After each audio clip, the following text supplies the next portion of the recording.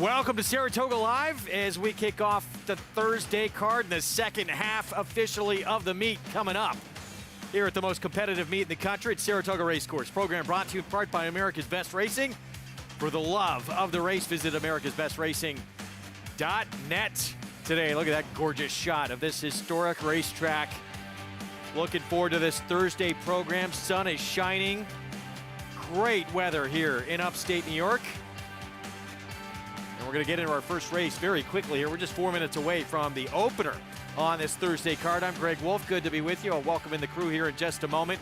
Feature later today, sprinting on the turf at 5.5 furlongs in the Galway. We look forward to that, including the top two finishers from a stake earlier on at the meet back in action in there.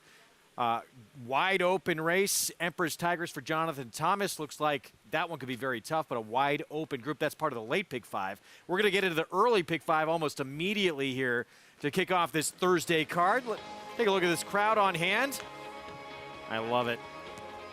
Some good energy at the track today. Race 2 will start that early pick 4. Race 6, that late pick 5. The Galway part of that sequence in the 9th on the card. With me, champion jockey Richard Migliori, New York Racing Association handicapper Andy Serling.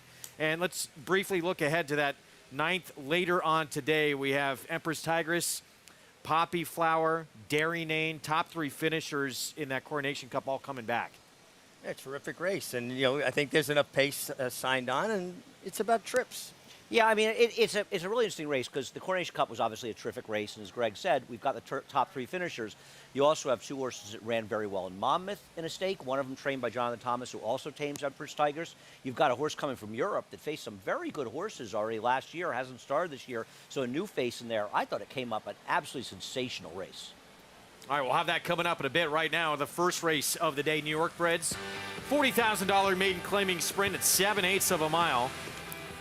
And the current favorite, the 5 in here, Salt Key, Chad Brown, Manny Franco for Alpha Delta Stables, and dropping in for a claiming tag for the first time. Let's get more on the field here in the opener and check in with Acacia Clement.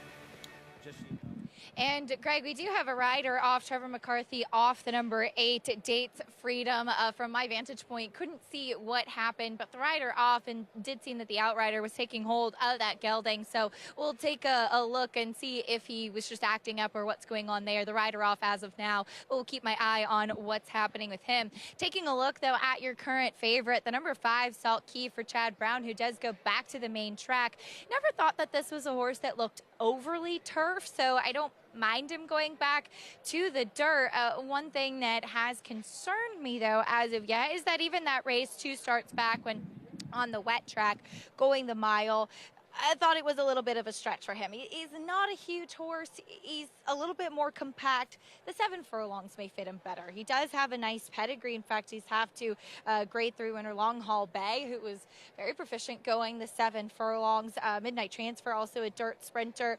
Maybe this is just what he prefers. He does look a little bit stronger today. He's just not a really overwhelming type of horse. He fits here. The number 6, Catching Cupid, gets short cut blinkers on for trainer Charlie Baker. Joel Rosario stays for the 3rd race in a row. He's very fit, and he is sharp today.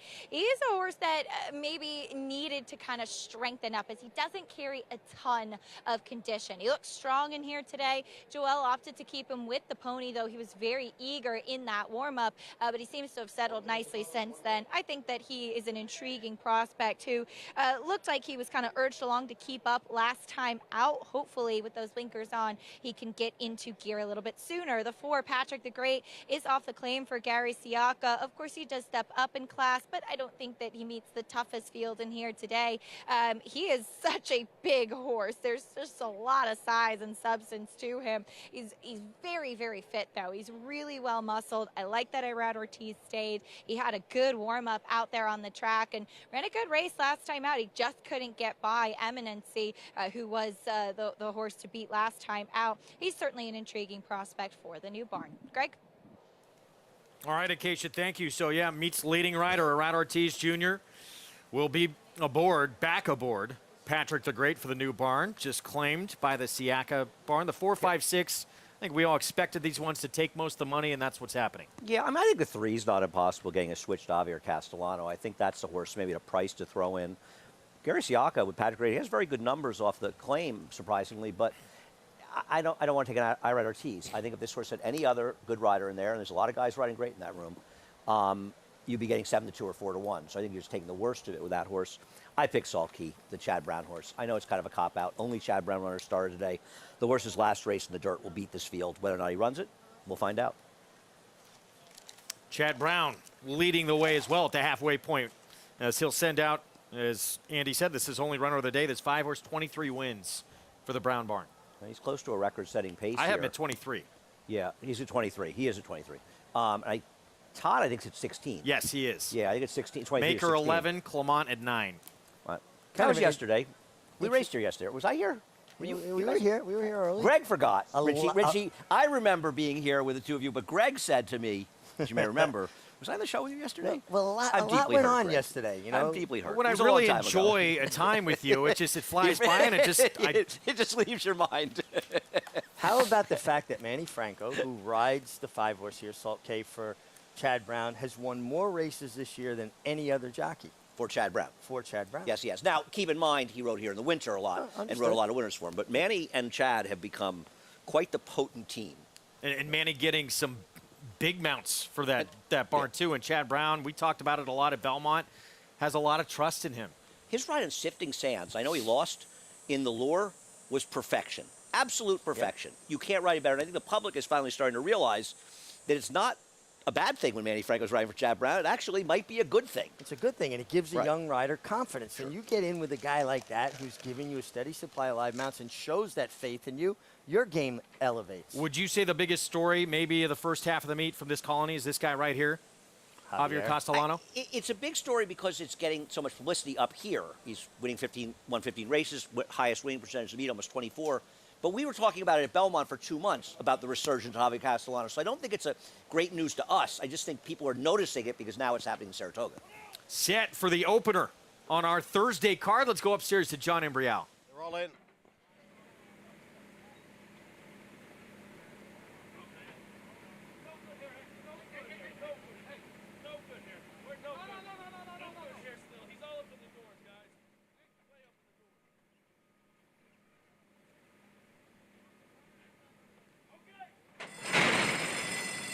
And they're off. From the outside, it's Dates Freedom and Sight Unseen. And now moving on through is Cold Walker and Catching Cupid. Cold Walker takes the lead, Catching Cupid in second, and Sight Unseen is next in third. Dates Freedom on the far outside runs in fourth. Patrick the Great splits horses now from fifth. Impossible Prince is down at the rail in sixth. Salt Key is next in seventh, and Sensible Conclusion trails the field in eighth. The opening quarter went in 22 and 4/5 seconds. Cold Walker leads here by a length and a half with Catching Cupid in pursuit in second. And then it's a break of 3 lengths.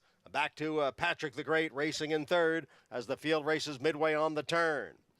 It is still Cold Walker with the lead over Catching Cupid. Farther back it is Patrick the Great. Salt Key has advanced down at the rail, and Sensible Conclusion moves up on the outside. The half went in 46 and 2. Catching Cupid trying to catch Cold Walker as they come into the stretch, and Salt Key has now moved into third as they come down for the 8th pole. Oh, and pulling up is Salt Key. Salt Key pulled up there. As they come through the stretch, it is Catching Cupid who has the lead. Cold Walker races in second, and they come on for the finish, and it will be Catching Cupid to win the opener here. Cold Walker was second, and then Dates Freedom and Sensible Conclusion. Catching Cupid, Joel Rosario for Charlie Baker, the winner. We saw Salt Key, the 5, pulled up in the race. Yeah, it looked like he took a bad step turning for home. Manny Franco was trying to pull him up and get him out of the way of the field as he went to the outside. The winner, Catching Cupid, addition of blinkers certainly put him more in the bridle, more forward, got the desired effect there. Yeah, I mean, obviously the 5, the unfortunate incident. So Catching Cupid kicks off our Thursday card with a win. One of 3 horses on the board at 2-1 in here, 6-2. 8-3 finish. We'll have the prices from this opener when we come back. Stay with us, just getting started here on Saratoga Live.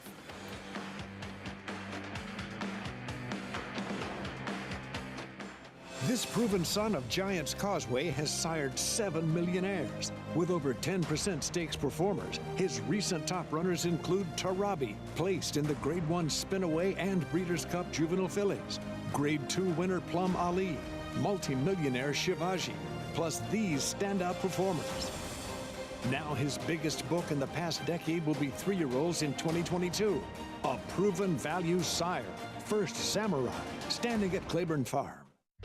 Blood Horse Plus, available through bloodhorse.com, provides exclusive, timely, and unmatched content to subscribers, including Fox Sports, Blood Horse branded weekly programs, a detailed stakes winners section, behind-the-scenes videos from Blood Horse staff, on-demand access to deeper horse statistics, and a $5 monthly credit to equineline.com. Upgrade to Blood Horse Plus today.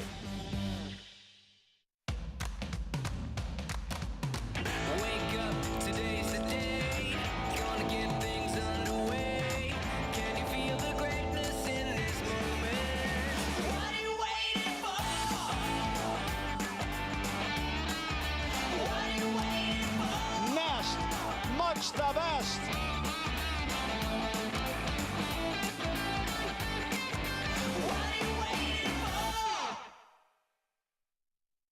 Now more than ever, it's time to get with the program. When shopping for your next race prospect, consider that New York breds start with an advantage. Our New York breds run for serious green. At Saratoga Race Meet, New York bred maidens run for up to $88,000. New York bred allowance horses run for up to $100,000. And New York bred owners can collect awards of up to $20,000 per horse per race. So get back with the program. Seriously. Here comes Tabor.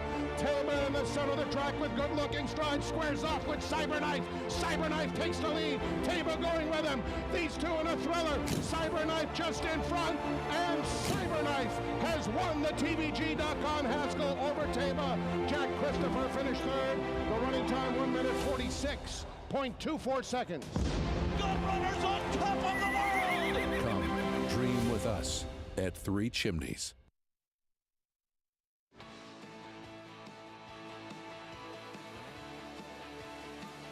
Back on Saratoga Live, just getting started on this Thursday card.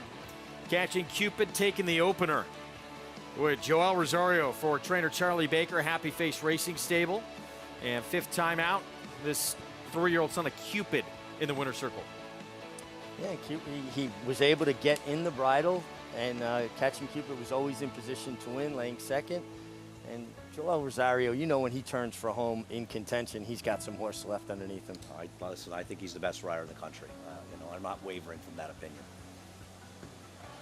$6.40 for the win. Reigning Eclipse Award winner, and he's putting together another tremendous. Would you say right now he's right there again to be one of the favorites? I mean, I don't pay attention to the money in those things, and that's so much the voters unfortunately pay attention to. But to me, he's very much in the hunt. But I always think he is. Let's go to Acacia for more on the opener.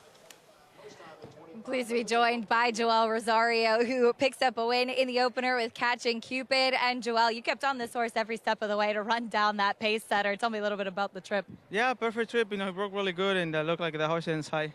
Wanted to lead a little bit and just let it be happy there and take his time. And then, yeah, he did great.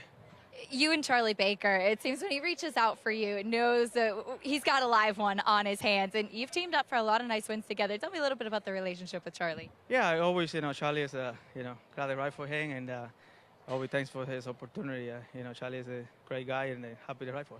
Another guy that you've teamed up a lot with is Christophe Clement, who you'll ride for later in the Galway aboard Dairy Nane. Poor filly has not had the easiest trips. Yeah, I mean, just hopefully got a better trip today. And, yeah, like you said, Christophe and I, we always appreciate his opportunity. He's, glad I ride for him. You're often the favorite child in the family, too. You know that. Thank you.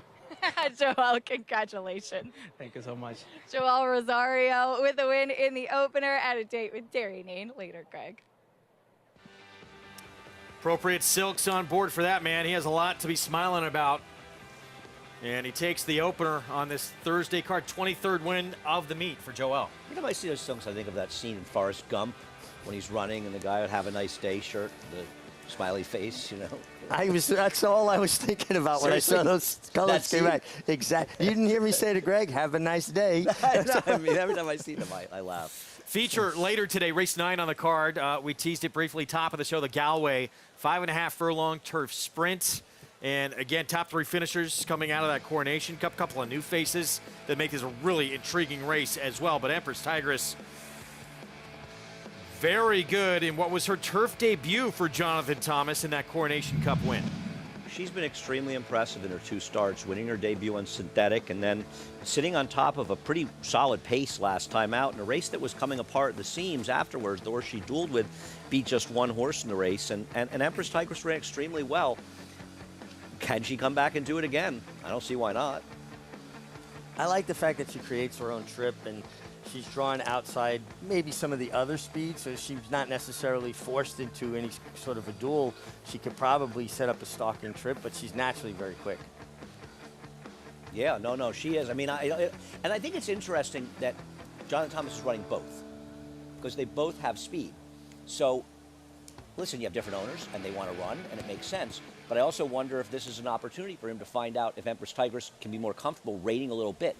Because it's hard to see Ben Bank, especially breaking inside of her, not being aggressive in here. It'll be interesting to see how this race plays out. I thought this race came up super interesting. Poppy Flower was second in that race, broke poorly, and then that big late rush. Did you think it was just a product of that hot pace being able to chase down, or do you think this filly has ability? It's got to be a combination of both, right? I mean, obviously, she got a good pace to run into, but she ran in here. So, and she's running her races. She's in the right direction for Belmont.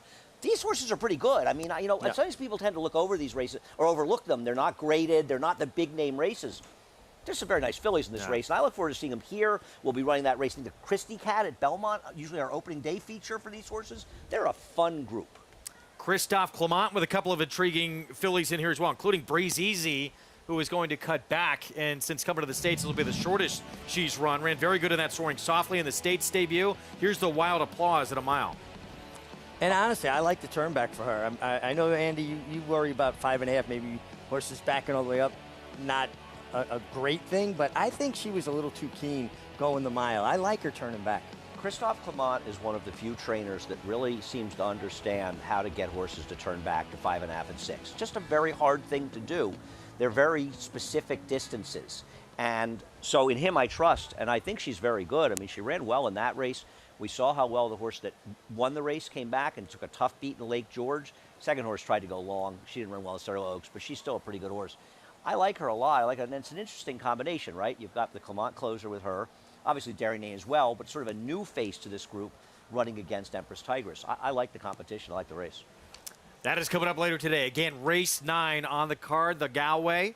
5.5 on the lawn. We're going to have a preview of one of the big races coming up tomorrow. John Morrissey and New York Traffic back in action in a little bit easier spot. Some big names in here. What do you think now as well? My boy Tate. New York Traffic, the morning line favorite, though.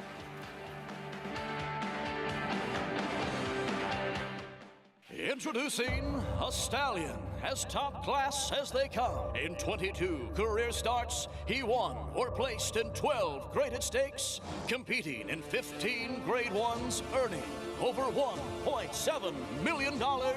His undisputed speed is evidenced by 7 100-plus Spire speed figures, a 3-time Grade 1 winner, Raging Bull. Who you betting on? How about an app created specifically for horse racing? Naira Bets. We specialize in thundering hooves, fist pumping, and boosting your bankroll with robust weekly promotions, and offer betting tips from actual horse racing experts. Bet all day and night, nationwide. Get the action and thrill of horse racing with Naira Bets. Harris Farms, proudly standing Smiling Tiger, a triple Grade 1 winner, defeating Breeders' Cup champions Dancing in Silks and Amazombie, a leading California sire with over $9.7 million in progeny earnings, with 94 winners in 2021 and graded stakes superstars like Spice Perfection. Spice Perfection wins the Grade 1 La Brea. And Tiger Dad. Smiling Tiger, a leading California sire, standing at Harris Farms. It pays to be Cal bred.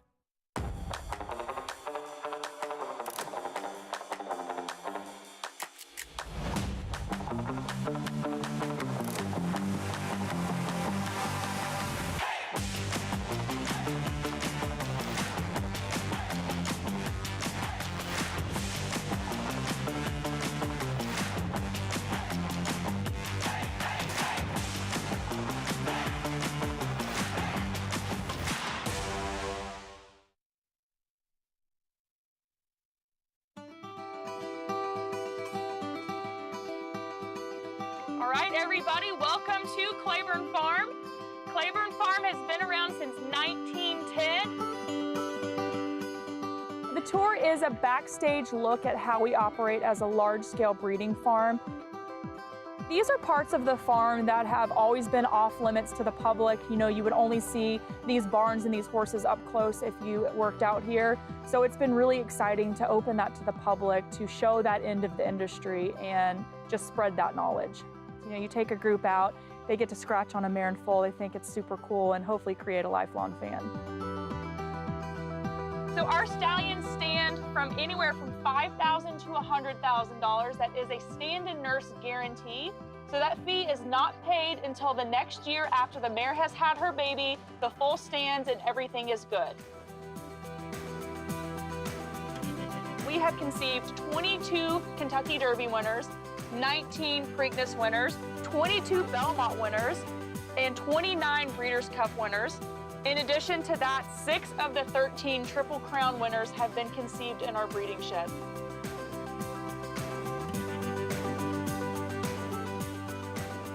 So I'm always excited to, spread the knowledge that I've had, share this passion for the breeding industry that I've had basically my entire life, and just spread the wealth.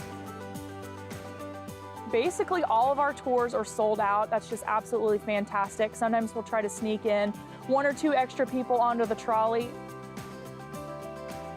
It's a yearling colt field. Actually, this field is home of 2013 Kentucky Derby winner Orb, as well as Breeders' Cup Classic winner Flame. The cemetery is extremely popular. It's on both types of tours that we offer, so the trolley tour and the walking tour. People travel from all over the world to see Secretariat's grave. So it's really exciting to see people's reaction to seeing that. Secretariat, the 1973 Triple Crown winner. I just want to thank everybody for coming on this tour. This is a tour that we've been really excited about. We're really excited to open up this side of the operation to the public. I think Claiborne is just absolutely iconic when it comes to horse racing. I don't think you can think of horse racing without thinking of Secretariat and Claiborne Farm.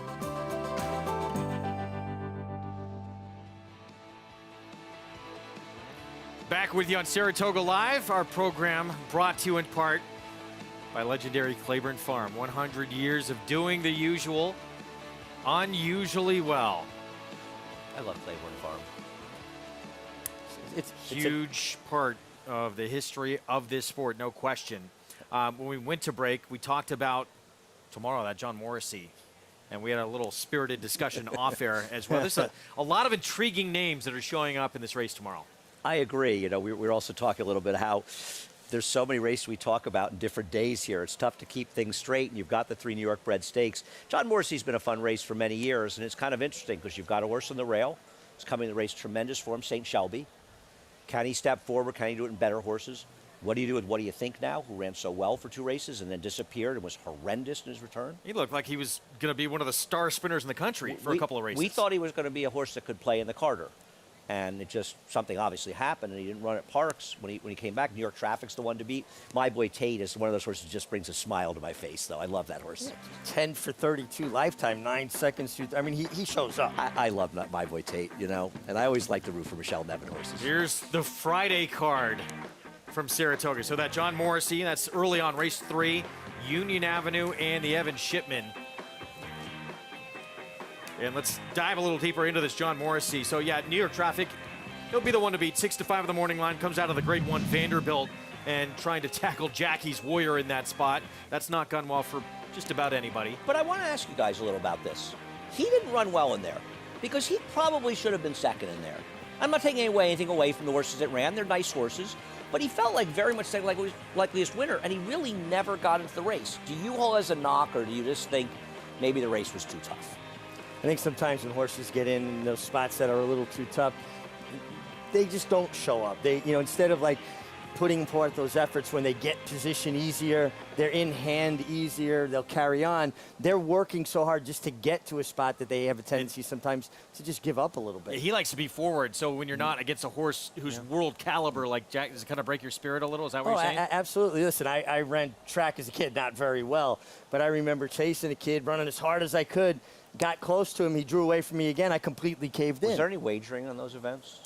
If there was, this bet against me. I was bow-legged already. Well, I would bet against you. I'm just wondering if there were any shenanigans going on. You were growing up in Brooklyn. I just, Well, New York Traffic 3 for 5 at the 6 furlong distance. And Arad Ortiz Jr.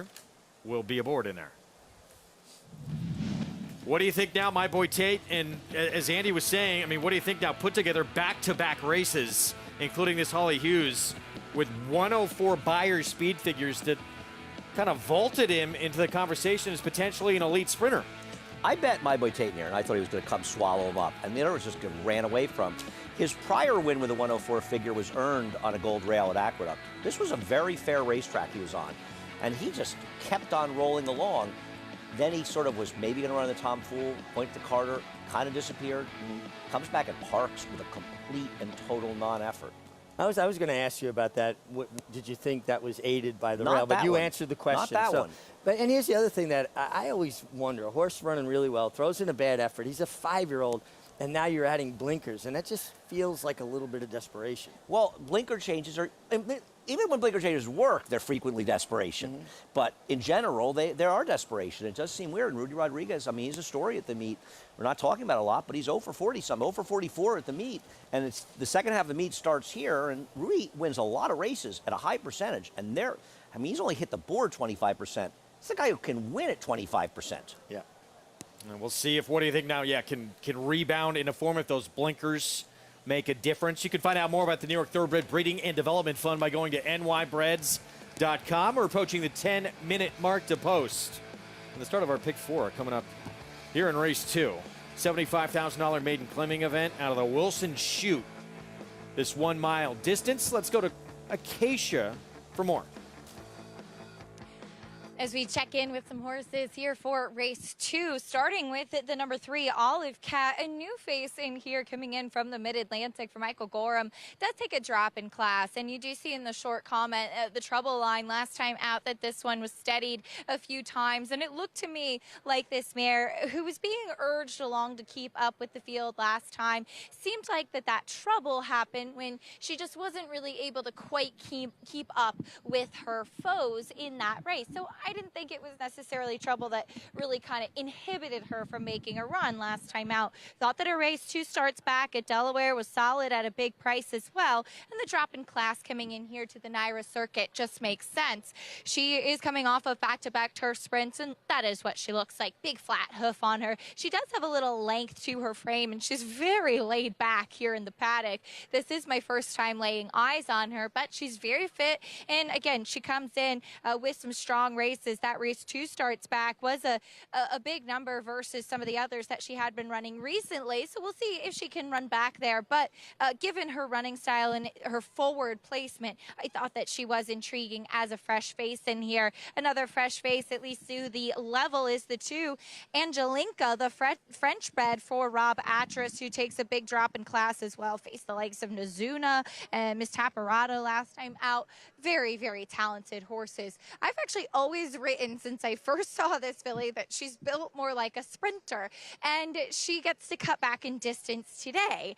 I like that for her. She's also one who's always so sharp prior to her races.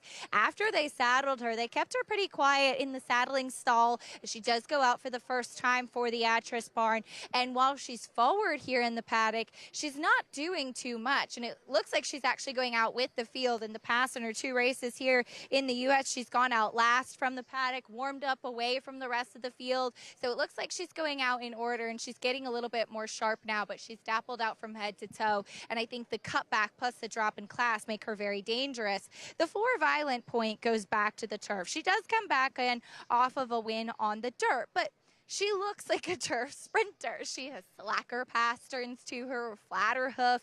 She's incredibly fit in here, and she is sharp and on the muscle. She does boast 1 win on the turf. I think that the other 2 fillies I mentioned are stronger contenders in here, but thought that she was one who, getting back to the grass, could potentially fly a little underneath the radar and be a bit interesting. As I spoke too soon, Greg, about Angelinka, she's now being very, very tough as they'll try to get Manny Franco in the saddle, and she's getting pretty revved up. She was doing so well until now, as Manny is aboard, and they'll head out. All right, Acacia, thank you. Let me correct that. We're 5.5 on the turf here in this 32 claiming race. Yeah, Angelinka cutting back in distance, the 2. For Rob Atras, see if he can get things going at the meet a little bit as well. He's been very quiet, very quiet. Not just here with Angelinka. Later, he's got Air Attack, who's coming off that monster effort at Belmont. That'll be in race 7. See if he can back that up. Yeah, I mean, that was a crazy race where, people look at the fig and say, well, that can't be right. Well, it was. It was a fast race, and they put a huge amount of distance, the first 2, between themselves and the others. It's just not a number that feels predictive. The second-place finisher, usually running about 10 points lower, consistently came back and ran 10 points lower in his subsequent start here, I think 12 points. So I don't think there's anything wrong with the number. I just don't believe it's a number that's going to be predictive going forward. You can see here this Angelinka coming toward just how revved up she's gotten.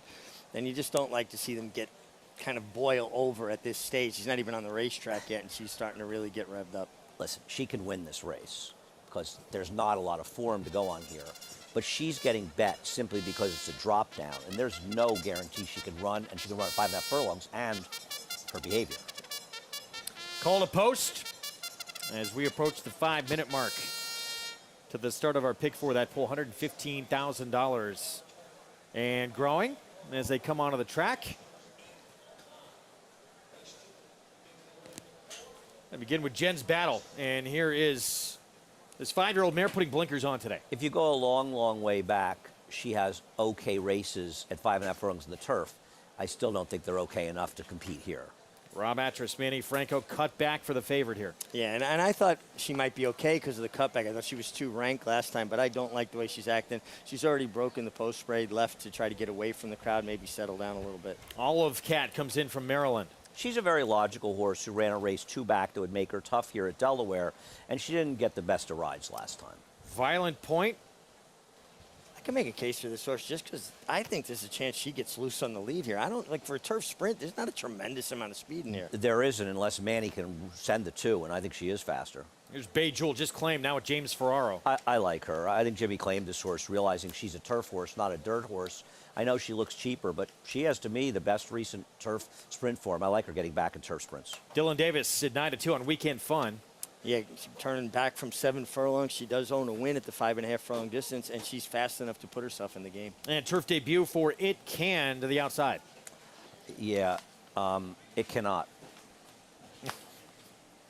As easy as that. George is a half to 1 turf winner and 6 to try the turf, if you're interested. Pick 4 pool, 121,000 plus. You can download free Equibase past performances, get all the stats on the trainers, jockeys, horses, and follow along with the program at NYRA.com/TV schedule and get your free PPs. So 2-1 on Angelinka in here.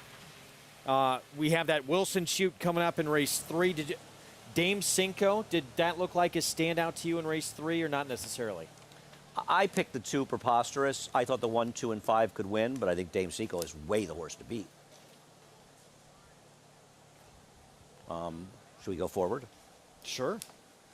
I thought the fourth was a very interesting race, and I believe the cutback to a mile will help Roos a lot, so I preferred Roos in there. I did not think Mr. Connecticut had to win to close out the pick 5. What do you think? Well, I mean, and he's pick 4. obviously been a disappointing horse, but I thought it was an extraordinarily likely winner of the race. The only other horse I could use would be the 6 Pivotal Run. Did you have some other idea there? All right. In the next race, we'll be breaking from there. That's race 3. The Wilson shoot. Wilson shoot, those mile races back for the first time since 1992 here. Let's check back in with Acacia. And we'll take a look at the 5 Bay Jewel, who won me over on track as well. This one getting back to turf is exactly what she wants to do. She has kind of a floaty type of stride to her as well, kind of that typical movement that you would like to see of a turf horse. And I do think that her turf races, if you look through, have just been against better. Jose Gomez gave her a big warm-up, as he tends to do. She is very fit. Her coat looks great. She comes in here looking ready and like she's got run on her mind. And I agree that Jimmy Ferraro must have claimed her with an intention. I like what I saw from her. I think that she makes sense. As far as the 2, Angelinka, who I really liked until she got so revved up coming back. I did want to mention, as Richie spoke about, when they left the horse pass, she took a right turn and didn't participate in the post parade. She's done that before. That's a typical of Angelinka. That's exactly what she did last time out in her races at Belmont as well. Unfortunately, I guess fortunately for her, but her lead pony has been a saint, as she has been all over the pony. She's been really, really keyed up there. I mean, Franco keeping her with the pony, trying to keep her settled. But these ponies are just worth their weight in gold, because you see how completely unfazed he is by this filly who's just been nagging on him every step of the way when they're out on the track, Greg. All right, Acacia, thank you. Fans eagerly awaiting start of this pick 4 coming up. I want to remind everyone you could get involved in this Saratoga Showdown contest as well. That was quick. There we go. NYRA.com/showdown. Put in your selections and free to enter. Competing for real prizes. And hopefully you'll see your name on that leaderboard at the end of the show. So here we go. Getting set for this 5.5 of the turf. Little warm-up handicapping as well, Wise, for the feature later, that Galway. Yeah, I mean, for people that, by the way, that aren't aware, we only run turf sprints on the Mellon turf course, the outside. So that's why many more routes are run on the inner turf course than are run on the Mellon, because we use the Mellon a lot for turf sprints. I mean, we still run both on one given day, but you'll see the routes primarily on the inner. So Angelinka there in the background. She's just okay now, settle down? She's just a tough horse to take as a short price. I get it. She's running against horses in a different world than these. And unlike a lot of these horses, she kind of hasn't proven herself here. And you see the drop down, but you go into Rob Atras, who's not winning races, and he normally wins in bunches, from Brad Cox, who won 2 of the last 3 Eclipse Awards. So I don't know really what Rob's going to be able to do. She was favored in her first start. Okay, she ran a race that you think would beat these horses against better horses, but turf figures are odd because turf races bunch fields together. She never did any running, and now we have to assume she's going to be effective at 5.5. Now, she may win, forgetting about her bad behavior, she may win just because nobody here can run it all, but man, she feels like a bad gamble at 2-1 because she's short just because. Well, you know, it's funny. Watching her races, her 2 previous races in the States, I was leaning towards picking her. I just like the turn back for her. I just thought she was way too keen last time, Okay. throwing her head about. It's a big pace to collapse last time, to be fair. Yeah, and she was rank. Yep. And I said, well, going 5.5, she'll get more comfortable. And then the short price and the way she was acting, I gravitated away from her in a race that I just don't think has, typical turf sprint speed in here. I went to the 4 Violent Point, hoping that Omar Hernandez Moreno just lets her roll, go to the lead, and maybe she gets brave and keeps going. Did you think Olive Cat, the 3 that form was muddied up a little bit? I mean, some of those. She should not be 5-1. She's the overlay right now on the board. She is the. I bet the 5. I thought the 5 would be a bigger price than the 3. So she's the overlay in that situation. One thing about Angelinka, the pace projector in Time Form US has her in front. Now I get what you're saying. I look at it and I think the 4 is supposed to be in front of her. I'm just curious now how this plays out because the pace projector has her in front. But I agree, Greg, that Olive Cat, who's 9-5 morning line, obviously it was a bad morning line by David. He's allowed to be wrong occasionally, especially up here. She's the value right now. And Bay Jewel, he had 6-1. I thought I'd be getting somewhere around 5-1 on her. And so probably the value is Olive Cat. She has some. There she is, the 3. She's got some definite excuses for those poor efforts on the grass, and has her best races put her right there. Yeah, she had a bad ride last time. But I picked the race 5-2-3. I'm just trying to sort of hope that Jimmy Ferraro has the right idea, claiming the 5. He clearly intended to claim this horse to get her back on the grass. I think that's fair. And I think he's right to do it. Yeah. It's the preferred surface. Just getting back to Angelinka, usually when connections turn a horse back from a mile to like a 5.5 furlong, the idea is that they want them to settle. So I know what you're saying. Fast, they think they won't get rank if the pace is faster. Right. The problem is they got in a race with no pace. Yeah, I agree. No, I've had this conversation with Chad Brown a number of times. He's like, this girl gets rank, I'm going to cut her back, and then they get races with no pace. Yeah. 8, the price just keeps getting lower and lower, so we'll see if Angelinka, if this is what she wants to do here, going 5.5 furlongs, she's the one to beat as we start this pick 4. Let's go upstairs to John Embrial. They're all in the gate.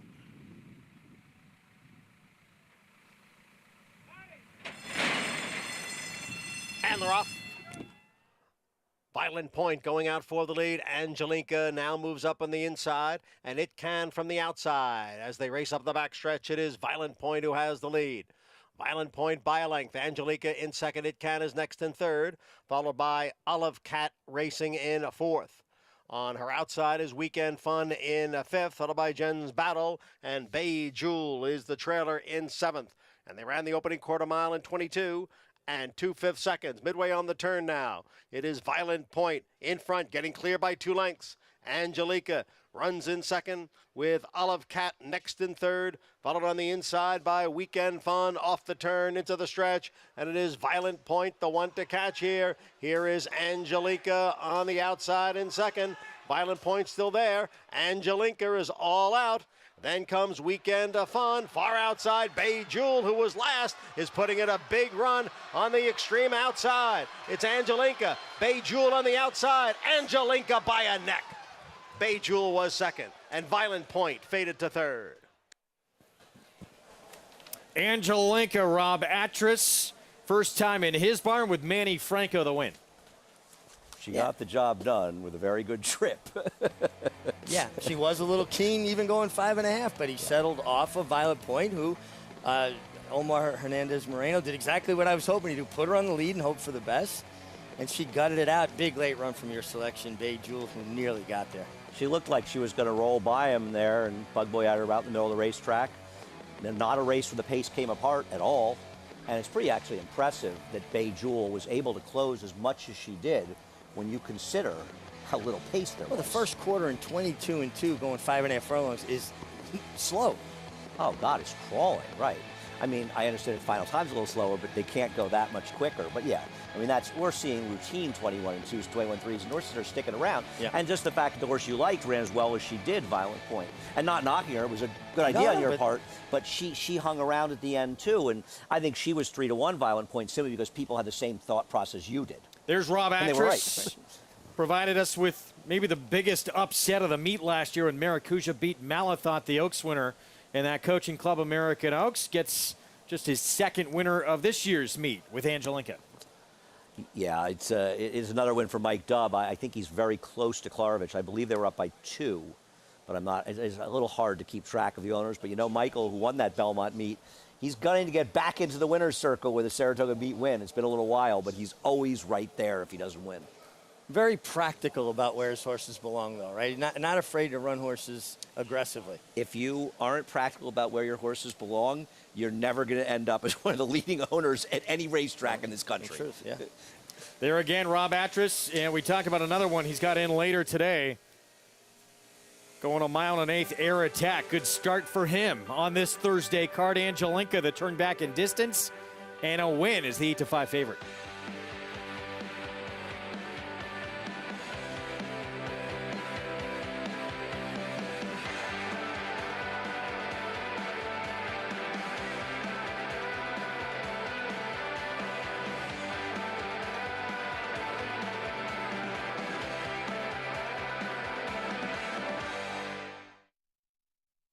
Every breeder hopes to leave a lasting genetic legacy.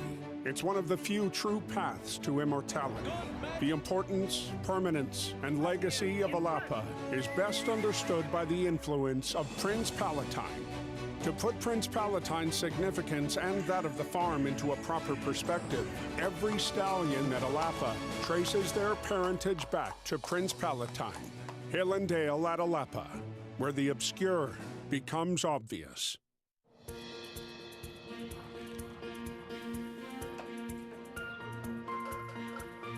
We take pride in what we do.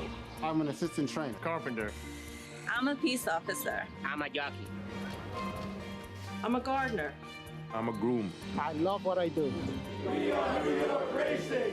New York Racing helps support my small business. It's extremely important to the New York economy. This is like a big family. We are New York Horse Racing. History remembers moments of extraordinary strength, skill, and determination. True greatness is forged by those who fulfill their destiny.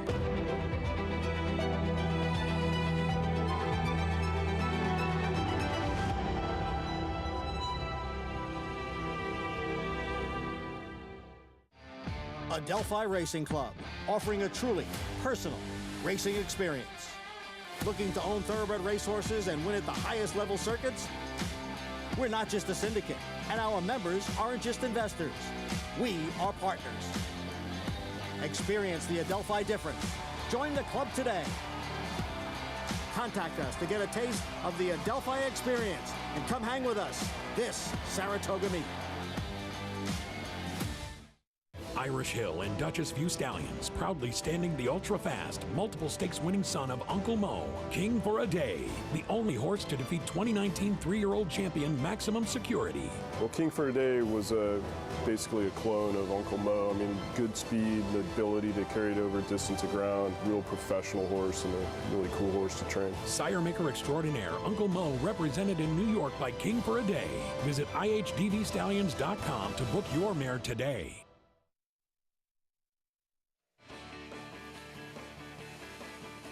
Back on Saratoga Live for our Thursday card. Our program brought to you by the champion sprinter, Run Happy.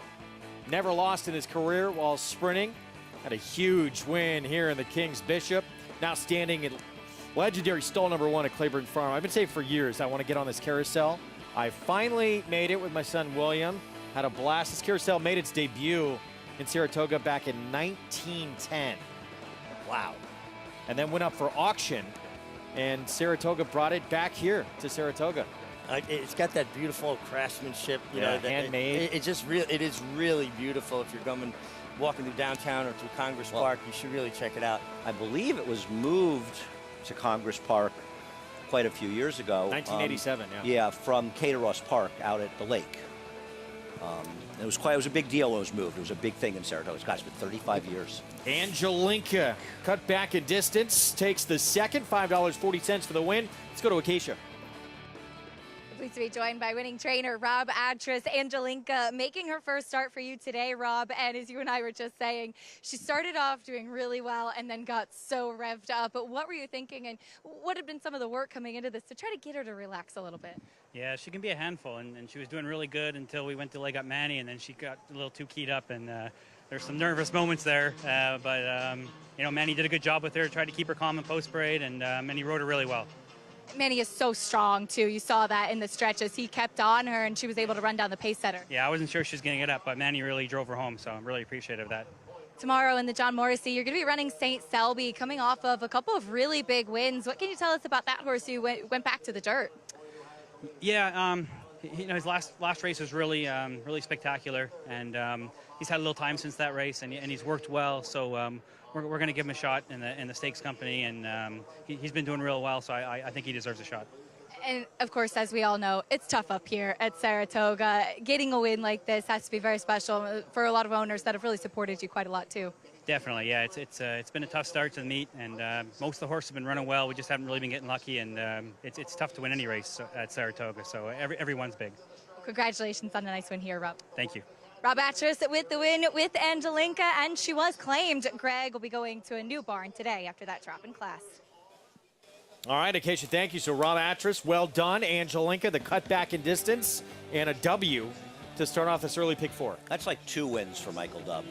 Getting this horse to win and losing her. I want to know who's picking her where she runs next time. Up next, race 3. This will be out of that Wilson chute, 1 mile distance. $25,000 claiming race. Non-winners of 2 lifetime and Dame Cinco. No question the one to beat. Even money favorite right now for Cherie DeVoe, and Luis Saez will be aboard. Saez showed last summer what he could do with a full season here at Saratoga. COVID shortened season the year before that. Last year led the way with 64 victories, 4th most wins ever at this historic meeting. Richard Migliore caught up with Saez to talk about the highs and lows that led him to where he is now. Louis, take me back to the beginning. You're a young kid, and you enroll in the Lafitte Pink Eye riding jockey school. When I first started, I went to the jockey school in Panama. I was 14 years old, and I left home. Living up there and go to the track, leaving the track, it was a pretty tough moment for me because, man, in the track I don't know nobody, and that play was so different, but I get through. You started riding professionally as a jockey, 16 years old. How old were you when you decided to come to the United States? When I left Panama, I was 17. That was like dream come true, just to come over here. And I came to Florida. The first day when I get there, I don't know nobody, and it was a little tough too because I had to find a place, and it was by my own because my agent just leave me there. The guy that bring me from Panama just leave me on the track. After, I have a place to stay, everything starts. Maximum security! Country House 1-2 down to the line! Maximum security wins the Kentucky Derby! It's Maximum security. He's never lost a race, and he wins it under Luis Saez. You actually finished first in the Kentucky Derby. Unfortunately, ultimately disqualified. How do you overcome that? Because a lot of riders, I think it would just destroy them, but you handled yourself with so much composure and strength and class. Well, in the moment was a little difficult. I recognize that. But, this thing is my joy. I love horse racing. I love the sport. I love the horses. And in that time, that happened, just happened. They stay way back, and I don't really, they don't really bother me. They're coming down for the finish. It is Essential Quality and Midnight Bourbon. Essential Quality has won. Last year, lead-in rider in Saratoga. The Colony, as good as it was last year, seems even stronger this year. Is this the best Colony you ever rode with? Oh yeah, definitely. This is the best Colony. Everybody here, they're pretty tough. Trainers, horses, jockeys, everybody want to win. Winning that title last year was something so special for us. We never thought we were going to be there, but we did it.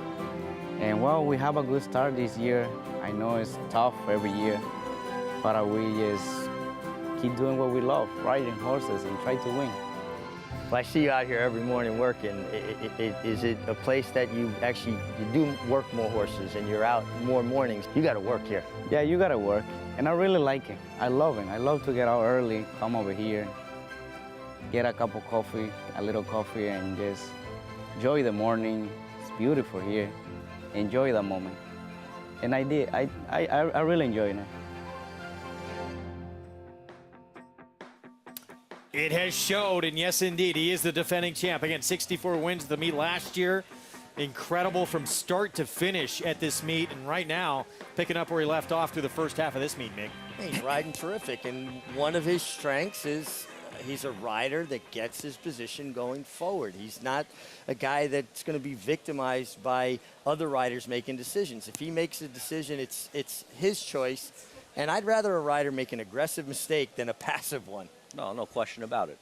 You know, this is one thing you've taught me about riding. I mean, I think your comment of getting your position going forward is one of the quietly brilliant points been made in this game, because it very succinctly says what's important about riding, and a lot of times gets lost.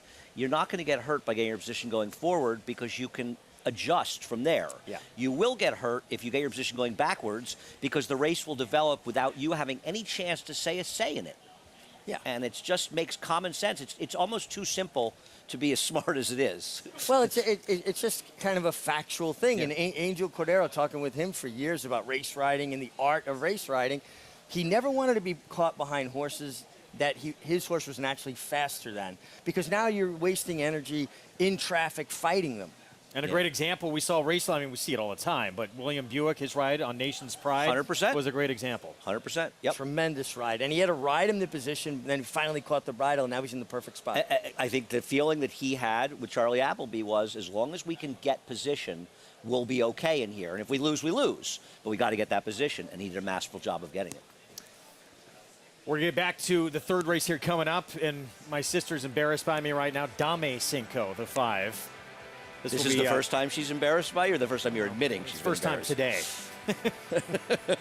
Saez will ride this 4-year-old filly for Cherie DeVoe, who is the even money favorite. We'll have more on this third from Saratoga on a gorgeous Thursday afternoon when we come back.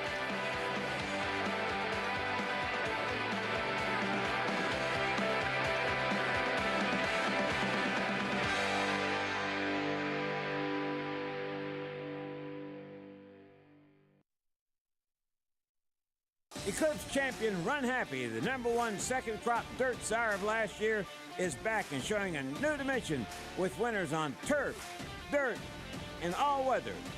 A record-breaking sprint champion, Run Happy is also siring winners at all distances, from 7 furlongs to 1.25 miles.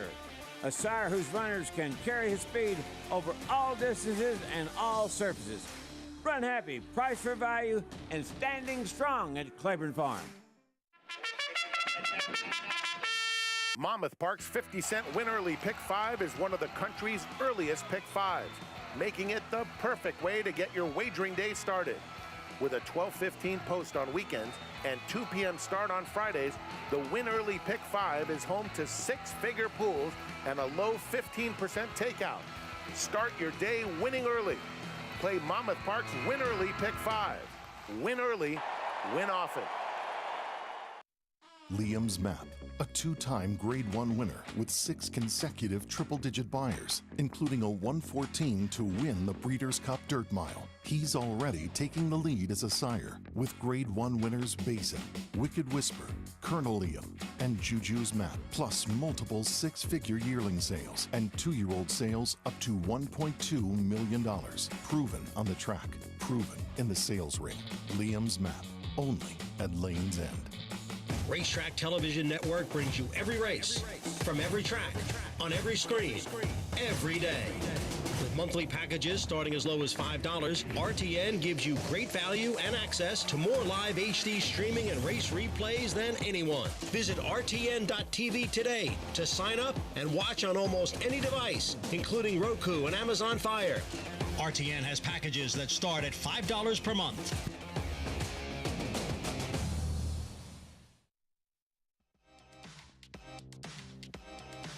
Back on Saratoga Live, brought to you in part where you can play it all. Nauer Bets. Get signed up at NauerBets.com or on the app. Toga 200, that code to punch in for new members that sign up and get that $200 deposit match sign up bonus. We got the third race approaching the 15-minute mark. The post. Gorgeous look at the Adirondacks there in the background. so fun being upstate New York for the most competitive meet in the country each and every summer. And there's the one to beat in the third race coming up, Dame Cinco, and that's the one Saez will ride here. Yeah, I have no argument against this filly. I picked her second. It feels like Cherie DeVoe is trying to drop her to win a race in Saratoga. And something you have to kind of do. And her last race, and the truth is her last race, which was at Keeneland back 3+ months ago, it was a $40,000 Knowledge of 2 lifetime race. This is 25. Well, she hasn't run over 3 months, so that's one issue. And she lost to a horse at Keeneland that's really not very good. So where is this filly going to win if not dropping down to this level? She's found herself in a fairly soft spot here. I prefer Preposterous, whose trainer, because I also love her name, but I have to admit, whose trainer's great off the claim with routers on the dirt. And I think Belarus is dangerous. But make no mistake, Dame Cinco's the worst to beat. But still. Dame. Your sister already probably doesn't like me, so I don't have to worry about it. I'm trying to annoy her. I'm taking your side in the fight, Greg. I'm firmly on the Greg Wolf side in any family feud. I don't know. Is she that really appealing at even money? What do you think? She look even money to you? Well, listen, I like Antonio Arriaga. I think he does a great job, and that's not to indict anybody he claims a horse off of. Obviously, Saffie Joseph wins a lot of races, but smaller outfit, a lot more individual attention, trying to make these horses the absolute best they can be. Agreed with you. I saw in the background Acacia patiently waiting for us to be quiet. She's got a long wait on that one. We apologize. Takes the patience even Acacia doesn't have. It's the story of my life, Greg. as Dame Cinco, it will stretch out in distance, and Dame Cinco, like, give me 5 in Spanish, as she is by Cinco Charlie. And she is so big. She definitely does not want any part of the 6 furlongs, and yet she ran really well in there. I did think that she and the foe that she was dealing with both drifted off the rail a little bit last time out. It seemed to me like maybe that drifting was by virtue of the fact that she was digging in, she was trying really hard. She broke running and then was taken back. She was 3 wide throughout. Overall, I thought that she actually ran quite well. Now, she does stretch out in distance in here. She has shown a little bit of speed in the past. She's relatively sharp in here. She also looks very strong and well muscled off of the layoff. Yes, of course, maybe she's been a little bit tricky to keep on the racetrack, as there was the November to April layoff, and now we don't see her back until now in mid-August, but she's definitely the horse to beat, and she looks very healthy and like she's ready to roll as she takes that drop down in this race. The number 1, Belarus, stretches out in distance for the first time off the back of a win last time out. She was bumped pretty hard at the start there. She was just up closing in the center of the track and kind of making an early move, but there's also a lot of her. She looks like a mile should suit her well.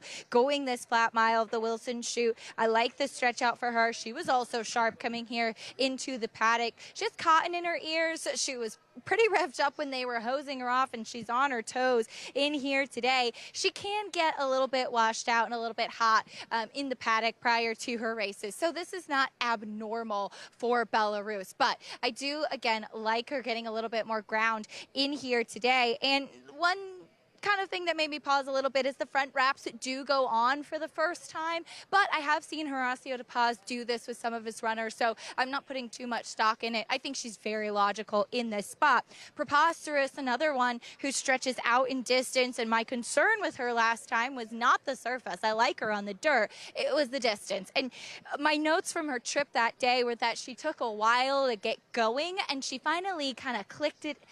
The light bulb clicked late, and for what it's worth, she galloped out so strongly past the rest of the field. She struck me that day as a horse that just wants to go a little bit further than she was contending last time in the 6 furlongs. The mile is perfect for her. Off the claim for Antonio Arriaga. She's incredibly fit in here, now coming in for this new barn. I think this is the right spot for her, and a mile on the dirt is perhaps exactly what she's been waiting for. Greg? All right, Acacia, thank you. Meanwhile, back to the one here, Belarus. Jose Ortiz for Horacio de Paz, coming off a maiden claiming win last time out. That's been a good move for this barn. Yeah, I mean, I put the stat up. It's not really a stat with only 7 sample size, but these horses come back to win, and they're coming back and winning at prices. You know, they're $10 horses or so. So it says to me they're actually improving off their maiden wins. And she probably does need to improve a little bit off her maiden win to win here. So, but it does suggest that in a very small sample size. So Jose Ortiz was aboard for that maiden climbing, and she was the favorite in that race. So she'll definitely going to get tougher here, but we'll see if she can move forward in this spot. It's a tougher spot. Certainly one of the contenders in this group as we get a look at her again. She's right behind us. That was a weak field last time, but. And Horatio DePaz does good work, and his horses do tend to improve. And I mean, the mare, Bridgehampton, a stakes winner herself from Michael Hush and Barry Schwartz, has been a producer. She's had 4 foals, they're all winners. This really has a right to get better. No, I didn't ride. I was already retired by the time she ran. Is it Horatio or Horacio? I think we got to pick one and go with it. Well, all right. No, what are you comfortable with? Richie, I'm comfortable with whatever you're comfortable with. Okay. That's throwing it on Greg. I mean, I say tomato. I say Horacio. Tomato. I say Horacio. I say let's go to the source, and then we'll sort it out. 10 minutes away He'll from say, the I'm just third. glad you're mentioning my name on TV. He's that kind of guy. Even money favorite, Dame Cinco, Sharita Volu Isaias. Post-parade here coming up in a moment. It's the fans, for the most part here, exiting the paddock. Going to go check out this race track side. There's that Wilson chute. Mile races returning for the first time since 1992 here. An outstanding addition to racing here in Saratoga. Gives another option. You know, you don't have to go from a 7-furlong sprint right to a 2-turn mile and an 1/8 on the dirt. It's really a great I want to addition. get your guys' opinions. Would you say one of the tougher spots to be in here, from what you've seen so far, is maybe down on the inside in these Wilson chute races? Because you can't get cut off. If you have speed, it's probably. I mean, I don't. You know, I haven't thought about it, Richie. You have a better opinion than me. I want to have a little speed if I'm inside here because we have seen as guys gotten more familiar with it, they will tend to come over a little quicker. But the same thing happens going a mile and 1/8 on the dirt, short run of the first turn. Right. If you're not quick enough to get your spot, you've got to get out of there. 7 furlongs to the dirt. Same thing. Yeah. One thing I'd say about it is that, as usual, all the people in social media and stuff were just complaining about it for no reason whatsoever, without any data. And it seems to have done pretty well. It's all quieted down. So I like maybe the race. Glenn Kozak was right.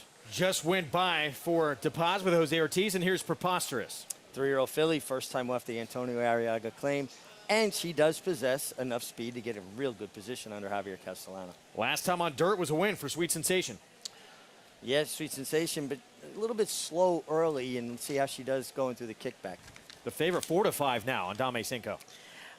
Does she really look like a 4-5 shot in this race? I mean, granted, the competition's not that strong, but I guess she has back races that are too good for these. But I'm trying to beat her with Preposterous. And controls, though, too, on the front end, no? Yes, that's a big key. But don't you think that Javier is going to be aggressive with Preposterous?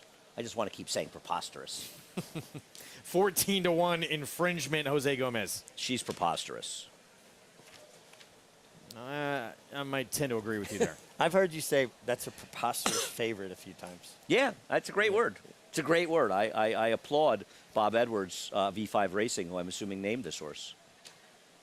So 7 minutes to post in this third. Coming up, back to even money on the 5. Let's check in again with Acacia. Oh, we'll take a look at the number 4, Sweet Sensation, who, as you mentioned, Greg, did break her maiden on the main track, though that was on a sealed track and a wet track at Tampa, and it was a slower race.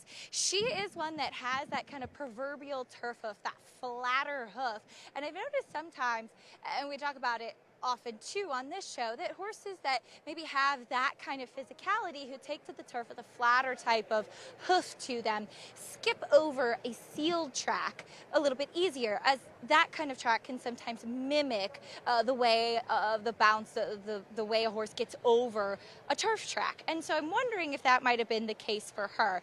One thing I will say about her is that she's a horse that just never really looked very fit in her races. She takes a big drop in class now to the 25,000, and she looks the most fit that I've seen her. Trevor McCarthy giving her a big warm-up out there, as he likes to do as well. So physically she has improved. I don't know if this is maybe her preferred surface, but she has come along and is going in the right direction, if anything. But she will have to get a bit faster to get around the other logical ones in this race, Greg. All right, Acacia, thank you. We're still 6 minutes to post here. And this third coming up. Got any jokes? Want to remind everyone, take home your share of $10,000 today when you play with Now or Bets. Hit the late pick 5, and you'll win a share of $10,000. It's available to new and existing players. You do have to opt in at NowOrBets.com. So that means if by chance you had put in a ticket and you had not opted in yet, you should cancel that ticket and replay it, opt in first? Yeah, always opt in first. Yeah. All right, I'm going to do that. Greg, I think last week somebody told me on my Twitter account they got I know it was well over $100 they hit. And I want to say it was like $179 or something extra. Yeah. I've had people that have, when in the past and back in the day, they were splitting it with somebody. All right, take advantage of it. Yeah, it adds up. So Saez trying to get his 25th winner of the meet here coming up. Unlikely the one to catch and the one to beat. Certainly here at 4-5. Yeah, you have to think that Luis will come out and be aggressive with this horse. And I'm wondering if Javier Castellano on Preposterous will try to be aggressive enough to at least stay close to this filly. We'll see. She's probably going to get claimed here, but frankly, these horses get claimed with such frequency at the meet, and sometimes I wonder if it's just like the thought process, like the last race with the horse Angelique Linka. What race is she going to win in her next start? I mean, that's about as soft a spot as you could find in an open claiming race in a turf sprint here. And 32,000 isn't a huge amount, but it's not nothing. So the position you're in is basically if you put a claim in for her and she doesn't win, that's not good news. Right, you want her to lose because you want to keep a condition, but if she doesn't win, it's even worse. Right. And then if she wins it, you don't have that condition. So you're kind of up against it. Yeah, I sometimes, listen, people, there have been great claims made I wouldn't agree with, many of them. And you look at a horse like this filly and you say, because I think you have to say to yourself, what am I doing with her next? Well, I think a lot of people, though, go into claiming a horse. They have a specific idea about something they think will improve the horse, whether it's a surface switch or an equipment switch or, everybody feels like they have a different insight. That's fair, but if you're claiming Dame well done. Dame Cinco here, or Dame Chinko. I'm just trying to get it better. It feels you did not take Spanish in high school. I'm going with Horacio now. French. It's Horacio. I'm telling you, it's Horacio. You have to say to yourself, well, what am I going to do differently with her? I don't think they're going to be running around the grass. She's a Cinco Charlie. Oh, so it is. You never know. Maybe she ran well in synthetic. Maybe they have. She never ran in synthetic. I'm sorry, they're talking about Angelinka. Oh no. Oh, Angelinka. I don't know what they think they're going to do with her. I'll say one thing with Angelinka. Is it possible she has a little value as a broodmare?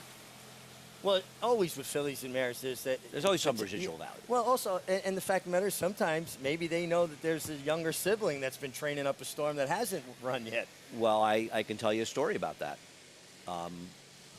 There was a horse that was going to run in a claiming race here and realized that the horse was a half to a 2-year-old that could run. Scratched the horse. The 2-year-old won a grade 1. Instead of losing the horse for $40,000, they sold her for $140,000 the sale because the 2-year-old was very good. So this does happen. It's a good point. And, well, you'll probably remember here, Greg, I think it's a little before your time, they had a horse the last day at Belmont that was in for the claim that was a half that had a huge pedigree.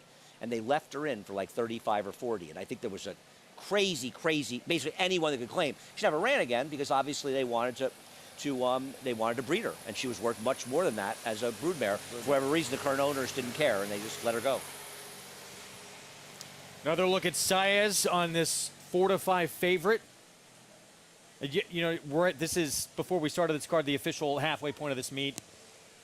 Alright, Ortiz, 31 wins. Saez, 24 chasing. Rosario is right there with 22, collected his 23rd. Second half of the meet, do you expect more of the same from the big three on the board?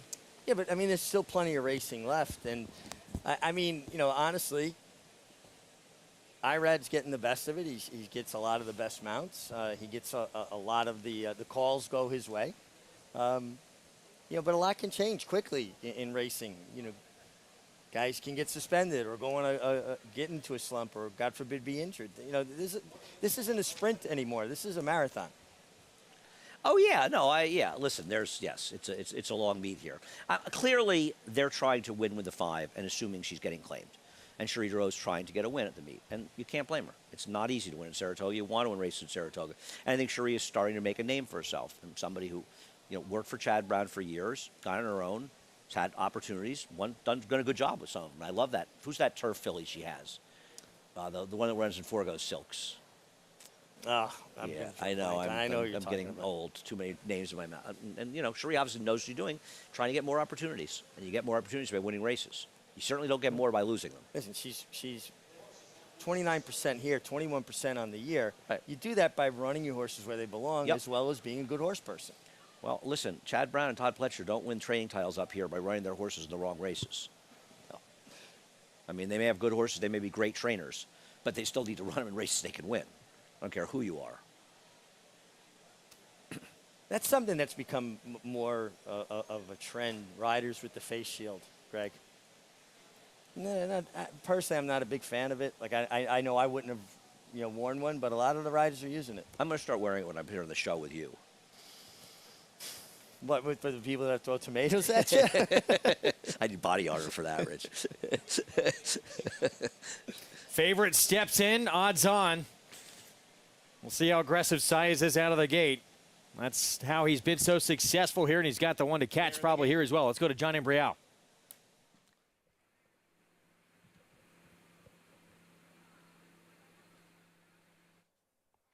Riders off, number 4, Sweet Sensation.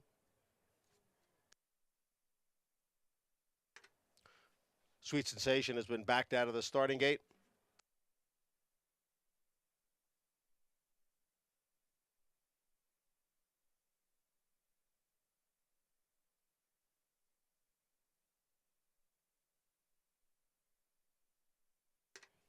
Trevor McCarthy now back on number 4, Sweet Sensation.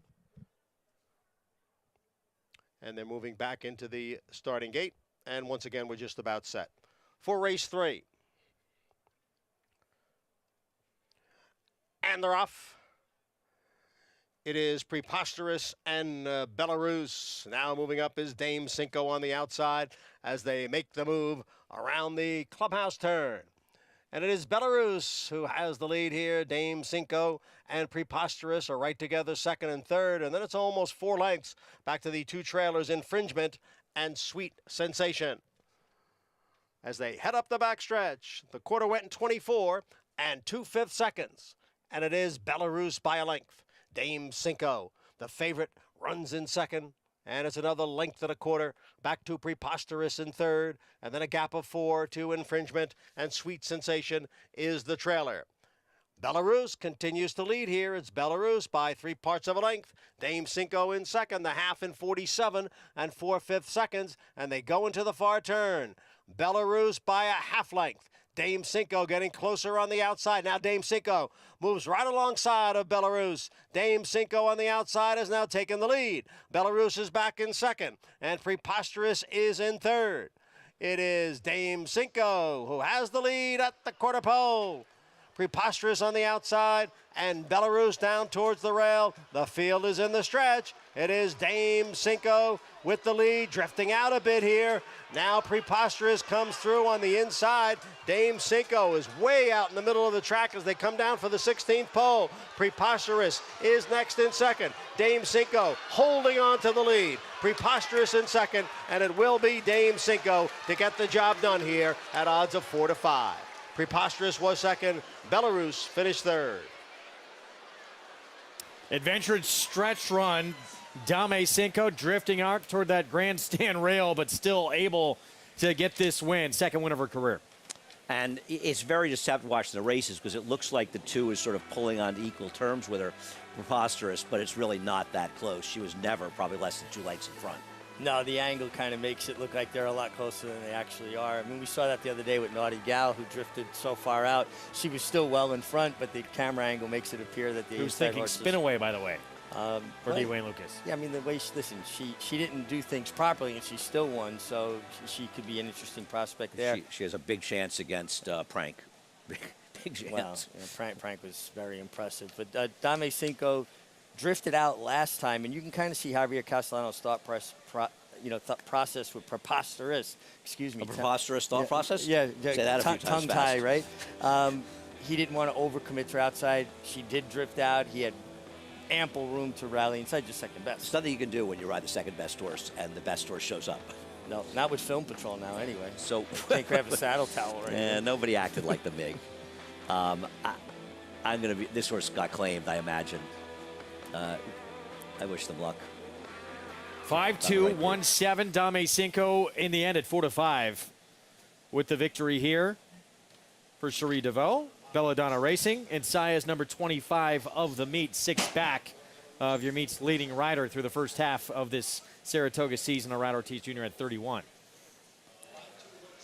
Yeah, it'll be interesting to see. It's a lot of racing left to go. This title is far from over. You know, Irad rides a lot of races, gets great mounts, but I don't think he's riding better than a lot of riders here, and I'm not sure he's not riding as well as other riders here.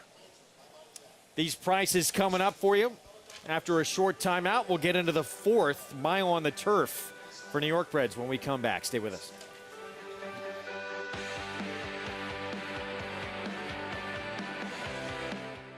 A Grade 1 winner of nearly $2 million, Silver State hails from the sire line of legendary Claiborne stallion Danzig. And his second dam is full sister to Kentucky Derby winner Monarchos. After winning the Oaklawn Handicap, Silver State defeated Knicks Go in the Grade 1 Metropolitan Handicap. On the board in 12 of 14 starts from ages 2 to 4, his career included a 6-race winning streak. Grade 1 winner Silver State, standing at Claiborne Farm. The Fasig-Tipton New York Bred Yearling Sale, offering a catalog of New York bred yearlings selected on pedigree and conformation. This sale offers New York's finest. Recent top grads include Grade 1 victors Tiz the Law, Varda, and American Revolution. This year, over $60 million will be distributed in purse money, incentives, and awards for New York breds. Fasig-Tipton New York Bred Yearlings, August 14th and 15th in Saratoga Springs, New York. Where will you be? 1-2 down to the wire. Who's going to win it? It's Malafat. Malafat gets up to win it in the Central Bank Ashland. And Clairiere will win the cotillion. Here comes Malafat. Here comes Clairiere on the outside. They're coming to the finish, and it's going to be Clairiere. Clairiere and Malafat on the outside. It's a showdown in the Chauvet. That's going to go to Clairiere. Curling, the classic sire.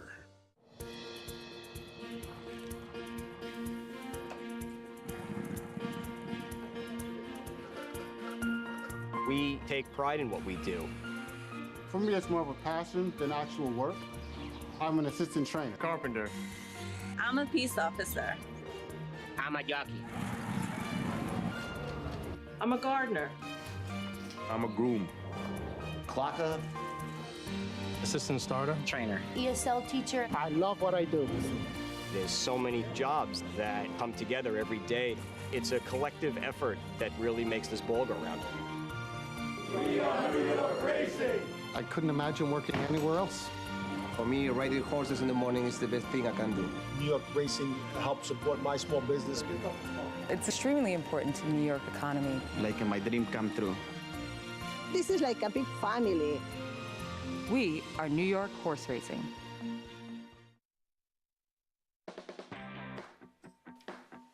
We're back on Saratoga Live. Thanks for being with us. Program brought to you in part by Claiborne Farm. 100 years of doing the usual, unusually well. Third in the books, and it goes to the favorite, Dame Cinco, for trainer Cherie DeVaux. Luis Saez aboard for the win. Let's go to Acacia. And it's been a very productive few minutes for Cherie, who just won a race at Horseshoe Indy and here at Saratoga. Cherie, congratulations. At Dame Cinco, though, you said you were looking to watch the other race and then looked up and saw your filly here drifting. That's a little bit of a habit of hers, it seems. She does, and I'm not quite sure why, because she doesn't do it in the mornings. She's pretty straightforward to train, so it might be a habit she's just gotten herself into when she loses contact with her company that she drifts a bit. But she was clear here. She finished up really well. She seemed to appreciate getting a little bit more ground. She's a big girl. She's a big filly. She's bred really to be a sprinter, and we tried her first few starts sprinting her because she's quick in the morning, but she just doesn't have the get up and go she needs, and she didn't like to be rushed. So when we stretched her out last year and she won at the mile distance, we figured that would be where she was going to be most productive. She got a big drop in class in here today. And talk a little bit about spotting your horses here at Saratoga, because a lot of people often have the same idea to take a drop. Right, so up here it's very competitive, and she ran for 35 last out at Keeneland, and you have to figure that there will be a couple people in 35 that are dropping from 50, so you have to almost handicap that in, and knowing that there's a lot of competition at the claim box as well, so if you don't win and they claim them, you know, you got to put your horses in a spot where if they're going to be, you feel they're going to be claimed, that they're in the best spot to win the race. And it worked out well today. Cherie, congratulations. Thank you so much. Cherie DeVoe with a couple of wins today for her stable, as Dame Senko, the winner, claimed, along with the 1 and 2 logical horses going on to new barns out of this race. Greg. Acacia, thank you. Good for Cherie DeVoe, talented trainer who's still relatively new out on her own. Yeah, I was just showing Richie some pictures I took. She and I was at Del Mar. She was, I went out to see for a few days, and she was there with Annals of Time when he won the Hollywood Derby, when she was still working for Chad Brown. I was just showing Richie some pictures. She and I having some champagne after he won the Hollywood Derby, actually. Well, I just like what she said, though, in the thought process by the drop in class and almost defending on other people dropping in class, because everybody's trying so hard to get their wins in Saratoga that you've almost got to handicap it like, well, I know that I'm going to be facing horses taking similar drops in class. Yeah, and you've got to be realistic about your horses in this game, and that's the problem, and it's hard because owners sometimes they see their horses, their pets a little bit, and they love them, and they don't want to lose them. But if they can run them in race where they can't win, that's not going to really do much good. And yeah, I mean, to Richie's point, you're going to find tougher spots here dropping than you would anywhere else, and as a testament to that, that's why Wayne Catalano yesterday, that huge win, but double dropped to make sure on the drop he'd get that win. 84 buyer for that horse. It's also not fair to the horses to constantly run them in races where they got to get to the bottom of themselves. Racing's not fun. Horses stay sounder when they can win races easier under less pressure. They run their best race and they run 5th.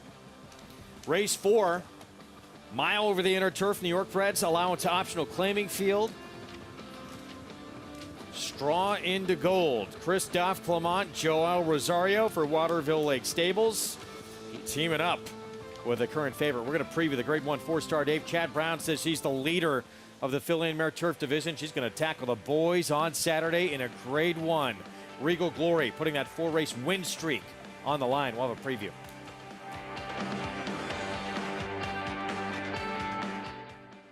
Consistently versatile with 24 Grade 1 winners on every surface from 6 furlongs to 1 1/4 miles all over the world. Switzerland in the Dubai Golden Shaheen. Switzerland wins. Olympiad gets the gold in the Women's Classic. Churls Fight running on. Mason in front. Churls Fight on the outside. At the wire. Photo for the win. All purpose, all places, all power. Speightstown. Who you betting on? How about an app created specifically for horse racing? Naira Bets. We specialize in thundering hooves, fist pumping, and boosting your bankroll with robust weekly promotions. And offer betting tips from actual horse racing experts. Bet all day and night, nationwide. Get the action and thrill of horse racing with Naira Bets.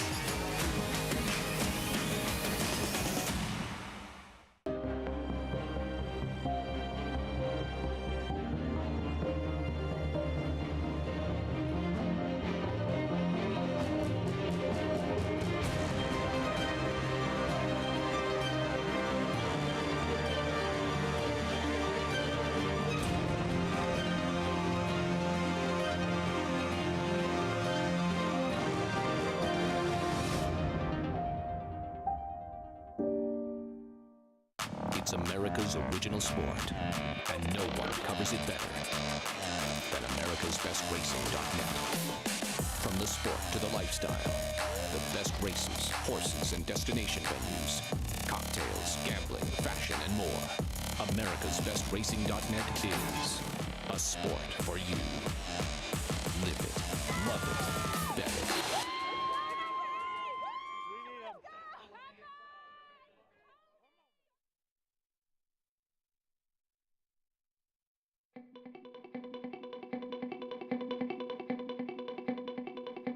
So there's a whole new world, quite honestly, in wearable technology.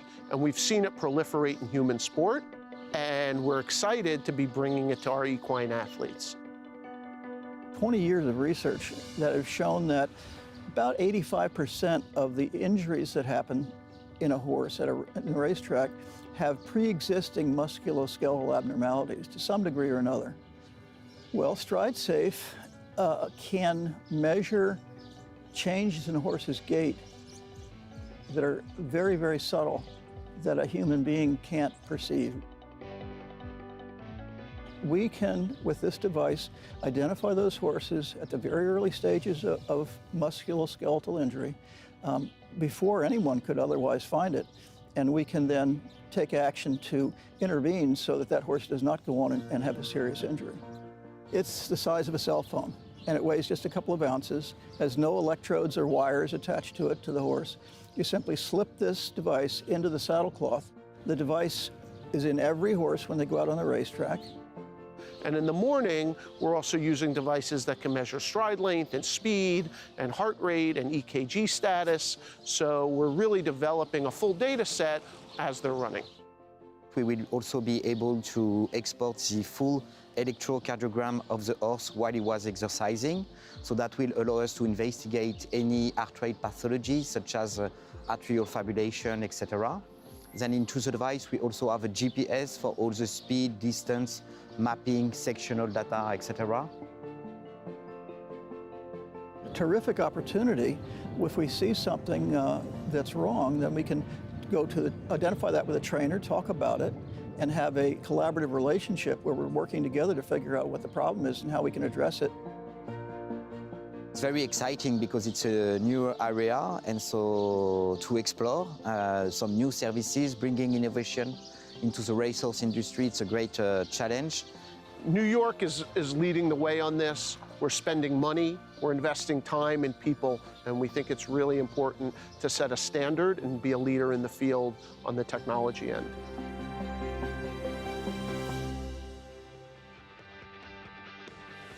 It's incredible the advancements with this technology and what's being done to help keep our equine athletes healthy and safe. You can play all the action on our program all summer long and beyond. Get signed up with Naira Bets. Go to nairabets.com.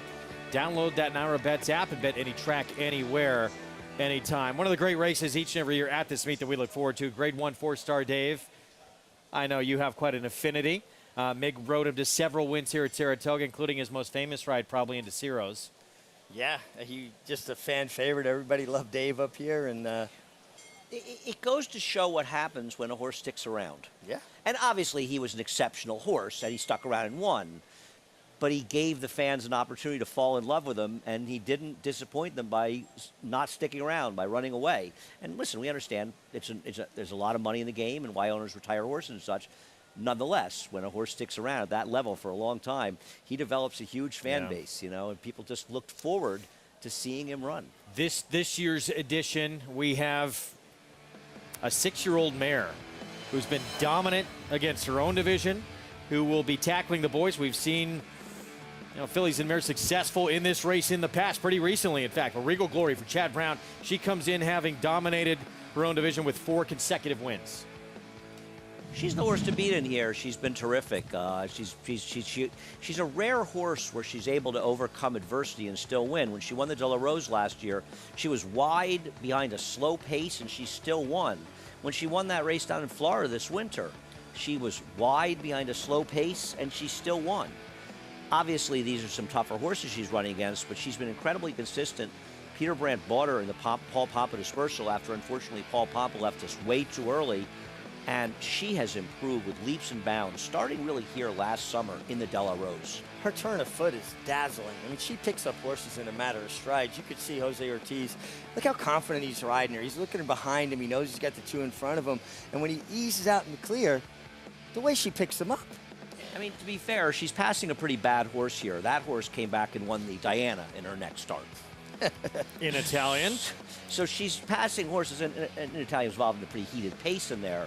Nonetheless, they're pretty good. Well, her main competition, and look, there's almost anybody probably in this race on Saturday could win, but Mason her stablemate for Chad Brown. What do you think of these two right now head-to-head, Andy?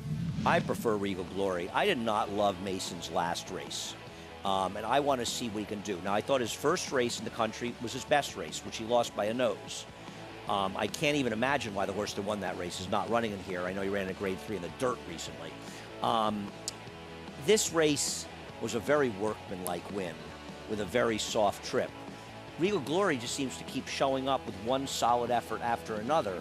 I want to see if he can get back to his last race. I think the filly or the mare is a lot more likely to win. I don't know about you, Richard. Well, I agree with you in that respect. And, you know, Regal Glory 12 for 19 with 4 seconds, and she's in raging form.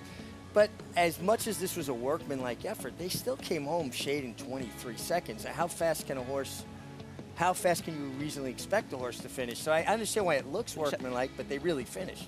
They did, but I mean, Public Sector was getting to him with a wide trip, closing from behind, and while he ran respectably well when finishing third in the Forbidden Apple here, he disappointed in the Lure. He's going to have to run a lot better than getting a good trip and beating Public Sector if he's going to beat this filly if she shows up. That's all I'm saying. No, I agree with that. I think he's a good horse. I just think his last. I don't like the fact that he ran his best race first time in the country for Chad Brown, and neither of his next two. They weren't bad efforts. He won them both, but I don't think they've been as good as the first one, which he happened to lose. That's a fair assessment. That's on Saturday. Part of that card as well. 2-year-olds in the Grade 2 Saratoga Special in the incredibly impressive Gulfport for Steve Asmussen. 2 wins, including that Bashford Manor win by a combined 19 1/4 lengths. And here's a look at Gulfport in the paddock. He has been sensational so far in those first 2 starts at Churchill. He has. I saw Coolmore bought into him. I think he's going to have a real rival in Damon's Mound in this race, the horse that broke his maiden by over 12 lengths first time out for Michelle Lavelle. That horse can run, and I think this is going to be a very interesting matchup between 2 very precocious 2-year-olds. Yeah, Damon's Mound didn't break particularly well, took some kickback, just kind of dragged Dave Saez of it, and then he galloped. So, yeah, I agree. I think these are 2 superiorly talented 2-year-old colts. Yeah. And you see they've actually saddled Gulfport, and they recreate what they're going to face racing day just so that they're a little bit more comfortable. They don't basically correlate coming to the paddock, having to go race every time. That we just came in and kind of had a dress rehearsal. That's race 4 on Saturday. Grade 2 Saratoga Special. Gulfport will be the favorite. We're going to take a timeout. We got the 4th coming up when we return.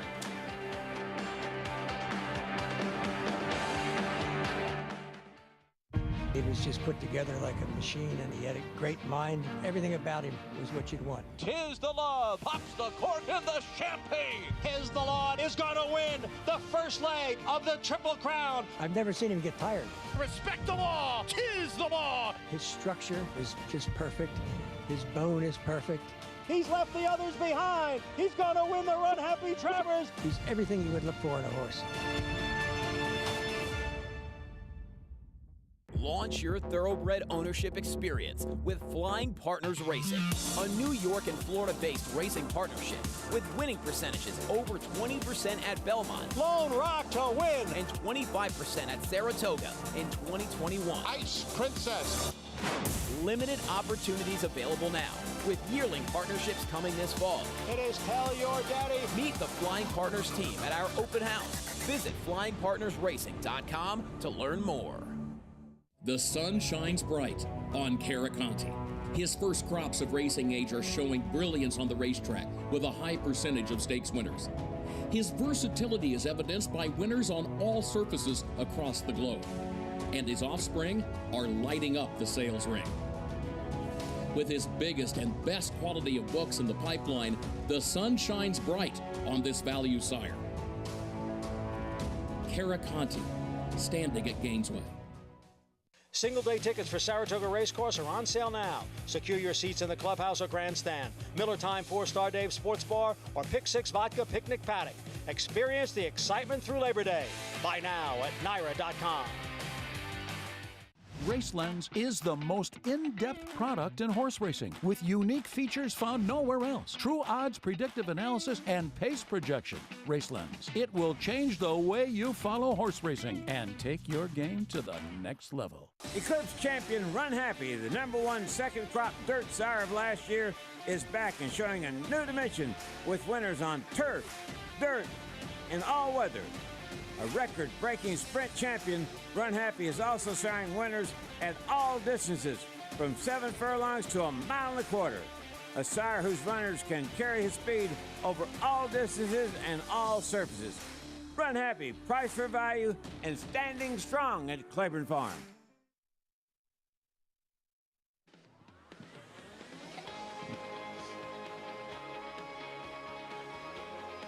Welcome back to Saratoga Live. As always, get more information on the New York Thoroughbred Breeding and Development Fund as we have New York Breds in the spotlight for this upcoming 4th race.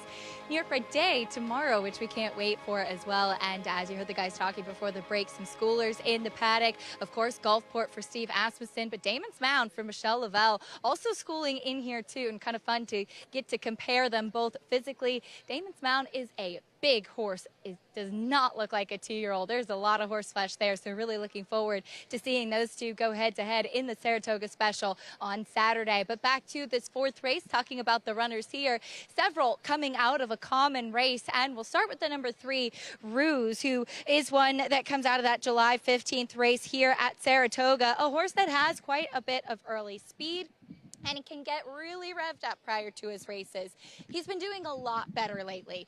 Today, he's back to his old antics. He is so sharp. He's dragging his handler out of the paddock, but he has early speed. A mile is the right distance for him. He doesn't want to go that far, and we'll see if he can get a better trip in here today. The 2, Barrage, I thought just not quite enough late last time out. I would have liked a little bit more of a punch for him. He was pretty sharp getting the tack on. They saddled him facing the wrong way, basically facing the wall, but once they got the tack on, he settled quite nicely. He's a horse that's grown up well. Let's just see if he can take a step forward and show a little bit more kick in the latter stages of the race. Also coming out of that race is the 7, Straw Into Gold, who he's another one that can get pretty revved up prior to his races. Always comes in with a training saddle before putting his racing tack on. He follows the pony in the paddock, will follow the lead pony out, has cotton in his ears.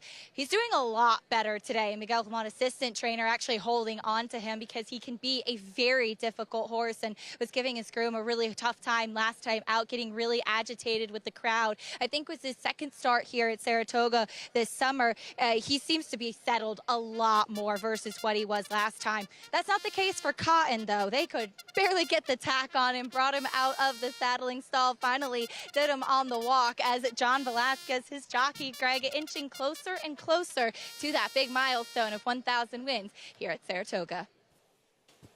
All right, there is Johnny V. Thank you, Acacia, on Cotton for Marcassi. Yeah, I talked about him being a handful. It's a saddle and paddock. Look, he's settled nicer since he's hit the racetrack. He's a funny horse. I wonder if they want him to run shorter, but 5.5 is too short. Ghost Giant Kendrick Carmouche for Rob Atras. He had some traffic last time, but he saved ground. He can win this race. He's an overlay. Barrage, Flavian Pratt rides. Worked out a good trip last time. Thought he had dead aim, just didn't get it done. Ruse, it's 7-2 with Dylan Davis. I think he's the horse to beat and is supposed to be favored in this race. He does have to deal with the speed of the 8 outside, but he works out the right trip behind that one. He'll win. Quiet Out, he's taking some money, down to 9-1 from 15 on the morning line. I guess it's he had traffic last time. Traffic, but also this is a bit of an easier race, isn't it? Well, it's the same. Well, Barrage comes out of it. Less distance is better for him, oddly. Wild Banker, Jose Lezcano. He's a long shot. 0 for 7 on the lawn. Straw Into Gold, I believe we're going to see next for the Claiborne Farm with Joel Rosario. His performances, the price he's been on the racetrack, he is spinning gold into straw. He is a handsome son of hard spun, though. Man, he's a good-looking horse. Not far now.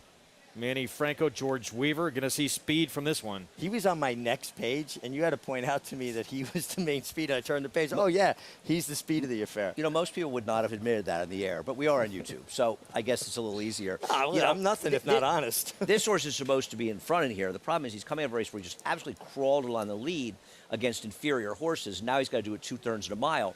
But it is important to note that the rails came down in the inner turf yesterday for the first time this meet. So they're running on very fresh ground that hasn't been used. If you look at yesterday's races on the inner turf, horses that saved ground were at a significant advantage. Now, he probably is able to clear. If he's not, and Roos is able to get to the front and be on the rail, he's going to win, for sure, Roos. Yeah. Let's go to Barrage. So here's our 5-2 favorite. Flavien Prat for Ray Handel, already with a run here at the meet back on July 15th. To be fair, he was street right around both turns, and other horses were able to save ground. Not Roos, but other horses. He did run well in the sense that despite being wide, he was finishing at the end, but it was a race that featured a hot pace that collapsed. So the race was running a flow that very much helped a horse like Barrage. It helped Goes Giant, and he got a good ground-saving trip. He had a little bit of traffic, but he did save a lot of ground in there. He's the kind of horse that might get a little lucky and win a race like this in overlay, but to me, cutting back to 1 mile in here is so much more in Roos's wheelhouse. The problem with Roos is only 2 wins were wire to wire. With Not Far Now, I don't know if he can do that here, but I think he's improved subtly, and the cut back to 1 mile, he's running 1 mile and 16th and 1 mile and 1/8 only this year. I think it's going to get him the winner's circle. The best trip that Roos could have is allow Not Far Now to clear, tip out and lay second. Right, but you probably want to stay on the rail if you can. The best trip for him is that Not Far Now wheels at the start. Ducks out. That would be his Leaves in the absolute rail. ideal trip. That I don't know if he can get that trip, but that's ideal. You work Back from there. here's Not Far Now. So Manny Franco on a horse we know wants to go to the front. We'll have the outside post for trainer George Weaver. Let's go back to the last effort. Got an 86 buyer in this win. Right, when you look at figures, you know, people will say, oh, that figure's wrong.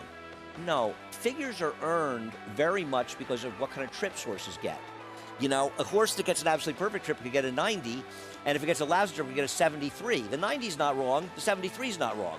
The trip helped it. This horse got that trip just absolutely walking on the front. I mean, 23.46 on July 10th at Belmont. That's like 25, 50 on the dirt. And was cruising along. And what bothers me is the last zip, the horse finished behind him. While he saved ground on the rail as well, he at least closed the back of the pack, and he came back in an inferior field to this and was a mediocre third. So it makes me wonder how strong that race really was. Great point. 9-1 with more on Not Far Now. Let's go to Acacia.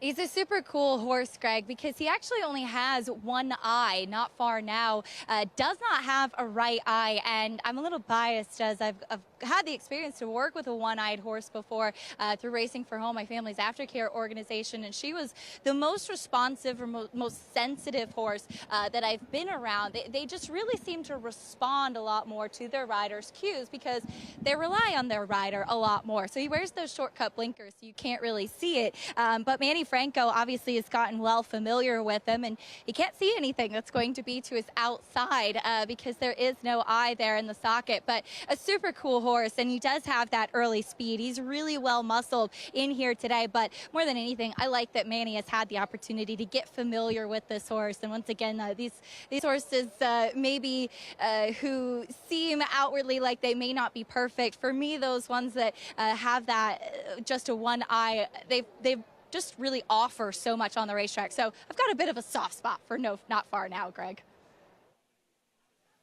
So we'll see if the one-eyed wonder here can get it done. 10-1 now on a horse who's going to be forward and is coming off that big effort when he was in front. He would be a surprise to me, but I get surprised here on a daily basis. I see it's interesting. If you look at doubles, the 3 is a much bigger price than the 2. Right now, they're the same price. In fact, Roos is favored. I think Roos should be favored. We'll see if I end up being right.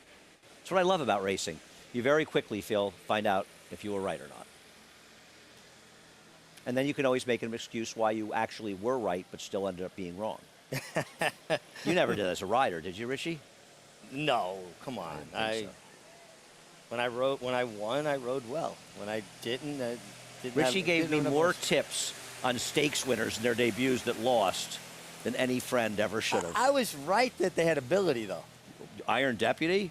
No, I love the one when I was telling him how good Richter scale was working. Oh, yeah. And I was staying with you for a whole week. Yeah, he was telling me, can't win. No, I didn't say a word. I never said a word. You were coming back from injury. You were riding Richter scale, and you just kept telling me he was in a stake race. Set a track record, I think, right? Yeah, they Gulfstream Park Sprint Stakes. naming the race for him Yes, briefly. yeah. And Richie kept saying how excited he was, and I didn't want to dampen his enthusiasm because the guy's coming back from injury. He's my pal. I'm staying in his place with him for a week. The horse wins. I'm in the apartment. He gets back. He goes, "You didn't like that horse, did you?" You waved your finger at me. And I said, "No, I didn't, but I was rooting for you down the stretch." And he went off at what? Oh, $17, I think. He paid a big price. Paid a big price. You also told me Wheel Away when I was staying with you once, and I listened to that one. You said Wheel Away is running at Gulfstream. He cannot lose. He ran in the Belmont. We have a Derby in Belmont. I thought our chance had a chance to win the Derby. He won the Tampa Bay Derby. Yeah. He took the lead, 316. He paid like $7 at Gulfstream and broke his mane. I remember you told me he cannot lose. Ghost Giant stepping in with Kendrick Carmouche. Trying to turn the tables on Barrage. Was a couple of noses behind him last start with a troubled trip. And you're getting 6-1 right now. This is what my friend, the late, great Harvey Pack, used to say, the friends, you know, the friends to getting together in the paddock, right? Yeah. They all run against each other. They see each other. They say hi and get ready to rumble. Ruse, your favorite, the 3. Dylan Davis for trainer Tim Hills.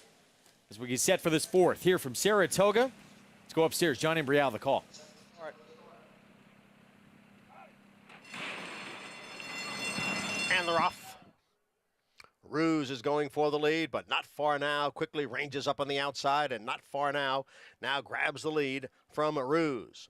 Cotton sits in 3rd, just off those front runners. Straw Into Gold is on the outside and in 4th as Barrage saves ground down at the hedge. And then we come back to Ghost Giant, who is running in 6th. Alongside is a Wild Banker in 7th, and Quiet Out East trails the field in 8th, and now they're on the back stretch. The quarter win in 24-1. Not far now, leads here by 3/4 of a length.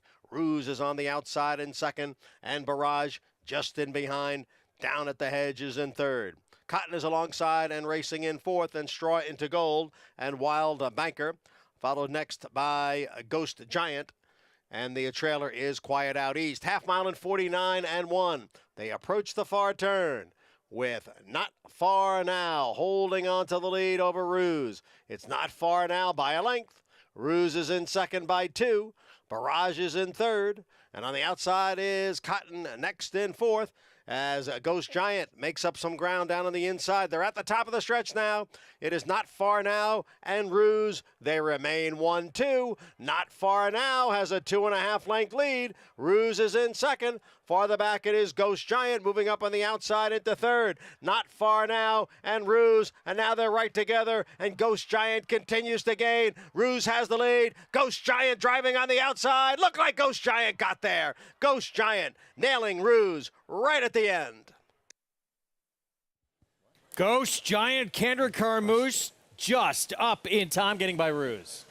You know, Ghost Giant, as we said when we were talking about the race, is one of these horses that has sort of gotten good trips but gotten a little unlucky in them.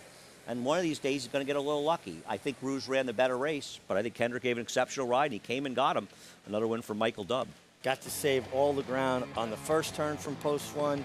Got to save a lot of ground until midway of the 2nd turn before he angled out to pick up momentum. Ruse kind of had, was a little bit keen, had to keep the horse in the lead. Not Far Now a little bit honest and just got picked off. I thought Dylan gave Ruse a great ride. He ran enough to get position going the turn and got outside of him. And I think he was very conscious of the fact that he didn't want to be too aggressive. He thought, I'm going to beat the horse in front of me. I'm a better horse than him. If I can't beat him, I'm not beating several others here. So he didn't want to speed the pace up too much. It worked to his advantage to keep it moderate at the half. So then they're basically sprinting home in 47 and change. Now listen, credit to the one. He came and got him, Ghost Giant, no matter what. But I think Dylan, under the circumstances, I think Dylan did everything he could to get the Ruse home. Is that fair? He was able to let Not Far Now clear him, get in that position just off his flank.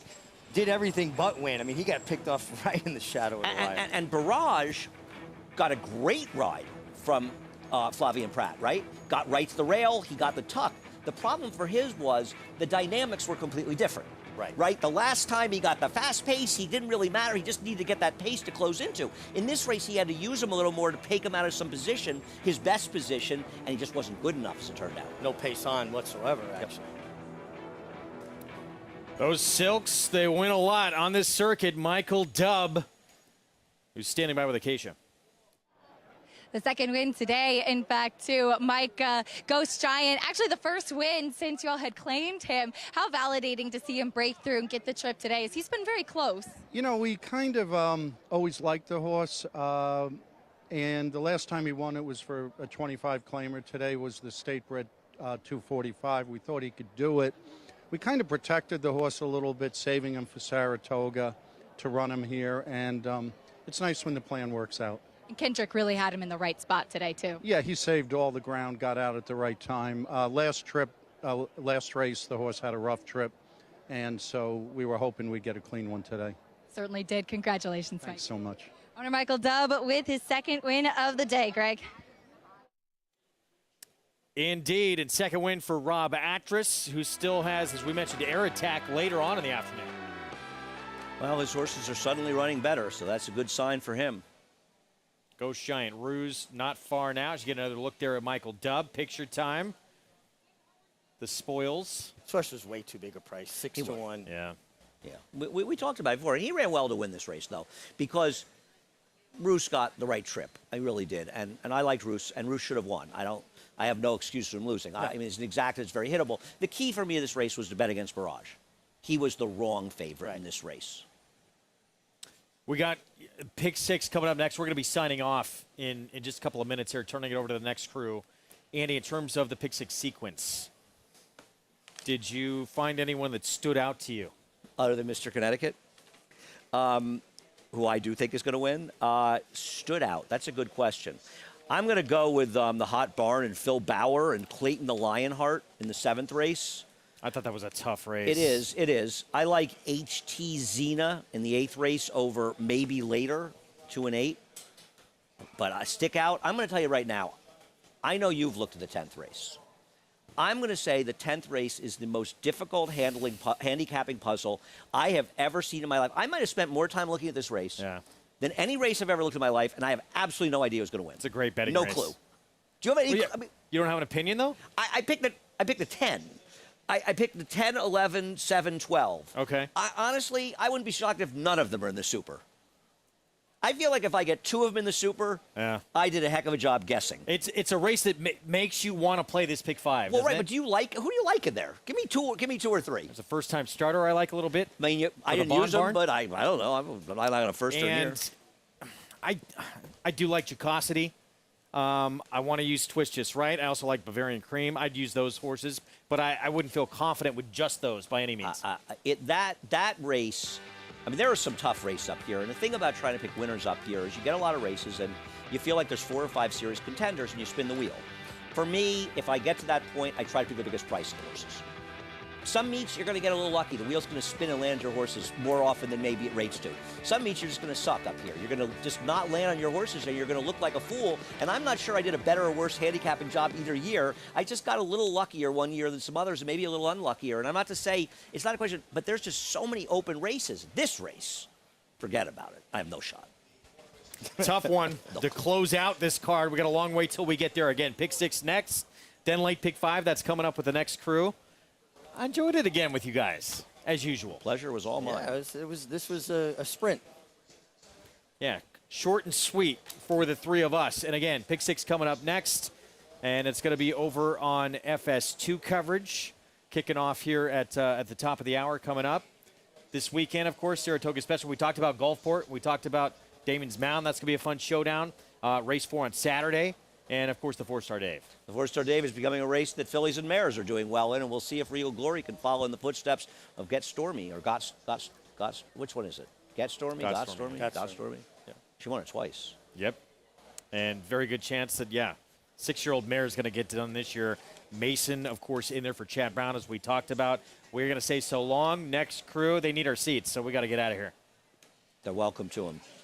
Coverage on FS2 right after this.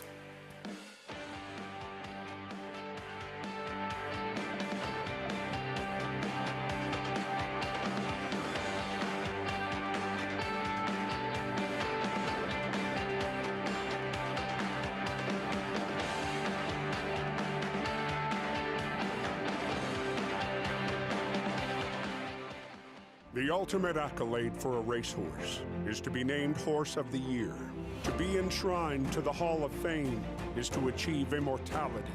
As a stallion, genetic immortality is defined in 2 words: breed shaper, plain and simple. 2-time Horse of the Year and Hall of Fame inductee, Curlin is just that. Breed shaper, Curlin, the classic sire.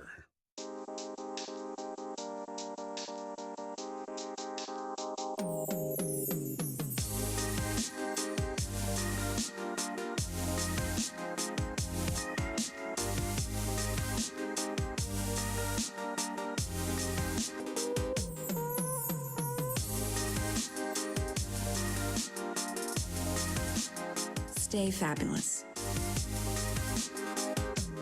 Resorts World.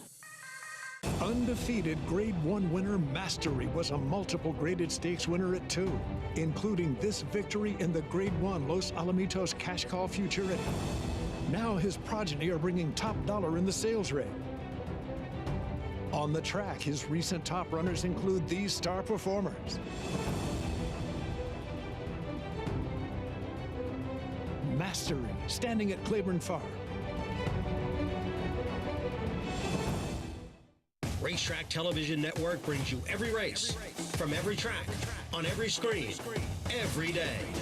With monthly packages starting as low as $5, RTN gives you great value and access to more live HD streaming and race replays than anyone. Visit RTN.tv today to sign up and watch on almost any device, including Roku and Amazon Fire.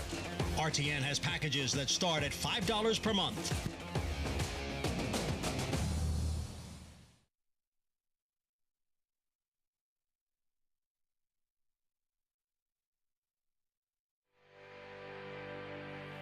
Gorgeous day in upstate New York. Great to have you with us on Saratoga Live. We're going to reset this open in just a few moments. Fox Sports 2 will be joining us. Really is a picture-perfect day for thoroughbred racing, and officially the second half of the 154th season. Alongside Hall of Fame jockey Gary Stevens, I'm Lafitte Pinkai. Just in time for the Pick 6 get started in race number 5 in about 20 minutes, Gary. The feature today, though, the Galway, just the third running, a 3-year-old filly's 5.5 furlong sprint. Like just about every other race in the Pick 6 sequence, it is wide open going It is in. wide open, but we've got a filly in there, Empress Tigress, that's undefeated. She's only raced 2 times and still on the improve. Take a look at the field morning line odds for that upcoming Galway in the 9th race. Told you it was wide open. Empress Tigress, number 7, with Johnny Velasquez, 5-2 morning line favorite. Again, we're going to reset. Start the show all over, welcoming in our new viewers on Fox Sports 2. And get ready for the Pick 6 sequence coming up next here on Saratoga Live, day 21 of 40 from this 154th season. Still so much terrific racing coming your way. We'll pause, take a deep breath, and try this all over again.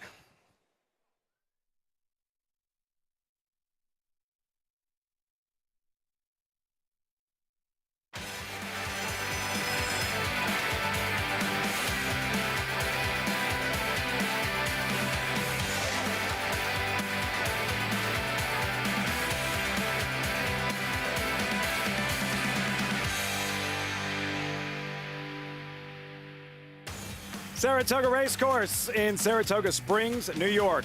Day 21, officially the second half of the 154th season. Empress Tigress has already raced here this summer.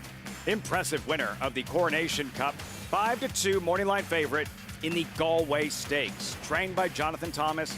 Biggest moment here, 2018 Travers win with Catholic Boy. This isn't the Travers, but he does have 2 fillies running in the Thursday feature. And so does world-class trainer Christophe Clement. Strong 1-2 punch in the third running of the Galway.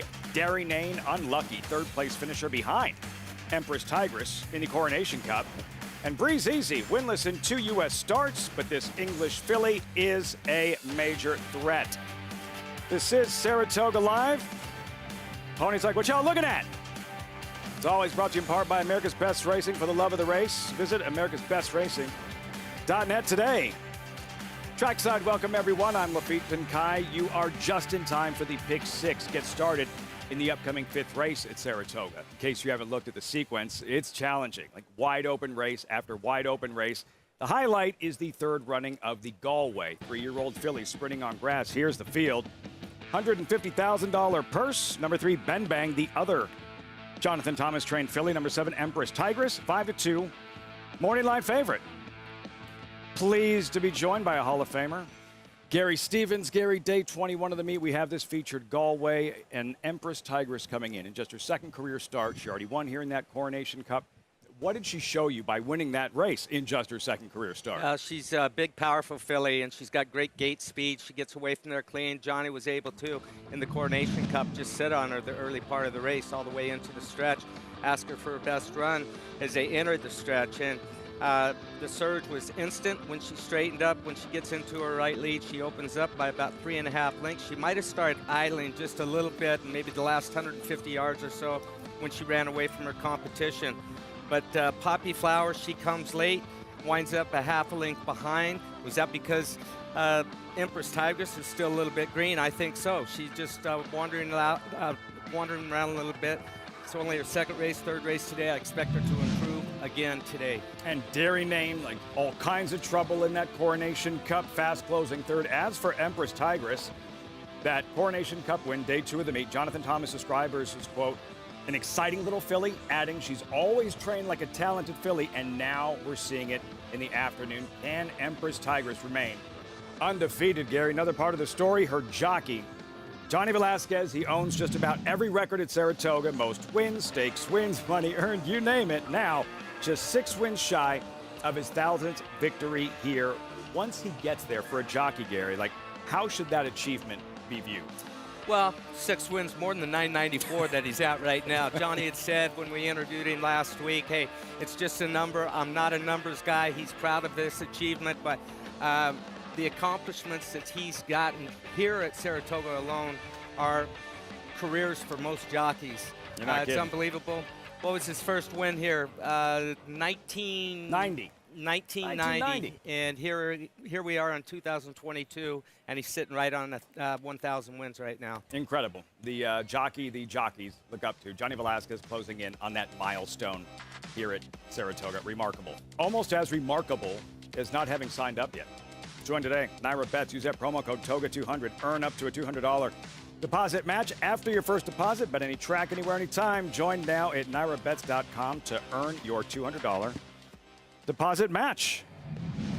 Moments ago, thriller on the turf course and Ghost Giant here, Gary, with Kendrick Carmouche gathering momentum, unleashing a furious late rally. Pink cap, Mike Dub colors, and going to get there just in time. Great ride by Carmouche. Yeah, and that's Dylan Davis on the 3-horse right there, Roos. And she looks like she's going to get her picture taken. And up jumps Ghost Giant in the final 2 strides and actually gets up and wins by a good-sized head right there. Rough loss for Bruce. Great win for Ghost Giant. 2nd win on the afternoon. Trainer Rob Atras. Carmouche looking at you like I knew I had it all the time. Mike Dub. Ghost Giant. Tough loss for Roos and Dylan Davis. Not far now. Completing the trifecta. 1-3-8 in the 4th race. Ghost Giant, the fastest New York bred of all in that 4th race at Saratoga. Today's races brought to you by Claiborne Farm. As mentioned, Pick 6 starts in the upcoming 5th. Pick 5 starts in the 6th. Race 9 is the Galway. Main track is fast. Turf courses are firm. Temperature around 80 degrees. So we welcome in our handicappers. Paula Duca, Jonathan Kinchin. Gentlemen, this wide open Galway. We've already touched on Empress Tigress. What are some of the other contenders we should be looking about coming up on this Galway a little bit later on this evening? Well, to me, JK, I thought this was a tougher field. I think Empress Tigress was very, very good. And I'm in agreement, actually, with Gary that she's probably going to improve, but she's going to have to improve because this is a tougher field than last time. Yeah, I think she'll take another step forward. I mean, look, you see what she did off of that layoff. She showed up. She's got speed, right, which is very important in these races. Some of the other contenders kind of come from out of it. You know, the 6, Breeze Easy, one of those horses I think will probably come from out of it, cutting back. Do you like Breeze Easy on the cutback? Yeah, I actually do a little bit. This is a filly I don't think wanted to be on the front end last time out. If you look at the 7 furlong race that she had, she got left in the gate, and it might have been what she wanted, to be behind horses, because she came home with a flurry and might have won that race. And so if you can see she's kind of started got her ears up and kind of battling back. I think she needs a target, JK. So I think you're right. I think Flavian takes her back, and showing speed going on a mile on the cutback has got to help. Yeah, the other horse in here that I think is interesting, just because, is the 10 Derry Nane. She showed me so much when she won here first time out. I was so impressed by that. Kind of followed her throughout her career. She hasn't really turned into the horse I thought she would, but maybe, just maybe, getting some speed to close into might kind of help her find her way to the winner's circle. Well, she's a filly that's been very, very unlucky, but her running style is going to make that happen. She comes from way out of it, but she's got the best jockey when it comes into turf sprints, and that's Joel Rosario. I'm sure he's going to drop down to the rail, or if he breaks a little better, try to get position, because she does have a wicked leg kick. And she likes it here at Saratoga. She's kind of one of those horses. She gets the right trip, she can be dangerous. Tell you what, these turf sprints, speed always makes a difference. It always helps. But speed's dangerous all the time, especially when you're looking at 2-year-old maiden races as well. We got one come up here in the 6th, and thank goodness, Maggie will be able to help us out a little bit later with that. We got this 5th right here, the maiden claiming on the turf, and Mr. Connecticut drops in for the tag. Maggie? JK, 3 thank goodnesses. I'm flattered as we'll take a look at this maiden 40, where Mr. Connecticut, as you were mentioning, gets the drop in class finally. And I remember talking to Christophe Clement prior to his last effort in a maiden special weight early on in the meet here, and he said yes, he's just been a frustrating horse. Next stop, maiden 40. Here we are today. I will say, now that he's 4th off the bench and his 4th start as a 4-year-old now, he does look very strong. Overall, is the most developed his hind end has appeared, and 2, he's a horse that might have, not the best feet. I noticed that he has kind of glue on shoes as well. We'll see if that aids his chances, but ultimately the biggest aid he's getting here is the class relief. Didn't run bad last time. I just thought an even effort. As we'll move on to Todd Pletcher's drop down, that's number 7, Sense of a Giant. He didn't do much running first time out, going a mile and an 1/8.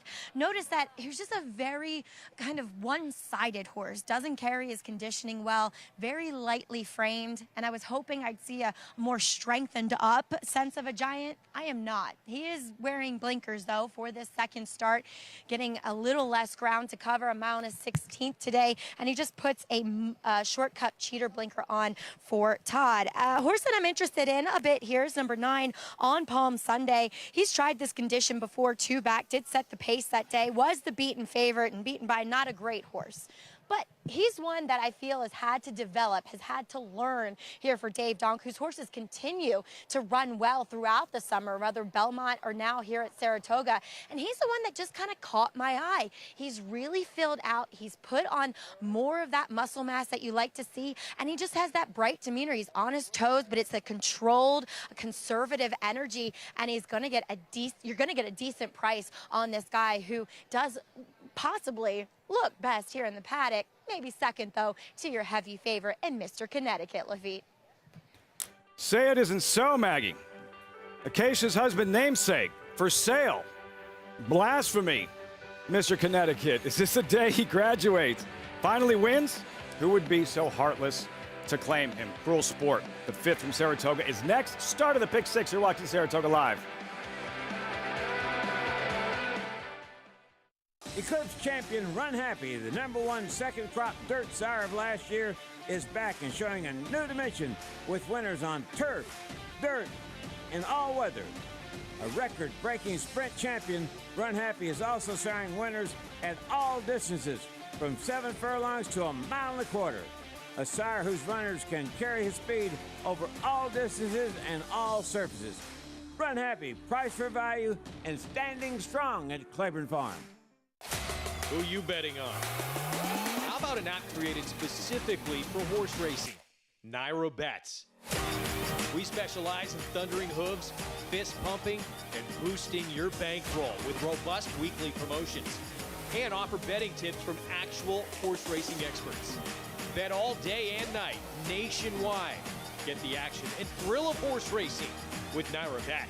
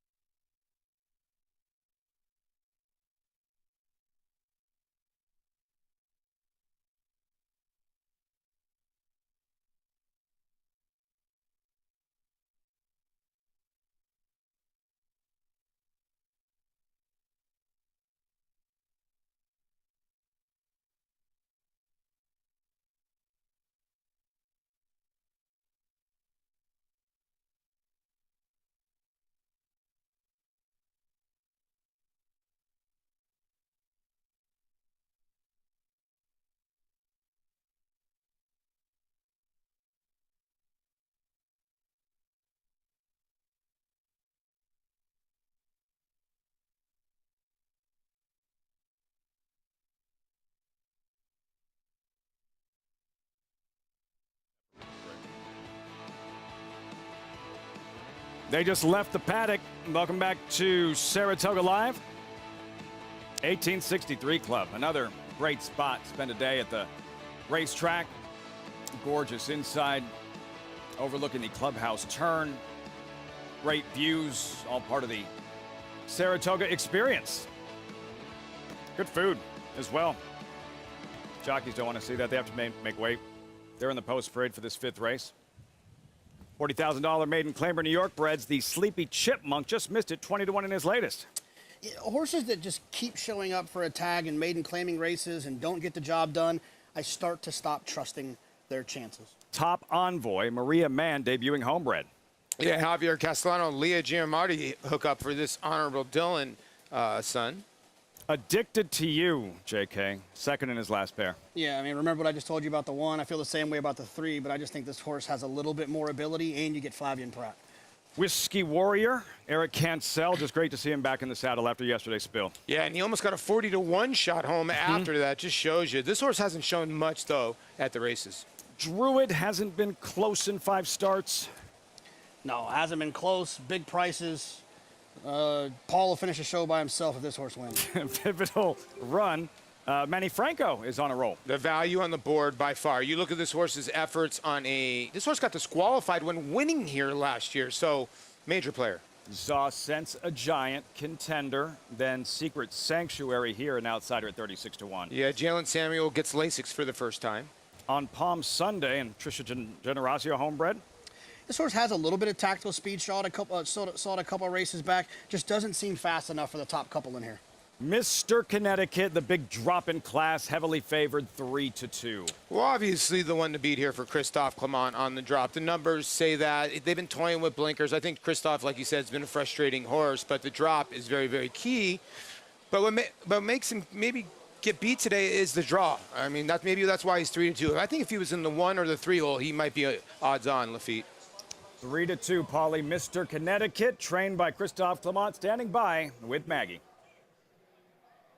And always a pleasure to catch up with Christophe Clement. And I have to say, Christophe, Lafitte was joking that, you know, the horse name for your son is for sale today. But as you said, been a bit of a frustrating horse. This is his spot.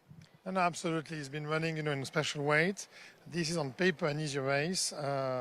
We'd like him to win a race once in a while because obviously it's nicer to win. But today is the day. Today is the day. Also well represented in the Galway coming up a bit later. Derry Nain, she was drawn 6 last time and had a rough trip. I know, with closing sprinters, you often are a victim of that. What's the ideal setup today, Christophe, from the outside post? I'm not sure. And the same, by the way, applied to Mr. Connecticut being drawn on the outside as well. The draw is a big deal on the grass. I want to leave it up to Joel. If he breaks well, get a position. If not, to stay at the back. But you need racing luck. And we do like also the other filly running that race, by the way. I was going to say, Breeze Easy turning back in distance. She was hounded the whole way in the Wild Applause Stakes by another runner. How do you see her adapting to the 5.5 furlongs today? I think it should be no problem. She showed a lot of speed. 6, 7, 8 might be her best distance. As you know, in Saratoga, it's 5.5 for a mile, so we don't have much choice. But I'm pretty excited about the two fillies running. Well, wishing you the best of luck. Thank you for your time, and always best of luck with Mr. Connecticut, too. Thank you so much. He needs a bit of luck. Yes, as Christophe jokes about him taking the drop in class. But the two fillies coming up later in the Galway look to put on a show for Christophe and his crew. Guys? Serious 1-2 punch in the Galway, Maggie. World-class trainer Christophe Clement. And here with Mr. Connecticut, they've claimed Acacia and Miguel will be inconsolable, and I won't blame them. 7-5 on the outside here, Gary. Joel Rosario, what does he need to do from that outside post as you look at what Rosario has done thus far? Already one win and that date with Derrynane in the upcoming Galway in the 9th race. Yeah, and he's had 10 stakes wins at the meet here. He's making all the right moves. He did have a rough trip on Derrynane last time out in the Coronation, but Mr. Connecticut, you know, he showed decent speed in his last couple of bouts, and he's got to get over. He's got to save ground. Get over and save ground around this first turn and work out a trip from there. But he does possess enough speed that he should be able to slot over and get over and be no wider than hopefully 2 or 3 wide. Paul J.K., Mr. Connecticut, 6-5, trustworthy, question mark?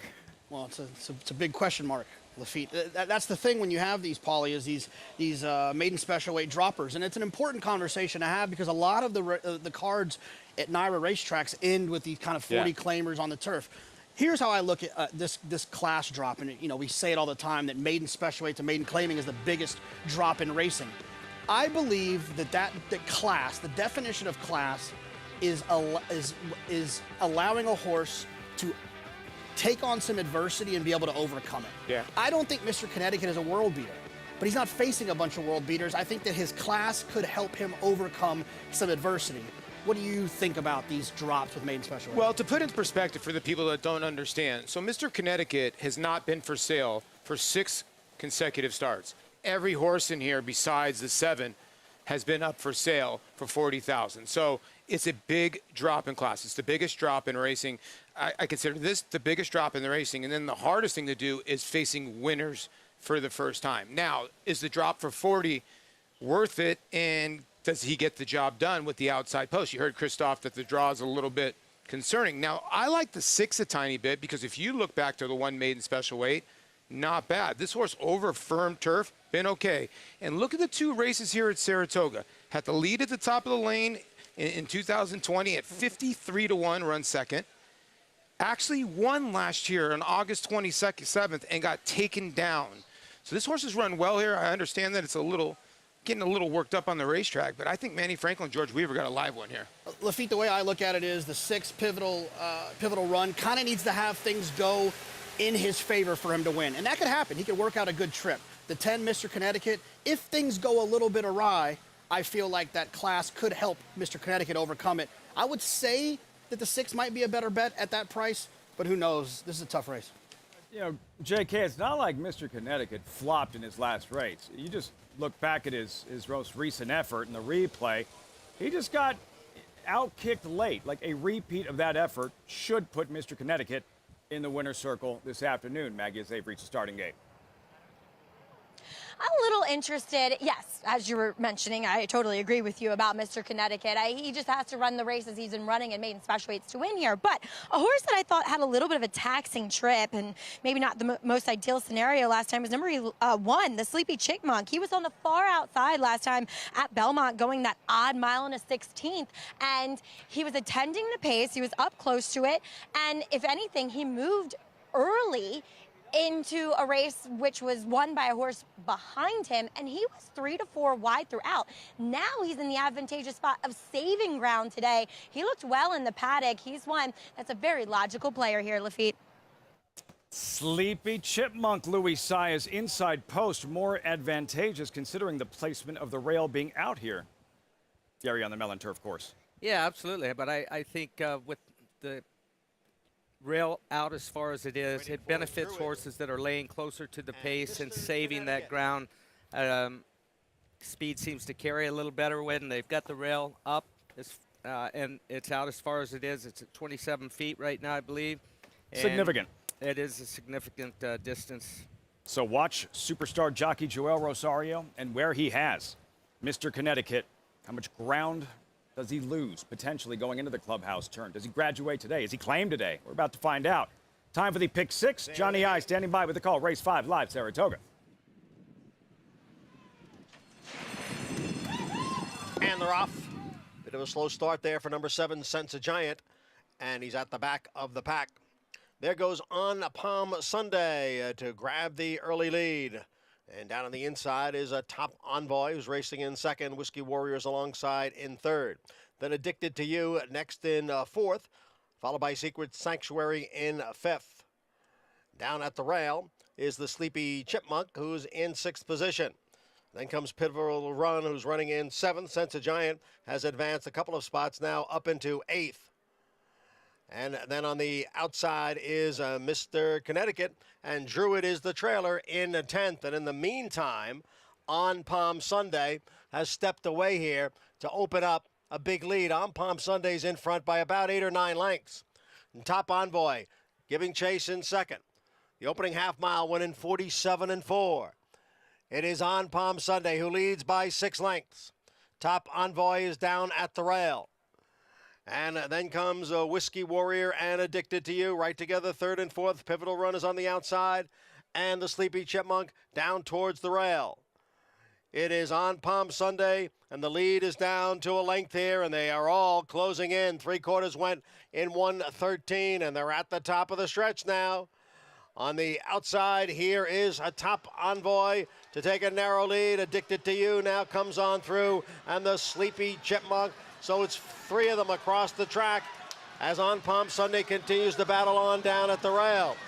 It is Top Envoy who has come away with the lead, and Top Envoy is going to post a huge upset here. Top Envoy sent off at odds of 34-1.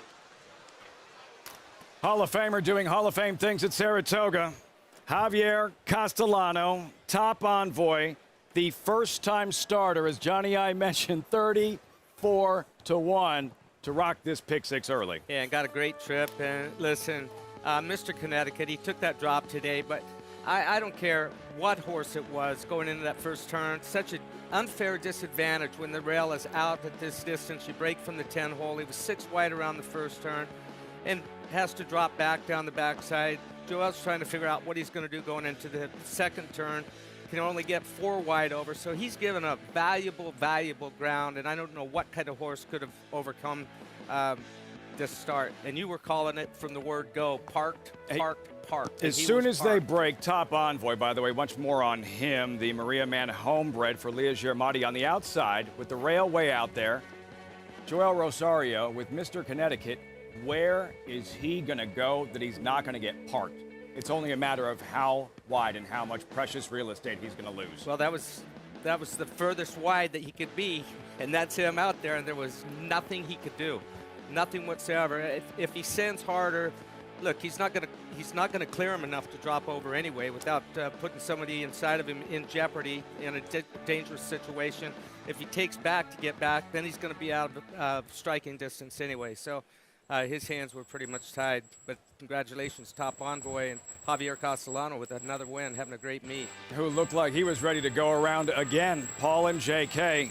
First off, Mr. Connecticut, not his day, but he was not claimed. Top Envoy here, shaking things up, and Javier Castellano in an absolute zone, pulling off a big upset.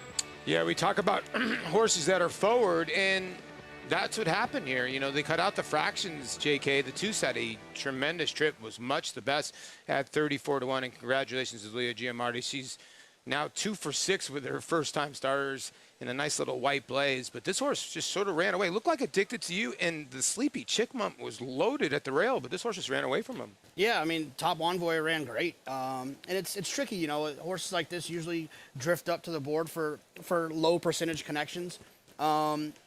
And the other issue is that, you know, in Leah Giarmati's career, she's 8% with first-time starters. So it's not like she wins with first-time starters all the time, and often they get forgotten on the board like this. And 34-1, it's some way to start the pick six. Hey, man, that's not the one you said that if he won that Paulie was finishing the show by himself, was he? Well, no, that was the wasn't 5 him, was Druid. he? That was the 5 Druid. We can give him a rewind break. We can You rewind sure? it. I'll go home. He's like, yeah, that was him. That was him. 34-1 results reaction. When we come back, JK may or may not be here. Chad Brown will be.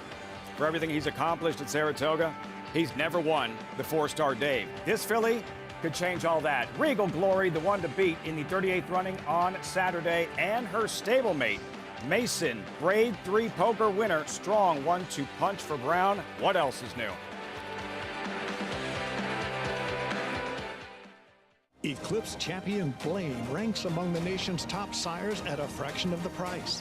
His recent top runners include these standout performers.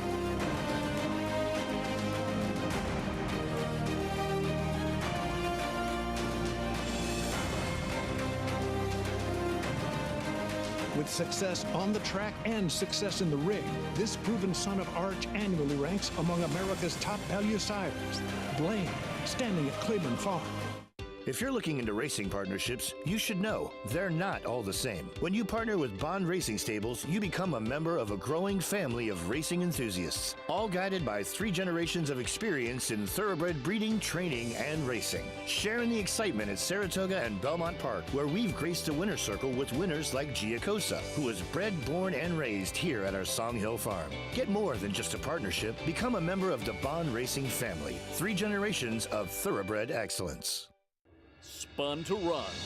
In the Breeders' Cup Dirt Mile, he defeated a loaded field that included multiple Grade 1 winners Omaha Beach and Improbable. His brilliant speed figures were among the fastest of any 3-year-old at a mile or more. And he hails from the legendary Danzig sire line. Multiple graded stakes winner, millionaire, Breeders' Cup champion, Spun to Run, standing at Gainesway. Now more than ever, it's time to get with the program. When shopping for your next race prospect, consider that New York breds start with an advantage. Our New York breds run for serious green. At Saratoga Race Meet, New York bred maidens run for up to $88,000.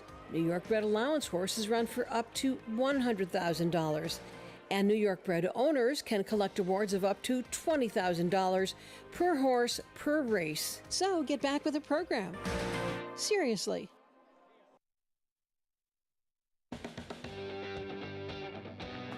Welcome back to Saratoga Live.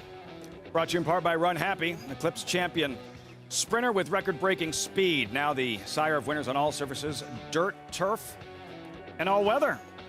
Beautiful Saratoga Lake. Racing is king, but so much to do in Saratoga. Can't go to the track every day. Maybe you can. Javier Castellano seems like he's been in the winner's circle just about every day. $71 winner. This first-time starter. This homebred for Maria Mann, trained by Leah Giramati, top envoy. They're standing by with Maggie in the winner's circle. I can't believe they're so calm here, Livy. You know, when I win at 34-1, no, I'm kidding. I'm like, screaming my head up. But Maria, this has to be somewhat of a surreal moment. A horse that's your baby, you know, proverbially speaking, that you raised and you've brought along. This has to feel so good. It's a dream come true, and I've always wanted to do it with Leah. So here we are. For a long time, Leah and I have been friends since we were 13, and I kept thinking in the back of my mind, she's a good horsewoman, and I wanted to bring a horse with her. And I know she rolls her eyes at me all the time, but I hope, you know, it was all worth it. Hope it was all worth it now. He's a pretty cool horse.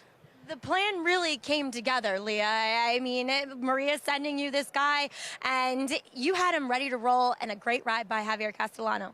Yes, but I would have to give a lot of credit to Maria. Maria took this horse down to Ocala, and she got this horse like prepped and ready to come here. And she was adamant this horse is turf, and she was adamant this horse has to go long first time out. And regardless of what I said, and I thought, all right, here we go. I mean, I guess it's grass is kinder and long is slower, and I'll be honest, there isn't much turf pedigree, Maria. How'd you come up with this? Nor Honorable Dylan, we saw him win with the turf sprinter, but... I know. His mother and his grandmother. Yeah. And I just saw the little things in there. I kept thinking, oh, Blushing Groom, we're going back 100 years. But I said, it's got to be in there. It's got to come out. You know, after 4 generations of nothing, something's got to give. And it was so sweet. You gave him a big pat and a big kiss on the nose after the winner's circle photo. That's me. I hear you, girl. Relationship. Is spoiled? He has rewarded you tremendously, though, with this win first time out. Ladies, congratulations. Thank you. Thank you so much. Such a meaningful win here to get top envoy to the winner's circle. First time out. A lot of hard work from Leah and Maria, guys. You could feel it. Maggie, Leah Giramati, Maria Mann, since they were 13 years old, friends, and here in the winner's circle, with a first-time starter, a homebred top envoy. We've touched on it, Gary. It's not just winning at Saratoga. It's who you win with and get to share it with.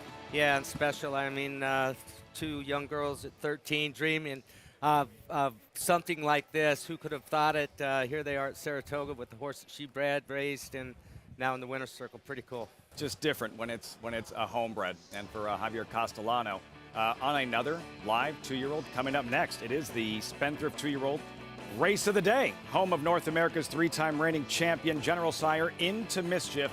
Field for the 6th. Start of the late pick 5. 2-year-old sprinting 3/4 of a mile. New York breds. And surprise, surprise, Castellano, Mama's Gold, 3-1 tepid favorite. Early on, Gary, yesterday we saw the female version of this race.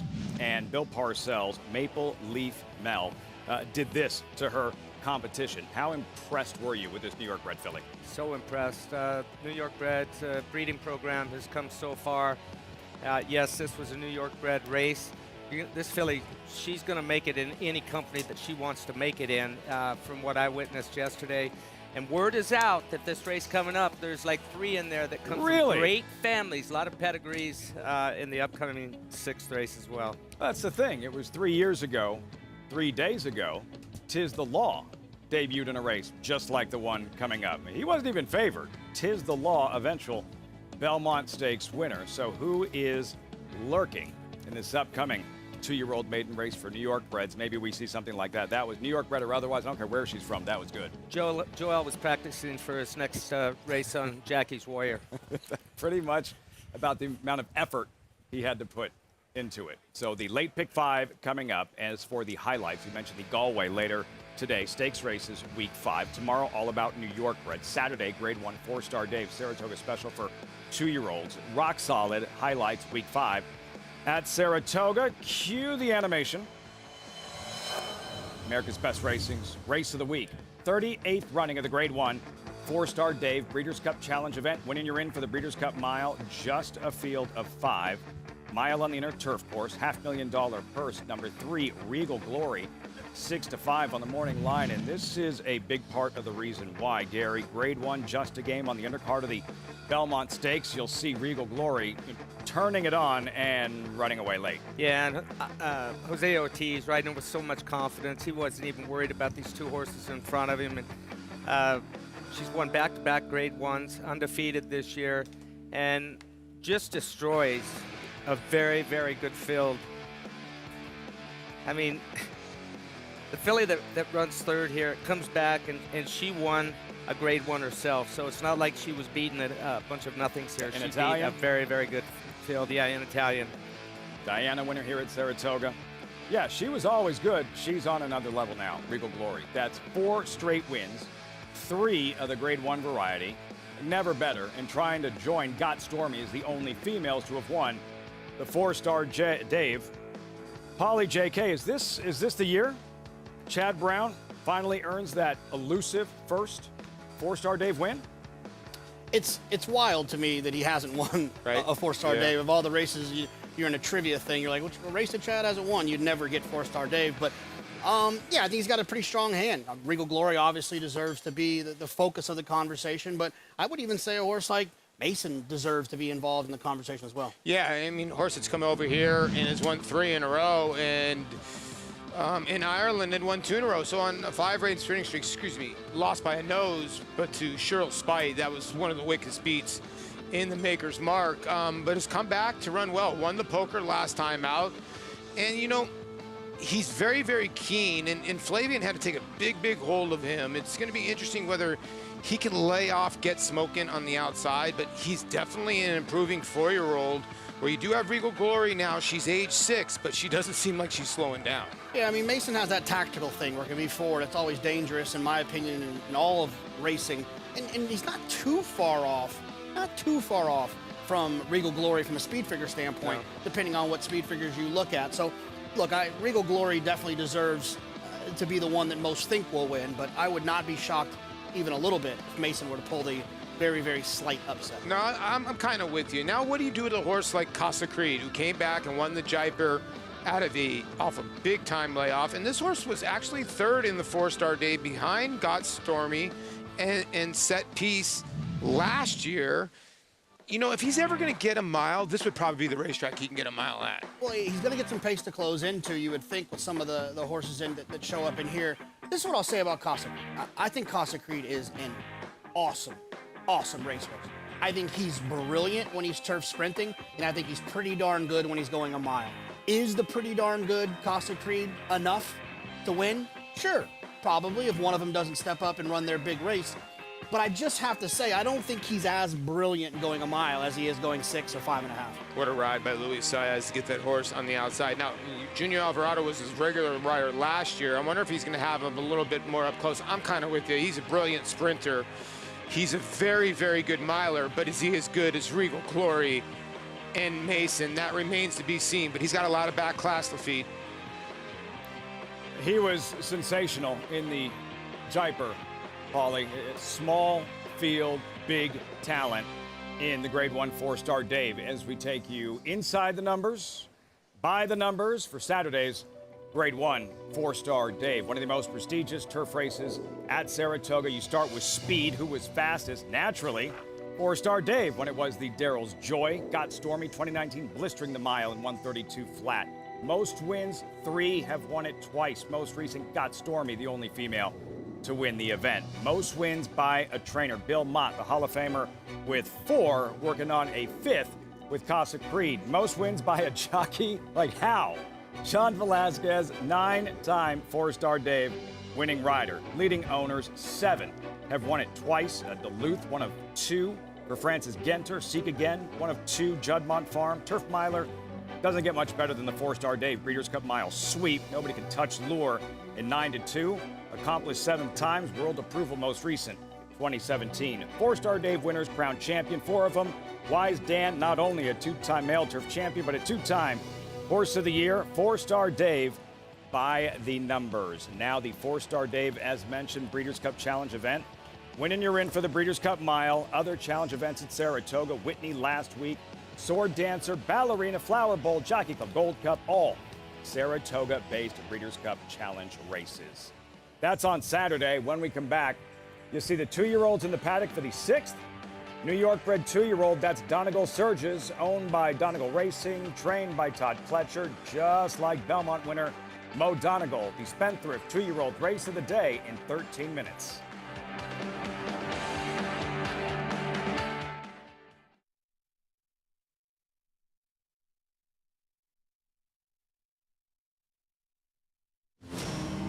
Every pulse in the juvenile, in the Belmont, Essential Quality has won the Belmont Stakes.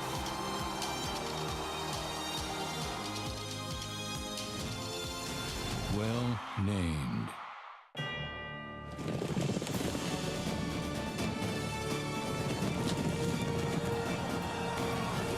They come together from every corner of the globe in pursuit of the one reward that sets the special few apart. The title of World Champion. Don't miss racing's ultimate coronation. The Breeders' Cup World Championships at Keeneland. Tickets on sale now.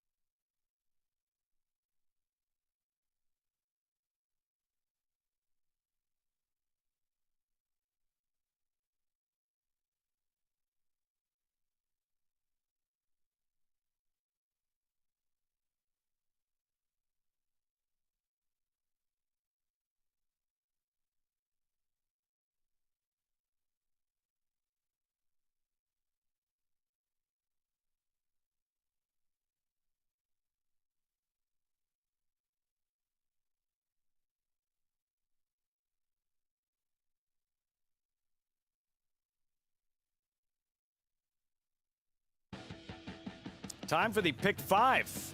You can follow along and get all the stats on the horses, trainers, jockeys in today's races with free Equibase past performances. Visit naira.com/TV schedule to download your free past performances and all the races on today's show.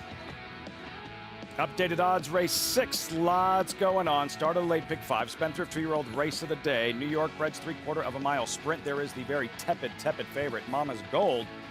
Maggie, as Javier Castellano tries to boot home back-to-back first-time starters at Saratoga. Maggie with this much-needed race 6 paddock report.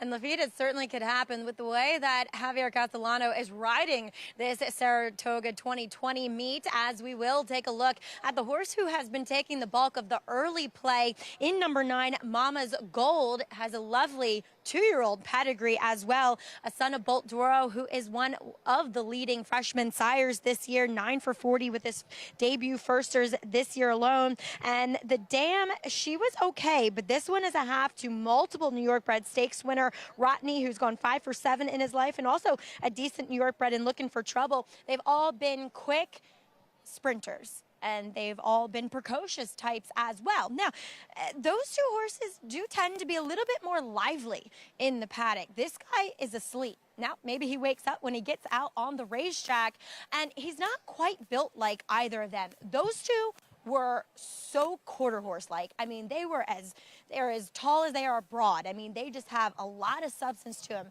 And while he looks fit for a Mike Maker trainee, he just doesn't look like his two brothers. Sometimes that means absolutely nothing, but when they have been successful on the racetrack, you like that line to kind of carry through with them. He is wearing cheater cut blinkers for this debut. We'll see. Like I said, he does look very fit, though, for a Mike Maker firster. Just wondering if he needs to strengthen up a bit.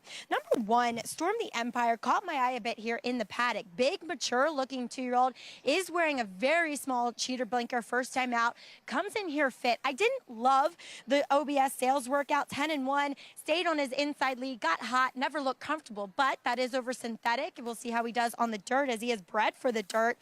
He's a half to halt anchor, who's a stakes winner at 2, and hard to say not go. Also a New York bred stakes winner at 2. So there's some precocity in the pedigree, and he makes a lovely appearance here thus far in the preliminaries. Well, somebody that's very much on their toes is number 6, Donegal Surges, son of Candy Ride. And this is a half to Surge of Pride, who did win first out, albeit on the turf, but also won the Maid of the Mist. And so another one that says win early. And I like what I'm seeing from this guy. He has not stopped bouncing on his toes, but it's not greenness. It's not nervous energy. It's just let's go energy. And I appreciate that. And I like it. Now, I know Todd's worked him twice on the turf showing, but you could see he never looked comfortable over that surface. And his dirt workouts were much better, especially the one coming in here out of the gate. I really like that breeze coming into this debut effort. Number 8 is Impressor. He sold the most as far as ones coming out of the sale for $335,000. Worked 10 flat, not as much, but looked to be getting out a bit. Watching his breezes here at Saratoga on XBTV, that's not the case. He has stayed straight. Now, he doesn't look like the fastest horse in the world, but I always respect Steve Asmussen. First-time starters, has a lovely walk to him, but sometimes that also suggests maybe wanting a bit more ground. But on the flip side, all these Asmussen horses do tend to have some speed. As we head across the paddock to discuss the horse who has experience, Curly, Larry, and Mo. And guys, he looks great here. Does show up wearing front wraps for this second start, Paulie and JK.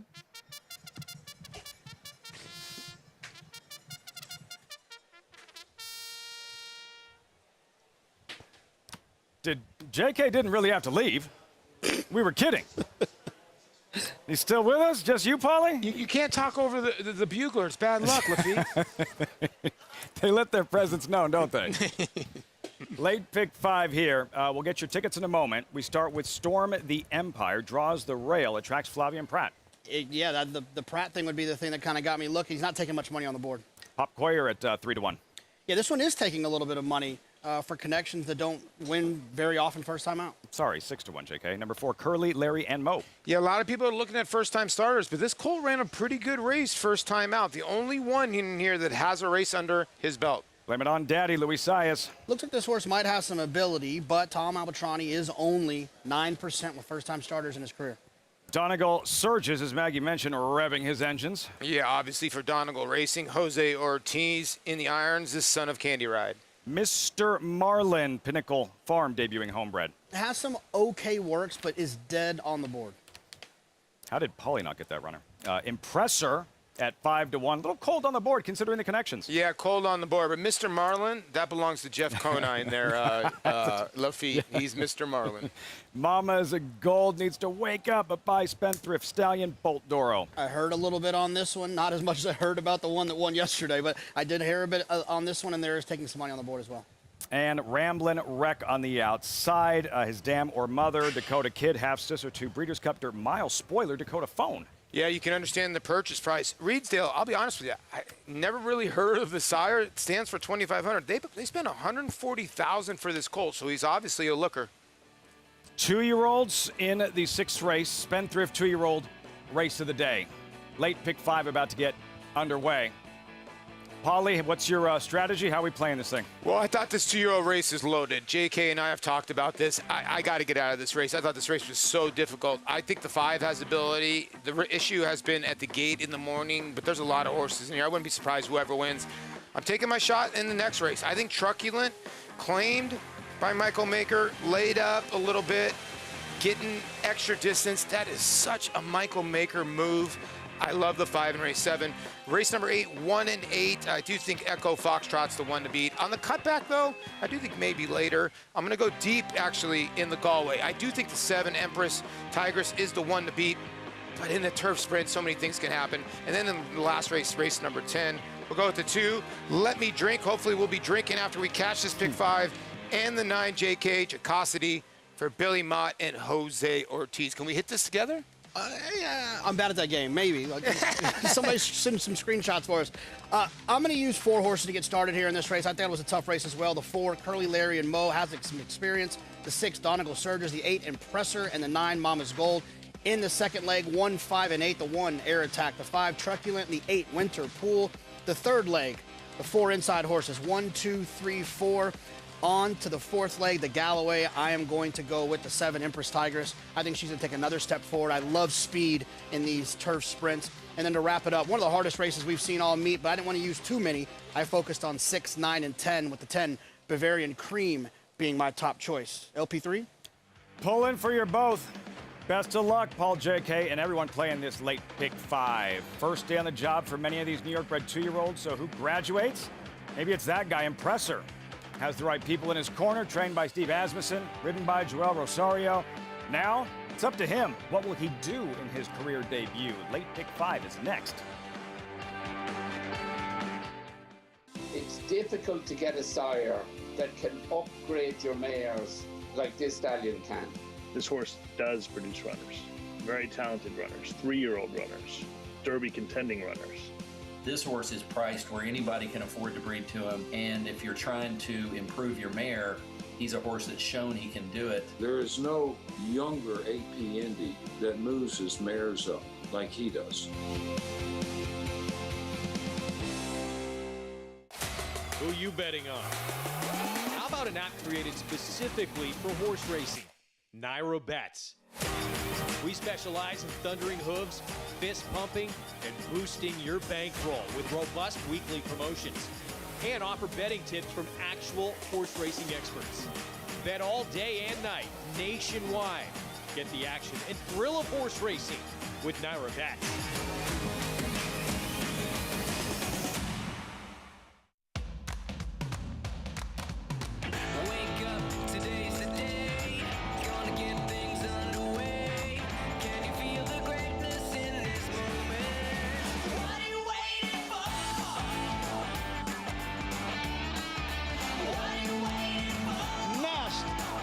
The best.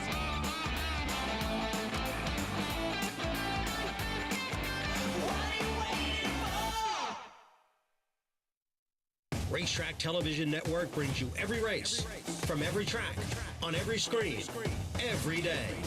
With monthly packages starting as low as $5, RTN gives you great value and access to more live HD streaming and race replays than anyone. Visit RTN.tv today to sign up and watch on almost any device, including Roku and Amazon Fire.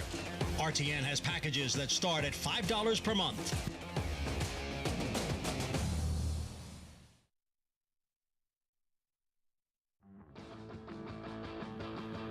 Great to have you with us on Saratoga Live.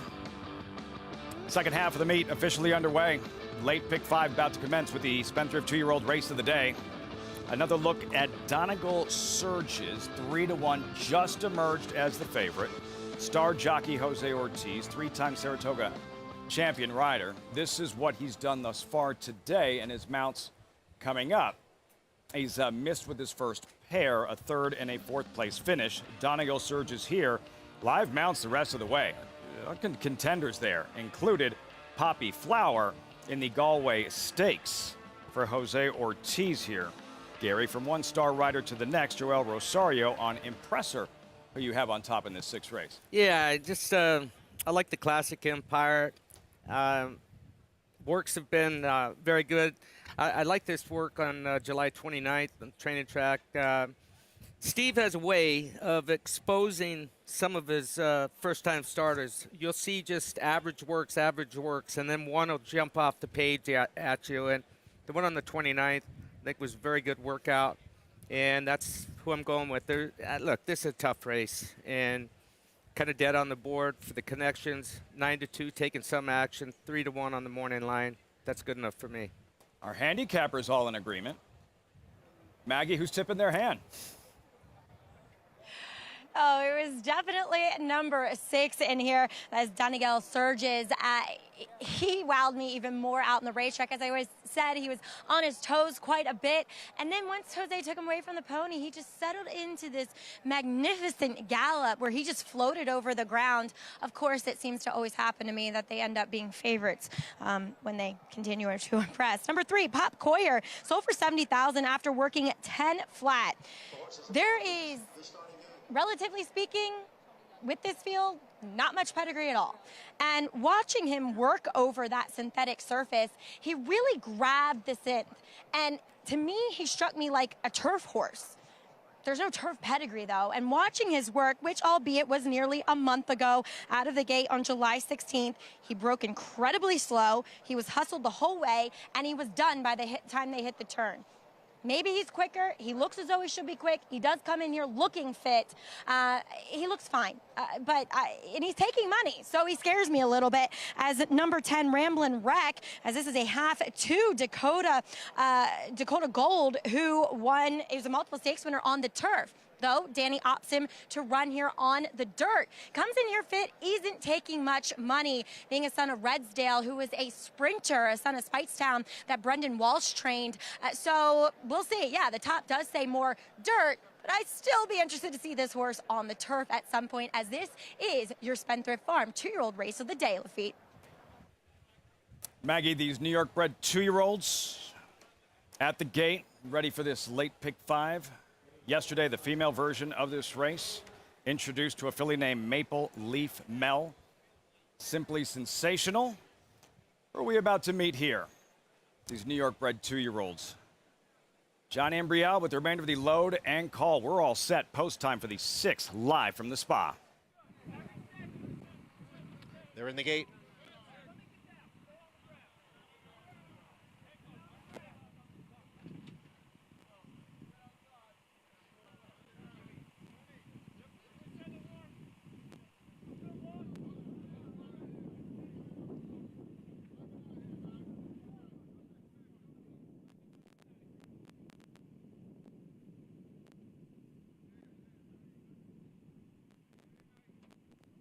Number 1, Storm the Empire, has been backed out of the starting gate.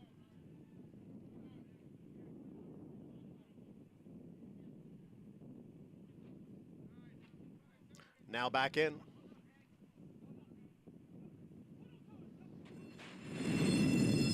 And they're off. And there goes Curly, Larry, and Mo to grab the early lead. Impressor, Mr. Marlin, down at the rail is Storm the Empire. Now moving on through in between horses is Pop Coyer. Donegal Surges is right there and had to steady just a bit. On the far outside is Mama's Gold. Farther back in the field is Blame It on Daddy. And then comes Mr. Marlin, who has dropped back, and Ramblin' Wreck. It is Curly, Larry, and Mo by a half length. Mama's Gold on the outside. The quarter went in 22 and 1/5 seconds. The front two have now opened up 3 lengths on the rest of the field. Storm the Empire is down at the rail. And then it is Impressor. Pop Coyer's in between horses. Far outside is Donegal Surges. And then Blame It on Daddy, the half mile in 46 seconds. And here is Mama's Gold to grab a narrow lead from Curly, Larry, and Mo. And Donegal Surges is surging now on the outside. Here comes Donegal Surges to take over with a 16th to the finish. Donegal Surges to win first time out under Jose Ortiz. Won decisively. 3-way photo for second among Blame It on Daddy, Curly, Larry, and Mo, and Mr. Marlin. Revving his engines back in the paddock. Maggie said he was ready to go, like right then. And a pro on the track. Donegal Surges, Jose Ortiz, Todd Pletcher, Donegal Racing, some trouble up the backstretch, Gary, and having to be encouraged throughout. Yeah, but this was impressive. This colt, he should like 2 turns. He was coming away nice at the end. A testing racetrack, first-time starter, and you can see him being ridden far outside right now, green cap, Donegal colors, just winds up, and finishes with authority, Lafitte. Losing 4 or 5 lengths. Jose Ortiz going to work. JK and Paulie, yeah, it was, Ortiz had to ride him. Donegal surges late, comes away with the win at 5-2. Oh, Jose earned his money there. This horse was being ridden on the backstretch to try to hold position, got shuffled back. Johnny I called that. And then when they turned for home, he had no business being that far back as close as he was early. He just kept losing ground. And to come on like the way that he did, I agree with Gary. This horse is going to appreciate more distance. Yeah, great call by Maggie. This horse is gigantically much at best. Just circling the field. They came home in a decent time. Listen, 113, this track is playing very, very slow. The 5 Blame It on Daddy again got left. They said the workout reports were spot on. He was green in the stretch. Luis Saez gave the horse an unbelievable ride to get up for second. How about Mr. Marlin? Jeff Conine never ran that fast, Lafitte, to run third at 41-1. Motoring out there at 41-1. Paulie to complete the trifecta, Mr. Marlin. But for Donegal Racing, co-owner of a Belmont winner, Mo Donegal, in June, and a promising prospect here. They had to, he had to work. Laboring, but put it all together here. Gary, Donegal Surges, Jose Ortiz, and again, for Todd Pletcher looking on, the 14-time champion trainer here at Saratoga, seeing him overcome some trouble on the backstretch. Maybe we'll get a look at it. And just all the, not just the win, the experience garnered in this debut. Oh, he'll take a big step forward, I would think. Second time out, got that race under his belt. He turned a bad experience into a good experience at the end, and that's what you want for these horses. Look, I always say it doesn't do any good with these first-time starters to rush them, send them away from there, and then have the horse tire on you. And they're going to get tired on this racetrack. That's just the way it's been played throughout the meet. But my feeling is it's always better to be passing horses at the end of the race, regardless of where you finish. Just pass some horses. It's good for their heart. They feel good about themselves when you come back. But when a horse gets tired and the whole field's passing you one after the other, it sets a horse into a tailspin. It takes him a while to recover from the effort, mental-wise. From the head-on, just a brush, not much contact. No. But what you could see was Jose Ortiz, the tap on the shoulder, like let's get it into gear. And eventually Donegal Surges did respond. When it comes to Todd Pletcher, I always think of stay thirsty. A horse that had to be ridden every step of the way. And if you saw the jockey riding early, don't panic. That's just some horses that constantly need to be reminded. In Mig's words, that's a bicycle horse right there. And I don't think he'll stay a bicycle horse. You got to wait and see what he does the second and third time out. Donegal Surges takes down the Spendthrift 2-year-old race of the day. High-profile connections, big effort, Blame It on Daddy. Mr. Marlin. Jeff Conine was something to smile about. Results pictured, reaction when we come back. And wins were hard to come by at the start of the meet, but now that jockey's heating up. 3 wins yesterday. Tyler Gaffleone coming off another monster Churchill meet, the riding title, one of the best young jockeys in the country, following in his father's footsteps. That story's next.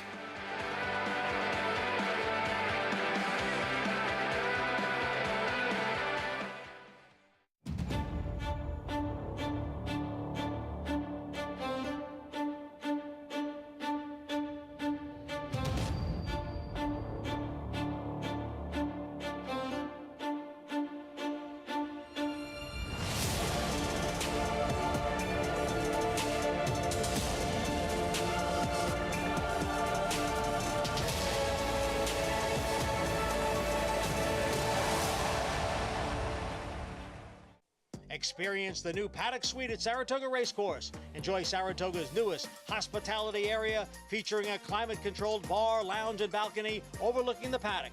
Reserve your table today at naira.com/Saratoga. RaceLens is the most in-depth product in horse racing with unique features found nowhere else. True odds, predictive analysis, and pace projection. RaceLens. It will change the way you follow horse racing and take your game to the next level.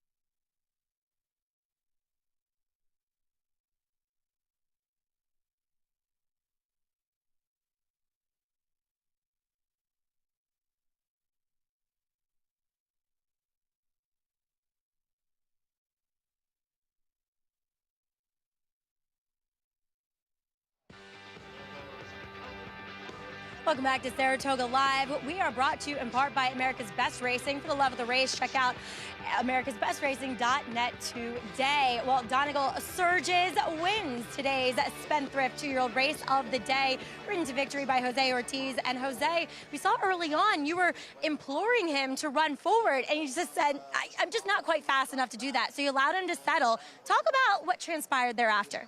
Yeah, I worked him in the morning. He worked well, but he didn't show a lot of speed. He was better on the gallop out. And I knew today Kendrick horse have already a race, and he was very fast.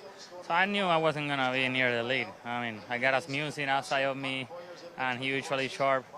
So I was ready for it, but I had to be busy on him around the half a mile to the 3/8 pole. To the quarter pole finally, he came in the clear, and he started advancing, and he gave me a great run home. And he looks like a horse, watching the replay now, as we can see it here on track. He looks like a horse that wants even longer than the 6 furlongs. Yeah, hopefully. It's out of Bernardini mare, so I think he will improve a lot second time out and with distance too. But he's very smart. He looks it too. But I also want to ask you about today's feature, the Galloway Stakes, as you will be aboard Poppy Flower. She ran well last time out in the Coronation Cup. Talk a little bit about what happened at the gate, though. I know she gave you some trouble there. Yeah, I mean, she broke a little bit slow, but she was very nervous with another horse outside of her that was moving a lot and was trying to break through the gate. And, you know, I hit my knee in the gate when she tried to go forward. The starter did a great job and keep a hold of her, but as she went forward, he pulled it sideways, and my knee found the door first, and it was very painful for a couple of seconds, but then I get back together, and I think she ran a very good race, and if she run that race again today, she'll be tough. Do you worry about the inside post? No, she don't show a lot of speed. I think it's good. She's going to save some ground around the turn and come home with a big run. Well, Jose, congratulations with this runner here, and best of luck later on. Thank you. I appreciate it. All right, Donegal surges. Maybe that's a little clue as to keeping the Irish theme going here in the Galloway, as Jose will be aboard Poppy Flower. Ran well last time out in the Coronation Cup. Lafitte. Solid pick, Maggie. Spendthrift 2-year-old race of the day. Donegal surges. That sounds like it would really, really, really hurt, banging your knee on the gate, Gary. It's It does. a good thing you didn't have many knee problems during the course of your career. Oh, it was fine once I got the fake one. Metal on metal. There were some sparks. That's why you have to scatter when lightning strikes here over Saratoga. On to the next one. Bill Belichick, race 7, started the late pick 4. $40,000 claimers, mile and an eighth, and while Air Attack is the favorite currently 2-1. Number 1, take a look at number 8, Winterpool, ridden by Tyler Gaffalione. I've said it before, I don't want anyone knowing how long it took me to learn how to spell my name as a kid. It is complicated. Tyler Gaffalione said it was around the 3rd grade that he learned how to spell his. He has come a long way since. One of the best young riders in the country, riding in some of the biggest races, winning some of the biggest races. Tyler Gaffalione. So how does a young athlete handle that kind of pressure? It makes it much easier when your teammate out there is the one that keeps you calm and relaxed to begin with.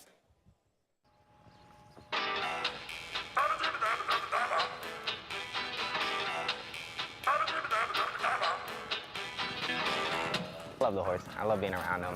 They have a calming sense to them. Tyler Gaffalione pretty much knew he wanted to be a jockey before he could spell his name. No, just the way that set up early. Tyler Gaffalione. I remember 3rd grade, I think I finally perfected it. I used to get a couple of the letters mixed up. Tyler felt he was destined to become a 3rd-generation jockey, following in the footsteps of his father and grandfather. I remember my first pony when I was 5, I believe, was Chipper Jones. I named him after my favorite baseball player, and he didn't really like me, but we developed a relationship after a while, and he taught me a few lessons, but I need to learn them. I was born in '94, and I think he rode maybe a year or 2 after that, and I think he called it quits. He got in a pretty bad spill at Delaware.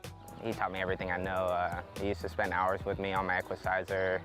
I'd ride a few pretend races during the day, and at the end of the day, Dad, come see what I learned today, come see what I worked on, and he was just so supportive of me.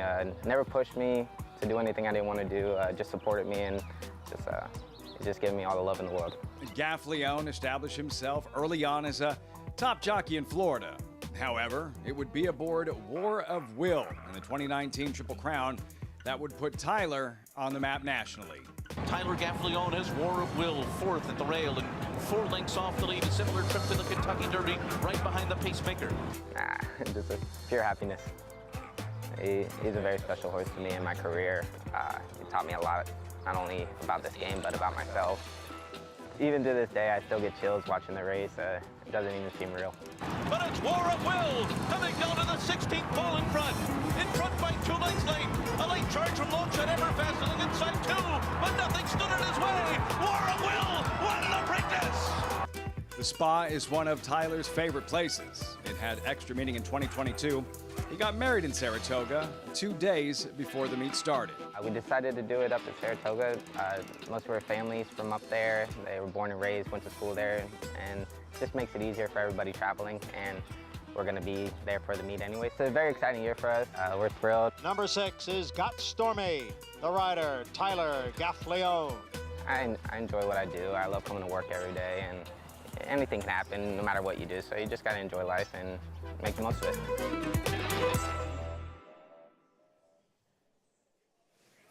Big future. Tyler Gaffalione, Gary Stevens. What do you see when you watch him ride?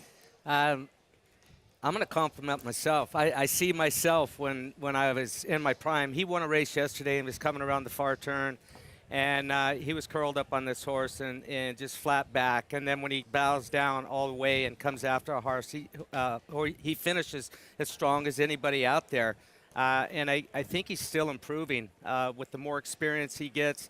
We had a talk at Del Mar. I think it was 2015, and it was the Del Mar Derby, and he ran by me on a horse, and I was going to be a clear second. He wound up running second. I had to take up, and I had some words with him back in the jock show, and I said, listen, you're going to get dazed. They took him down. I said, you're going to get dazed for what you just did. You don't need to ride like that. I said, yeah, when you're sitting on the sidelines, you can't make any money and you can't win races when you've got suspensions waiting on the horizon. And he's cleaned himself up. He came over to me and later on, and I said, look, I'm sorry. I said, but you're too good a rider to ride like you're riding right now. But he's a class act in the jock room and just a good kid, good young man. Very mature, likable, phenomenal talent. And his stakes mounts. He'll be at Churchill Downs on Saturday. You see Sconson favored in the Lady Tack, Intrepid Heart, Santine in the Million, Gary, and Family Way in the Beverly D. This was her latest, Grade 1 New York at Belmont, day before the Belmont Stakes. Huge effort until someone named Bleecker Street shows up. Yeah, and only gets beat a half a length. And she's 3-1 tomorrow for Brendan Walsh. He's riding both horses that he rides tomorrow in the Arlington Million as well. Santin are both for Brendan Walsh. That's for Godolphin. The other one, Hunter Valley Farm. And, he's riding for the right people, and he's having an excellent meet up here in Saratoga. Field for the Beverly D at Churchill Downs. Remember the last turf race at Churchill, June 10th. Problems with the newly installed turf course. This is a one-day event. Beverly D, shorter distance, mile and an eighth, post 3, Family Way with Tyler Gaffleone. Paul and JK, whether it's the Beverly D or it's the Arlington Million, how are you guys going to handicap these races, considering the surface, this particular turf course at Churchill Downs? Paula, you spent a lot of time down there, so you got to talk to a lot of the riders and a lot of the people involved with the turf course trying to kind of come around. They planted a new turf course, and it just didn't really get a chance to settle the way they needed it to. How are you going to look at the turf racing? It really is a tough call, because when you look at the turf course, the root system did not take. So they canceled the turf racing, and then they tried to get this turf course ready for the Arlington Million. It's not completely ready. They had to take a couple off. Now we are running the Arlington Million. They're going to run them in different lanes, so I don't really know how they're going to play. I think you just sort of play them off the form, and when you look at Santin, this horse in the Manhattan had a shoe repair in the paddock. That's not fun to have. Not many horses after a shoe repair come back and run, but his Turf Classic at Churchill Downs, I thought this was as game as can be. Tyler knows this turf course, and, he's a 4-year-old that has a lot of upside. Lafitte, the one thing I will say about Santin is that this was one of the days where we felt like the outside was where you wanted to be on the turf course. Santin was there. He came back, didn't run as good. I don't quite trust him at what will be a short price, but I'm not going to be shocked if he wins by any means. Tough to gauge, JK. Tough to gauge. It will be a very different, naturally, Beverly D and Arlington Million, but they will be run this Saturday at Churchill Downs, and we'll have it for you here on Saratoga Live and America's Day at the races. Tyler Gaffleone loaded with several live mounts at Churchill. And here as well, horses in the paddock for the 7th. That's the gelding. Gaffleone will ride. Winter Pool now with Norm Cassie. Time for the late pick 4 at Saratoga. You're watching Saratoga Live on Fox Sports 2.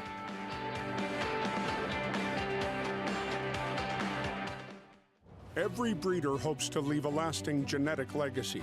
It's one of the few true paths to immortality. The importance, permanence, and legacy of Alapa is best understood by the influence of Prince Palatine. To put Prince Palatine's significance and that of the farm into a proper perspective, every stallion at Alapa traces their parentage back to Prince Palatine. Hill and Dale at Alapa, where the obscure becomes obvious.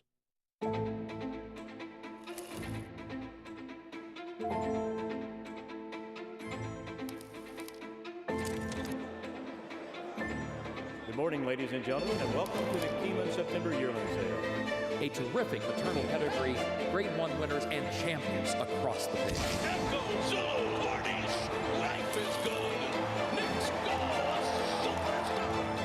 Go to the back.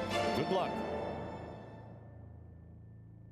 Eclipse champion Run Happy, the #1 second crop dirt sire of last year, is back and showing a new dimension with winners on turf, dirt, and all weather. A record-breaking sprint champion, Run Happy is also siring winners at all distances, from 7 furlongs to 1.25 miles. A sire whose runners can carry his speed over all distances and all surfaces. Run Happy, price for value, and standing strong at Claiborne Farm. Hello, you've reached the offices of West Point Thoroughbreds. Please leave your name and your number, and we'll get back to you as soon as we can. Okay, starting to move now. He's 4th. He's on the outside now. He's pressing him now. There's the 1, the 7, and the 6. He's on the lead. There's another horse on the inside of him. He's pulling away. He's going to win this race. Oh! Oh!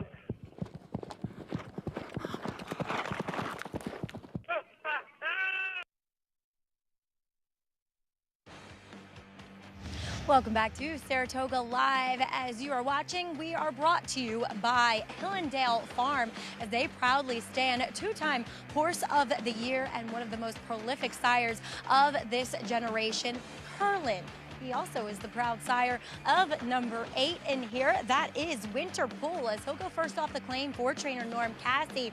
This is a horse that I'm somewhat familiar with in his time running around the Niagara tracks for his previous trainer, Chad Brown. And I thought it was interesting. Chad usually has his typical uniform for his horses, which is a drop noseband and a snaffle. But this horse always ran in a Houghton bit for Chad because he could be a little bit difficult to manage. He was a horse that lacked a bit of power steering. Now, he comes back in here off a bit of a layoff, and for Norm, just wearing a regular snaffle, one of the most mildest bits that you will find horses running races in. Physically, honestly, he looks much the same in here as well. He also does come back, though, wearing front wraps for this effort here.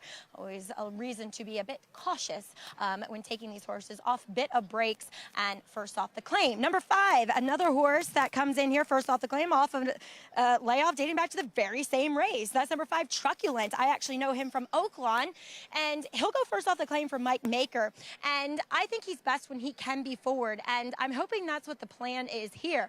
Good energy, good controlled energy, and actually he's a bit more defined and tucked up than what I had seen from him going back to Oaklawn when he had been running races back to back to back. So I think that's a good sign. He looks resplendent in his coat, as we'll take a look at number 7, a horse that's been running here at Naira, Grump's Little Tots. Last time out, that was the day where we saw a heavy downpour before the start of the race, and we saw the inside not be the place to be. He broke from the one hole, but Joel Rosario did a great job of extricating him off the rail. The thing is, though, that race was wired by the top 2 horses that just took them on a merry chase around there. Willing to forgive him as he gets some class relief here, and he looks strongest now, 3rd off the bench for one of the trainers that flies under the radar but demands a lot of respect, Lafitte. He's good. Maggie, Charlie Baker, Grump's Little Tots, 4-1. Post parade shortly. As always, we invite you to join us at Naira Bets when you sign up. Use that promo code TOGA200, earn up to a $200 deposit match after your first deposit. Bet any track, anywhere, anytime. Join now at NairaBets.com to earn your $200 deposit match. You have the 3 defections, so down to 5 of them. Mile and an eighth, $40,000 claimer, all for sale. And Tyler Gaffleone on the favorite Winter Pool. You'll see him in the post parade.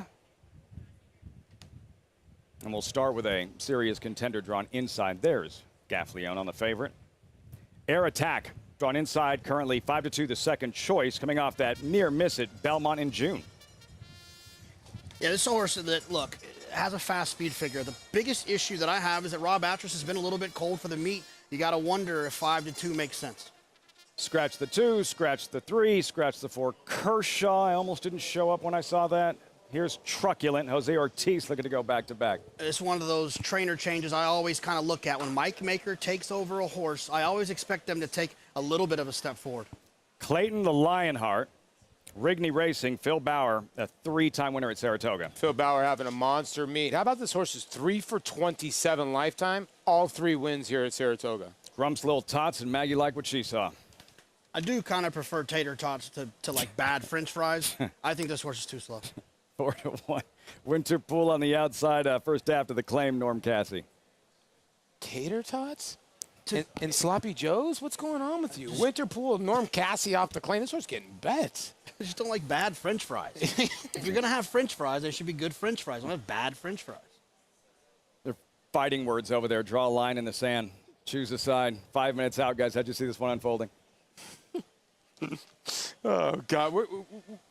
We're sort of in odds here down here because this race is such a weird betting race because when you have a compact field, JK, of 5, it does look like Truculent is the lone speed. That's why I do like this horse, but I also do like Michael Maker giving this horse time. This is what he does, and I'm hoping that he does go to the front end, but usually in these small fields, somebody doesn't usually get completely away. Well, the other issue is the top 3 horses are all guesses, right?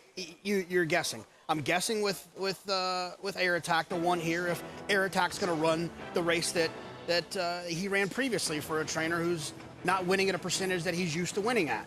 So you have to ask yourself that question. I mean, I thought Air Attack ran really well. He's run well going the 9 furlongs before as well, so I don't necessarily think the distance is an issue. I don't love the inside draw, but it's a small field. You should be able to work out some sort of a situation. But then every other horse in here that I thought was interesting, the 5 Truculent, is he going to move up with a switch to Michael Maker? You would think so, but is he? And then the 8, Winter Pool, who we've seen run really good 9 furlong races here at Saratoga.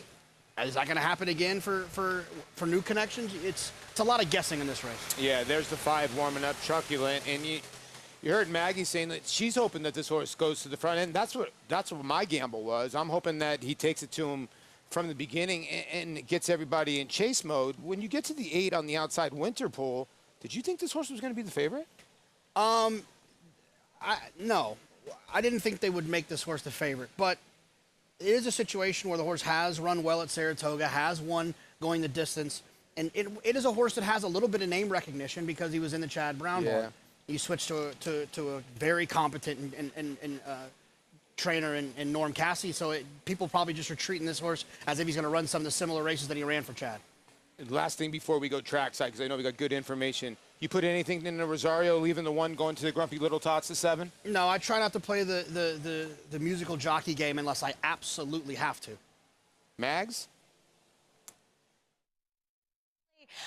We know around here a lot of times Charlie Baker, Joel Rosario, they're almost as synonymous as Christophe Clement and Joel Rosario. And actually, Manny Franco does ride quite a bit more for Rob Atras than Joel.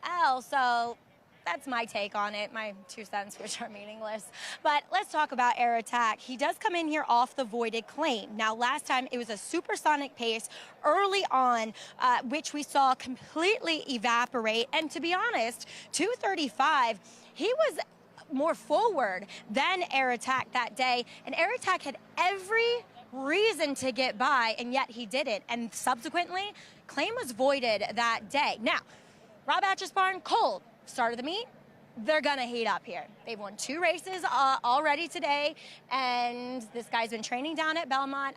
He's got a lovely warm-up. He looks much the same as he always has, but I don't really believe that figure, honestly, either, as we saw 235 come back, didn't win. He ran an 87. Last chance at glory, he came back to win, ran an 85. So I would almost take that effort down 10 to 15 points. I think it was just a race that was flattered by the collapse of a fast pace. But I can get where he can win. I just think he's, as he switches to favoritism, I think he's more on a level playing field with the rest of these horses. And I don't want to say Lafitte draw a line through that last race, but it's not as good as maybe it seems.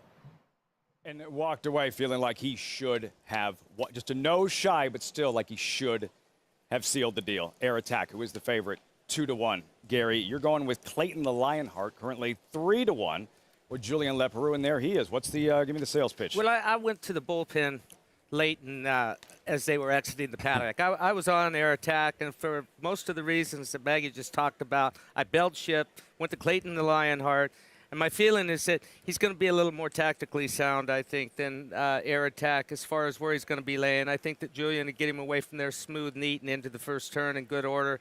And listen, Phil Bauer, he's a heck of a horseman. He's having a great meet. Started a limited number of horses, but he's come here to run, and he's brought the right kind of horses here, and this horse is perfect here. Well, he's won 3 of 6 here at Saratoga. I won't, certain commentary just sticks. And when Tom Amos, who again won his 4,000th career race yesterday in a stakes race, he said, Phil Bauer, he said this last summer, Phil Bauer is one of the best young trainers in the game. Like, that just sticks. And yes. Rigney Racing, Phil Bauer, they have not been messing around up here. No, and look, he works hard. I would see him when we were at Churchill Downs. I'd see him in the early mornings at Churchill. I would see him at Trackside Training Center. Granted, it's just down around, but he's got a lot of horses. He pays attention. All of his horses look great, and they run to their looks in the afternoon. Clayton the Lionheart, 7-2. Gary's top selection, and now Air Attack. What do you expect Manny Franco to do early on? Look, he got away slowly last time out. He can't afford to do that here. We're not seeing horses really close a lot of ground on this racetrack, other than the colt that just won the previous race, and he was under a drive for 5/8 of a mile. So he's got to try and have him a little close to the pace, but then is he taking away his best weapon by doing that?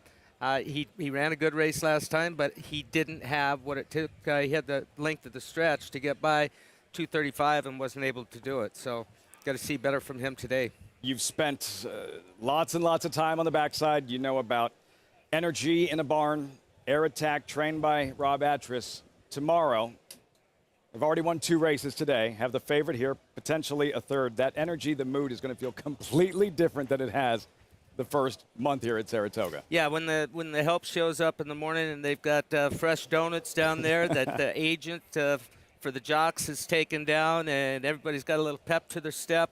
The horses sense it. Everybody, success breeds success, and there's nothing like winning races when you've been in a little bit of a slump having a cold meet. Paul LaDuca knows all about hitting in a baseball lineup, how it can be contagious. Winning can be contagious in a stable for a thoroughbred trainer. And Rob Atras, with the 2 wins thus far, has Air Attack trying for a third. Now, on the outside, Winterpool emerging as the choice 2-1. Tyler Gaffleon, only a field of 5, but what do you think he wants to do with Winterpool leaving from the outside post? Again, there's not a lot of pace in here. Truculent, I think, goes. You try and figure out who's going to be on the lead. Truculent, he is the speed of the speed. He's been on the lead before, but he never seals the deal when he is on the lead. I think he would prefer to have a target. I see Winterpool. He has 0 speed. He comes from well out of it, but his last win at Aqueduct, he was just a couple lengths off the lead throughout that trip. So I think that, again, you want a clean break and you don't want to be too far away. Grump's Little Tots, Joel Rosario, and then the favorite, Winterpool, Tyler Gaffleon, all set for the late pick 4 post time for the 7th from Saratoga. Johnny I standing by. Set for the start of race 7.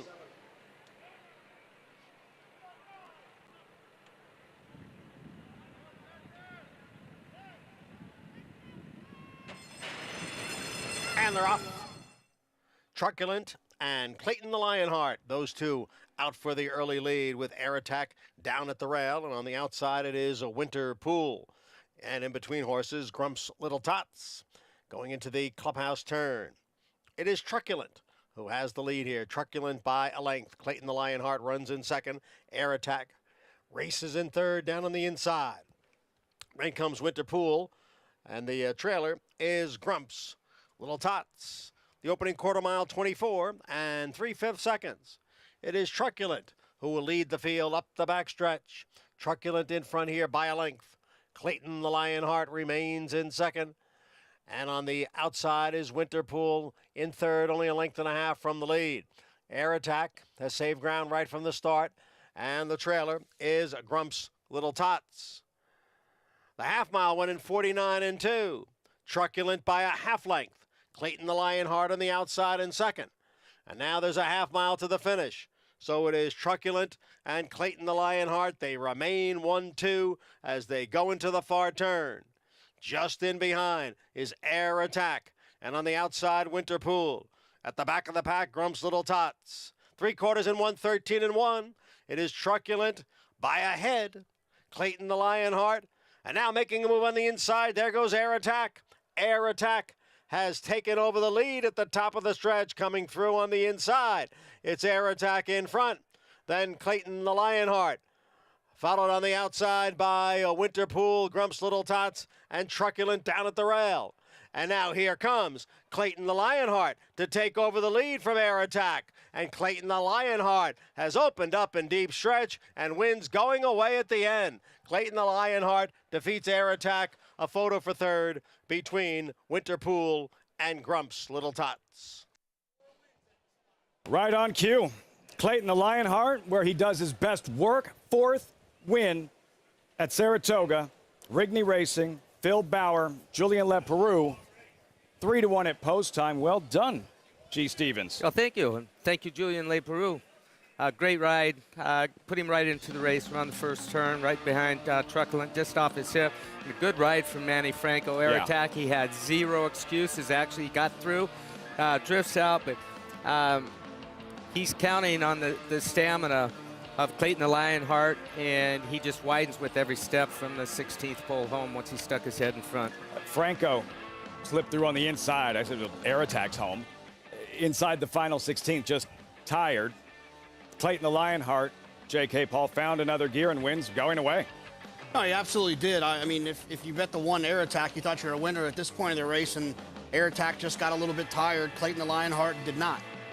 Yeah, and Truculent on the front end had everything his own way, but, you know, Gary made just a great pick by saying, listen, Julian Leparoux is not going to give the 5 any kind of breathers, and he just had the best horse. And Phil Bauer's bringing horses in here, like Gary said, ready to run. And how about 4 lifetime wins all here at Saratoga? He might be taking residency up here pretty soon. Yeah, I mean, him and Jackie's Warrior should get an apartment together. And Voodoo Dancer, they should all just room together. No room for Got Stormy? Right? Forgetting about the history-making mare? Some horses just thrive up here. And Clayton the Lionheart, as I mentioned, 4 wins here at the Spa. 6-1-8-7. Julien Leparoux and that team, Rigney Racing, Phil Bauer. Results when we come back. Some trophies just stand out more than others.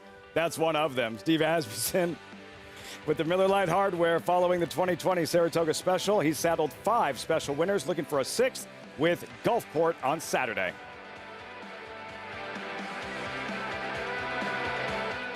Warfront. This son of Danzig ranks among the world's elite sires, ranked #1 by percentage of stakes winners, graded stakes winners, and Grade 1 winners. No stallion has a better strike rate. Warfront is the sire of over 100 lifetime stakes winners, including some of the sport's most talented runners both at home and abroad. In the auction ring, his progeny continue to command top dollar. Warfront, standing at Claiborne Farm. Who you betting on? How about an app created specifically for horse racing? Nairo Bets. We specialize in thundering hooves, fist pumping, and boosting your bankroll with robust weekly promotions. And offer betting tips from actual horse racing experts. Bet all day and night, nationwide. Get the action and thrill of horse racing with Nairo Bets.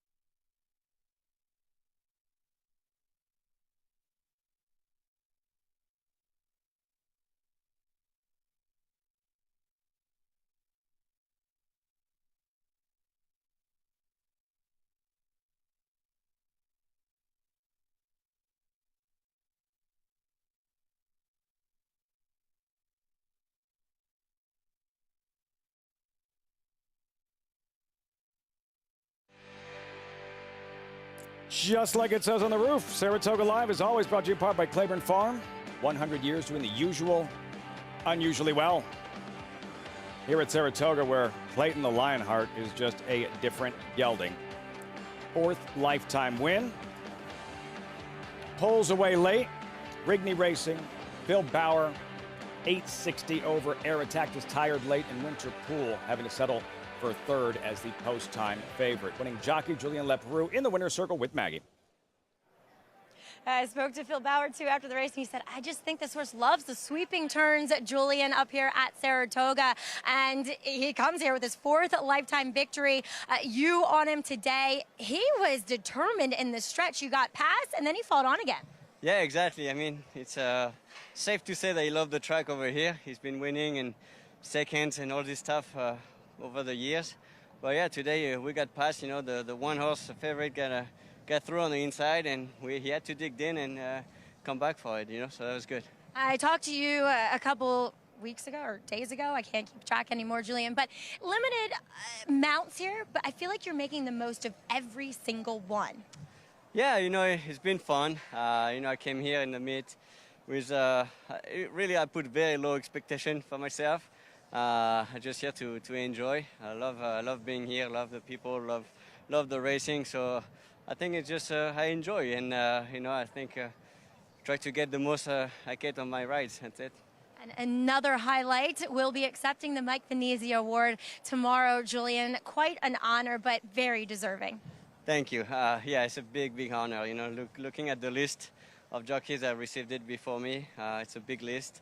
And obviously I didn't know Mike, but I heard a lot of stories, a lot of great things about him. Can't wait to meet his family tomorrow, so it's going to be a very great moment. Yeah. And you'll have your family here as well. Julian, congratulations again with Clayton Lionheart. Thank you very much, Maggie. Yes, and he will be accepting that Venezia Award tomorrow. Always so cool to see that long list of jockeys, Lafitte, that just, are sportsmen of this game. A handshake there with the MIG, Julian Leparoux. The significance, Gary, the Mike Venezia Award for Leparoux. He's well deserving. I mean, there's a panel. Richie Migliore's on that panel that vote and decide who is going to win the Mike Venezia Award. And it's not only for what they've done on the racetrack, but the way they handle themselves off of the racetrack. He's a class act, and he works hard. I think it's interesting. He made the comment that he came up here with low expectations. Sometimes when you do that, going into a meet and little surprises happen, he's turned in being a great meet.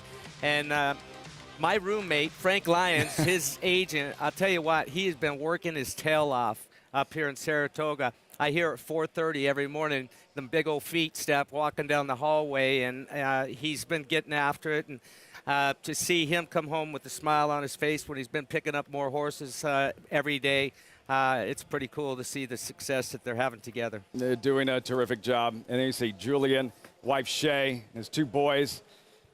After that win here at Saratoga, that Mike Venezia Award tomorrow, that's going to be a great moment for the entire family. As you mentioned, Frank Lyons doing a terrific job maximizing potential and his opportunities on Artos, 15-1 in the upcoming stakes race, the Galway, a little bit later on.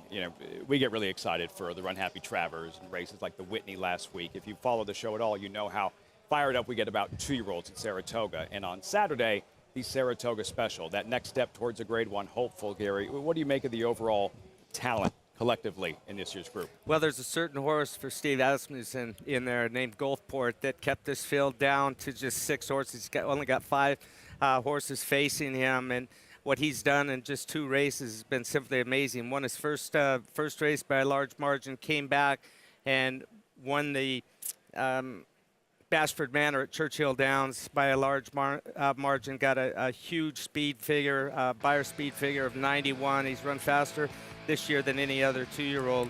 And there's another horse, Damon's Mound, that won at Churchill Downs by a large margin, came back with a good figure, and he's going to have to step it up. They're all going to have to step it up to be able to beat Gulfport. J.K. Paul, let's meet the field for this Grade 2 Saratoga Special. Super Chow, Florida Shipper, a debut winner at Gulfstream early July. Yeah, it was impressive on debut, won wire to wire, but the speed figure wasn't that fast. Let me say that again. The speed figure was fast. It's not fast enough to beat one of these monsters you're going to see in a couple of horses. Let's hope he corners better on Saturday. Blew the turn in his debut. Still one going away. Number 2 is Damon's Mound, Florida bred, and that 12-length blowout winner in his debut, Churchill, after breaking a step slow. Yeah, he was monstrous this day, Lafitte. Gabriel Saez just stood on him like a statue. The son of Gervin was a little bit under 5-1. Michelle had this one ready to roll, and as a major player. But she does say that's the only thing he struggled with at the gate. Number 3, Valenzen Day, another Florida bred third in the Tremont, spun his wheels in the Sanford. Did have a very impressive debut, but his speed figures have been going the wrong direction. Rudy adds the blinkers. Maybe that will wake this one up, but like I said earlier, it better wake up a lot. To beat that guy, Gulfport, owned by Bill and Corrine Heiligbro. 2 wins, as Gary mentioned, by a combined 19 lengths. Yeah, this horse is the real deal. And, when he broke his maiden before he won the Bashford Manor, Steve's barn had only had one win at the meet out of like 20-some-odd starts, and this horse kicked off him getting on a little bit of a run. He's the real deal. And number 5, Owens Leap, runner-up to Gulfport in that Bashford Manor, trained by Mr. 4000 Tom Amos. Yeah, I mean, he was a runner-up, but he was way, way back there, 13 lengths. Just not as fast as the top horse. And look, it's a horse race, but what I've seen from Gulfport so far, pretty special. If Tom's watching, cover your eyes, man. Revisiting the Bashford Manor, 4th of July, Churchill Downs, Gulfport, Gary, running up the score and then some. And he ran up the score enough to increase his value. He's got a new partner involved with Gulfport. Coolmore bought in, and it was announced that he will stand stud alongside of his father at Ashford Stud when he finishes his career. So when you get that accomplishment after just 2 races, it's saying something. Gulfport to join Uncle Mo, the stallion at Coolmore. America upon retirement for now, just like Jackie's Warrior. Should Gulfport run well Saturday, we'll see him next in the closing weekend Grade 1 hopeful, most prestigious race for 2-year-olds at the meet. And should he win, this is the list of Saratoga Special winners he would join, Gary, trained by Steve Asmussen, who has had some good ones. No shock there over the years. Like a who's who of sprinters right there. And Jackie's Warrior stands at the top of that list, still at it today. Gulfport, standout on paper. Gentlemen, who, again, I think I know the answer to this one, but who has the most upside to pull off what would be a Saratoga Special upset? Well, Paulie, I had the odd numbers in that video post-parade, so I didn't get to talk about the 2. Yeah. I just kept telling you how the 1, 3, or the 5 couldn't beat Gulfport. I think the 2, Damon's Mound, can. I think the 2 has the talent, 100%. If you watch just visually, take away the numbers, visually watch this race. Gabriel Saez is a statue. And nothing against Gabriel Saez. He is a solid jockey. I got to believe that he's got to be over the moon to be on a horse. Look at this horse in a straight canter. He actually looks like Jackie's Warrior the other day. And this horse came home in 109, just a shade under 110, JK. And Gulfport went on 109. This horse is a serious runner. No, absolutely. And the horse was very, very impressive in here. Broke a little bit slow. Got a fast speed figure. Not as fast as Gulfport, but if you take the break into account, you take the second start into account, it's very feasible that Damon's Mound could improve enough and beat a horse like Gulfport. And sired by Gervin, there's been a lot of noise from some of these Gervins at the sales, going for really, really big numbers. He wasn't the most, accomplished on the racetrack, but it seems like his offspring really are running. What you do got to love about Damon's Mound, I understand he broke slow. That was a 12-horse field, or an 11-horse field. So he was able to outrun 10 other runners like that, where you look at Gulfport, he's run against 15 runners lifetime. So I get it. Gulfport's got a ton of talent. I had told you guys when I came here that he might be the most talented 2-year-old till Damon's Mound came out. I think these 2 that are coming here are both got just giant futures. Has to break. Trainer Michelle Lovell again. Only thing he struggled with, he's not going to beat Gulfport if he breaks the way he did in his latest. Can't wait for that Saratoga Special. Meantime, horses in the paddock for the 8th. Philly's trainer has won a lot of 2-year-old stakes races around here. Backyard Money, owned and trained by D. Wayne Lucas, contender in the upcoming 8th race. Her coach still going strong. You're watching Saratoga Live on Fox Sports 2.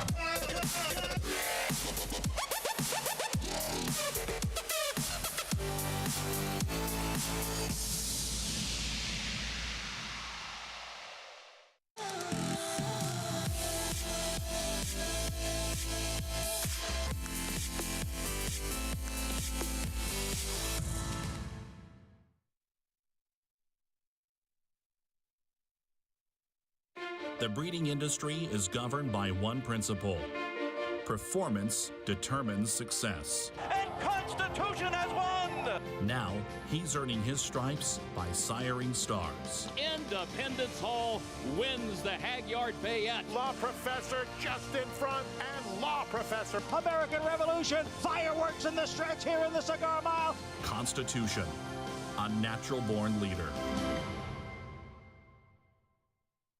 Racetrack Television Network brings you every race, from every track, on every screen, every day. With monthly packages starting as low as $5, RTN gives you great value and access to more live HD streaming and race replays than anyone. Visit RTN.tv today to sign up and watch on almost any device, including Roku and Amazon Fire. RTN has packages that start at $5 per month.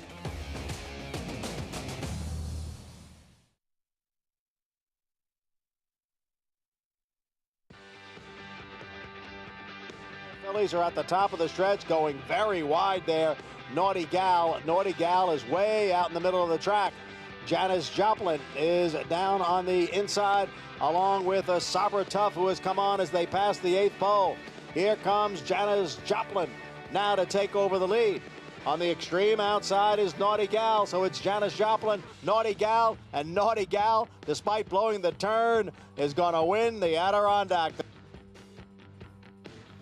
Out in Swain Alley, Naughty Gal in the Adirondack for D. Wayne Lucas. It's like the 80s again, Gary, when Lucas would have, 5 fillies in the Breeders' Cup Juvenile Fillies. Yeah, it's amazing. And look, this filly, she swapped into a right lead before she came off the turn, and centrifugal force sent her out in the middle of the racetrack, and then she was just wandering around, just green. It was an impressive win. And Wayne today in Thoroughbred Daily News, I read that he's going to reroute her back to closing day, or closing weekend. Spin away. Yeah, spin away. Here, Naughty Gal. And Summer Promise, he doesn't want to run them both together. He said he's got to talk to the owners, but he would like to reroute her to the race at Monmouth Park. And I can't think of the name of it right now, but that's his tentative plans right now, quoted today. Good problems to have for the coach, still going strong in his 2-year-old filly, Summer Promise and Naughty Gal. Over to Maggie with this race 8 paddock report. Maggie. We'll pick up with the Hall of Famers horse in here. Coming back off of a maiden special weight victory is number 3, Backyard Money. And she worked out a good trip, to be fair. But I thought, sometimes horses react negatively to the trip that she had, which was she had the lead. She broke very sharply. And then her rider allowed a horse to kind of close over on her and take the lead away from her as they went into the turn. Yet the rail opened back up, and she scooted on through there. She was very game. Now, this is the first time I'm laying eyes on her, so I don't really know what she looked like in that effort coming back off the bench. But oftentimes, Wayne's horses do tend to carry a lot of conditioning, a lot of sometimes excess weight, so they don't give the appearance of looking that fit. So I think there's every opportunity for her to move forward off of that effort, as she does look fit here. She's gotten a little hot. She's a little bit of a not nervous type, just a filly that runs hot, to be honest. So I like the fact that she's settled a bit here since they've gotten the tack on her, and she looks the part here. She fits very nicely with this crew going the 7 furlongs. Checking in with number 1, Echo Foxtrot. This is the first time she'll step foot on a fast dirt track, and last time coming in off of the layoff for the 4-year-old Bow, she broke well, and then she was kind of almost green or not necessarily handling the sloppy going at first there at Delaware. She looked to be swapping leads back and forth. And then once she hit the turn, she circled the field and ran on by with the utmost ease, and was flattered by the fact that the second place finisher, Spicy Margarita, came back to win a similar condition with a 75 Beyer speed figure. So Echo Foxtrot, she looks as though the dirt, the faster, should be A-okay for her, as she now gets to pair races back-to-back here for Arnaud Delacour, in which she looks incredibly fit here and just makes an excellent impression on me. And I know she is a short price as of now, as people love the undefeated record. Number 2 is HT Xena for Matt Shire, first off the claim. And last time she was shuffled back early. She was behind a wall of her horses turning for home. She went down to the rail, and she ran on a bit to pick up third place honors going the mile. I like the turn back in distance for her, though, today. For Matt, she's incredibly healthy looking, very nicely composed in the paddock, but I just think the 7 furlongs should fit her squarely, as she is 1 for 1 at the distance as we head across the paddock to Paulie and JK. Guys? Paulie, you know, for me, the 3 Backyard Money, the race that she ran last time, I think she should be favored in here. Well, you know, she showed some speed, and then she was kind of eased back. It was a slower pace, but she grinded away. It was a good win, so I can understand that. The money is going all to the rail horse, and he's a tough figure. She's a tough figure out here. She won first time on the turf, and then she won over a sloppy racetrack. You can't knock her because she's 2 for 2 lifetime. No, she ran well, and she got a fast speed figure that day on the slop. It's, you know, the sloppy racetracks can be hard to make figures because as the tracks dry or they get more wet, it can make it a little bit harder for those figure makers to make the speed figure, because you compare the other races, basically, is the elevator pitch on how you make a speed figure. I wouldn't be surprised if she won, but I do feel like the 3 Backyard Money, just based on that last race, running up the inside like that, she was attending a pace that was very, very honest, and I think she could improve second off of a layoff in this spot. Where do you want her to sit in this race? Well, she's shown that she's comfortable being inside, so I'd like for Jose to just kind of pop her away from there and just kind of hold that rail position as long as you can, because you know she'll run through a hole because she ran through one right here. Yeah, she got a ton of experience out of this race. You make a great point because, you know, Gary will talk about it on the other side of the set. I mean, she got like 3 races out of this to come up the rail and win this race. And, you know, it was never like she was going away. And then I love that Jose ends up going left-handed to compete and get her to compete with the outside runner. That outside runner really was never going to ever get by her. So I can understand what you're kind of saying, that 7-2, first time against winners. Now, everybody's on the 2 HT Xena, and that horse is actually, as we go back to the trackside set, is actually getting bet. JK, you got a comment on the 2? Yeah, it's first time Matt Shire, and if you're playing from home, 10 strike. 10 strike, 10 strike. You saw the thumbs up at Rad Ortiz celebrating his 30th birthday here at Saratoga. Also, don't forget, registration closes tomorrow for Saturday's 4-Star Dave Challenge. Play to take down the $5,000 seated prize pool online with Naira Bets or on track right here. Visit naira.com/contest to register to play today. 4-Star Dave Challenge. Post parade, there is Echo Foxtrot, the inside post going 7/8 of a mile, tepid favorite. Undefeated horses always take this kind of money, but this horse could be any kind. HT Xena at 5-1. This horse is getting bet. Matt Shire, a little bit like Phil Bauer. He's brought his horses up here with some purpose. Not getting 23-1 today on Backyard Money. There she is. She's shown that she's kind of fast, but the thing that she showed me last time is she's got a ton of courage. I like that in my racehorses. They can get themselves out of tough situations. Owned by Wayne and wife Lori Lucas. There's Len Lowe, Lady, and Junior Alvarado. Yeah, we haven't seen her since March of 2021, so a real long layoff here for Dale Romans. Have fun with that one, Johnny I. Bella Principessa, there she is, Joel Rosario. This feels like a turf horse to me. I mean, she's, you know, has a couple of dirt races in the past, but she feels like more of a turf horse. Long shot, Pancho Song. You do get Flavian Pratt if you like 19-1. Big price. Then Cupid's Girl, Dylan Davis aboard. Just not fast enough if any of the top 3 show up. She's just a taste too slow. Happy birthday, Rad Ortiz on maybe later to the outside. Still looking for a first winner on the afternoon. Saratoga's leading jockey. 1 for 16 lifetime. That's great, Phil. Tough to figure out. Maybe the 7 furlongs hits her right between the eyes. The will pays have her as the lowest will pay, and she's cutting back in distance. Maybe everybody thinks that nobody can really get the 7 furlongs, and she'll be charging late, I guess. Tricky distance. Maybe later on the outside, the tepid choice. Over to Maggie with an absolute living legend, Hall of Famer, D. Wayne Lucas. It's always an honor to catch up with the coach, D. Wayne Lucas, and thank you for your time, first of all. But secondly, Backyard Money, were you expecting that kind of effort coming in off the bench, Coach? A little bit. I was a little bit surprised. You know, I agonized over running her even for claim, and then, of course, she does that, so she kind of earned her way into a little better league. But I thought she'd run a super race, but she might have just had an affinity for the racetrack here, too. That's a good thing. Do you think she moves forward from that effort today? I don't know if she has to. I think if she'll run that same race, she might be all right. I think she's trained well enough that we'll get pretty close to that effort, if not better.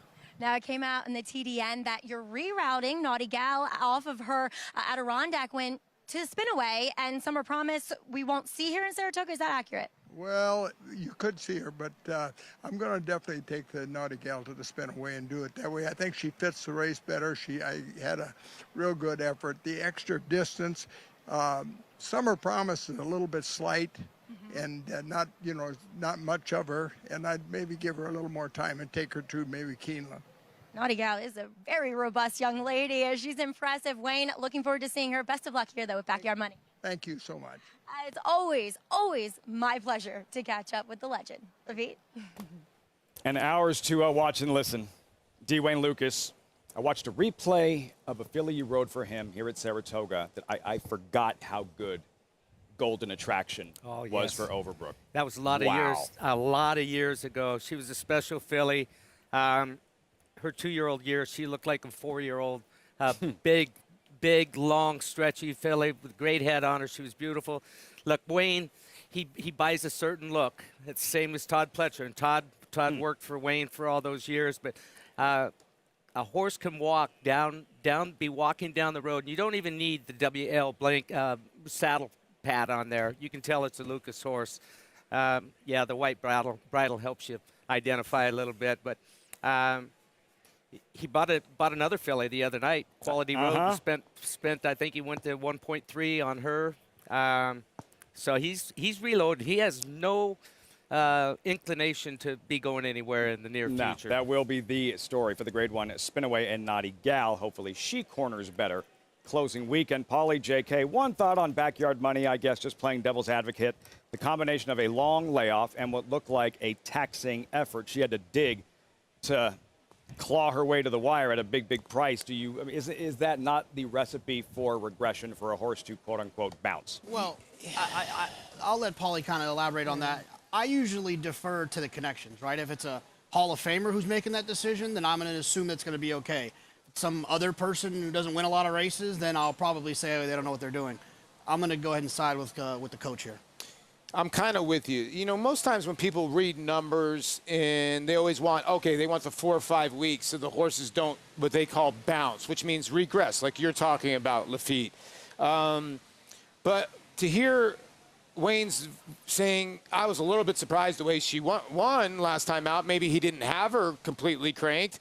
And the affinity for the racetrack. And it seems like horses here don't bounce or they don't regress if they like the racetrack. So I'm not against her. I didn't pick her. I ended up picking the 8 because I love the warm-up on the 8, and I think the 8's going to like the 7 furlongs. But I would not be surprised if the 3 fires again. Now, I will say this about the 2 HT Xena, 10 Strike and Marshall Graham. If they don't win this race, I think they'll be okay with this claim. We don't often look up pedigrees in these starter allowance races. This horse is a half to Pink Hue, the E5 horse that won on the turf the other day, first time out for Chad Brown, that I think a lot of people will be excited to see what happens with that horse runs, hopefully in the first weekend in November. As impressive as she was, we're already hearing maybe the Breeders' Cup Juvenile Fillies Turf and E5 Racing, already having campaign 2 Breeders' Cup Juvenile Filly Turf winners and New Money Honey, Rushing Fall, Pink Hue, Stellar, one of the more impressive 2-year-old debuts we've seen this summer. Gary, another look at HT Xena. She's swarm out there. Currently 9-2. The cutback in distance, as Maggie mentioned, seemingly key for her. Say again, please, Lafitte. HT Xena, the cutback to 7/8 of a mile. Well, she broke her maiden at Keeneland, going 7/8, or was claimed for 30,000 at Keeneland, going 7/8 of a mile, and ran a decent race. She won by 8.5 lengths that day. So, her trainer, route the sprint. He only hits at 31% Matt Shire. That'll get it done. That will get it done. Echo Foxtrot. How did you feel when you wrote about the rail going 7/8 of a mile? I didn't mind it, especially with a filly like this. She's not a need the lead type. She came from off of it in both first 2 races. She drew down on the inside. She's had experience on her first race. It was what was on the dirt, going 5.5 furlongs. She went from inside to outside, 7 of 7, the second time out. But I don't see it as a problem being down in there.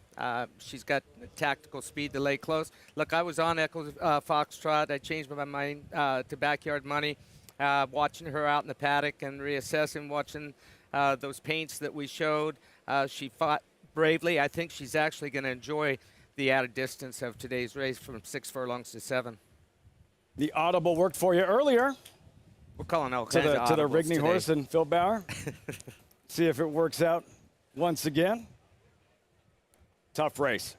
It's allowance, 7/8 of a mile extended sprint. These fillies and mares, Echo Foxtrot, those 2 straight wins. And yeah, it's you know, handicappers and J.K. Pauley bringing this up. It's like a magnet when undefeated. It's like that's all. Everything else is sort of goes blurry when you see undefeated and Echo Foxtrot trying to win a 3rd consecutive race on essentially 3 different surfaces. Yeah, and I want to clarify, this is a $50,000 starter allowance race, so they're not for sale, but they have ran for a tag of $50,000 or less, so they're eligible for this race. John Embrial standing by, post time, race 8, live, Saratoga.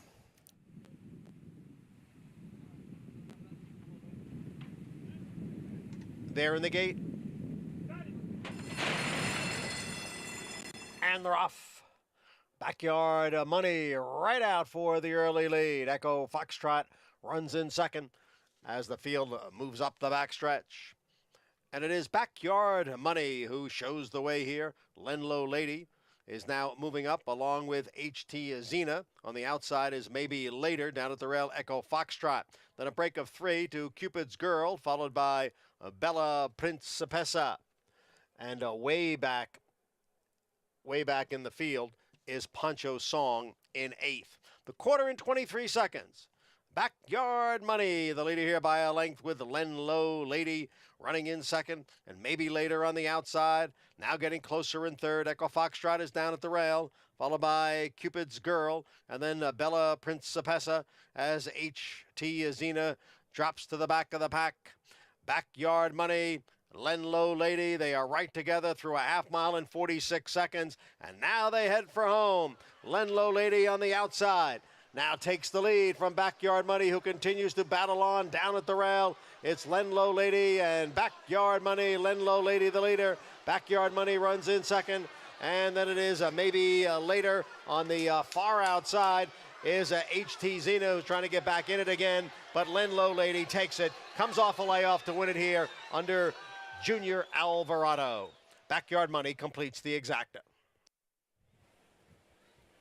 The wide traveling Lenlow Lady, and for trainer Dale Romans, a victory here at Saratoga. Junior Alvarado, 10-1 overlay, 6-1 on the morning line. Lenlow Lady at the Spa. Yeah, a good job to Dale Romans, and congratulations. This filly, last time seen at Gulfstream Park Oaks back in 2021. She was a big price that day. She was 2-1 or 5-2 in her previous race at Gulfstream Park, where she had run a good third place finish that day, and comes back in a not an easy spot here off that long layoff. So great training job. JK, word around here that we're hearing, Dale Romans pictured, Cart Talk segment forthcoming, quote, one of the best, if not the best, that's been produced.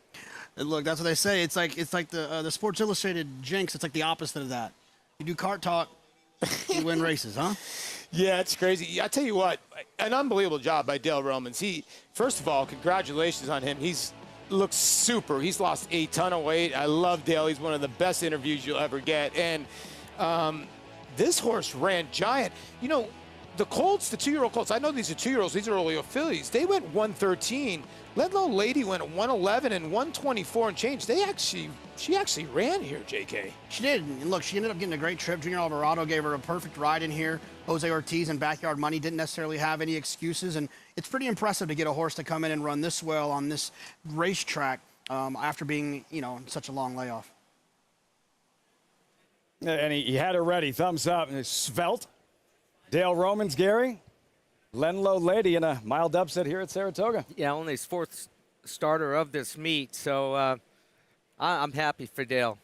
That's a great performance, and yeah, they did. They ran fast. Had some good one over the years. Not this time comes to mind as a 2-year-old. Shackelford, Preakness-winning trainer Dale Romans. Results, reaction when we come back, and a great story on the other side about an aspiring jockey, a young apprentice. That's next here on Saratoga Live.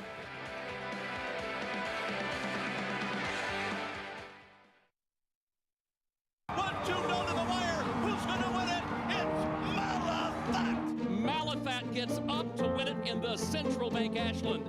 And Clariere will win the cotillion. Here comes Malafat. Here comes Clariere on the outside. They're coming to the finish, and it's going to be Clariere. Clariere and Malafat on the outside. It's a showdown in the Shelby. That's going to go to Clariere. Curly, the classic sire.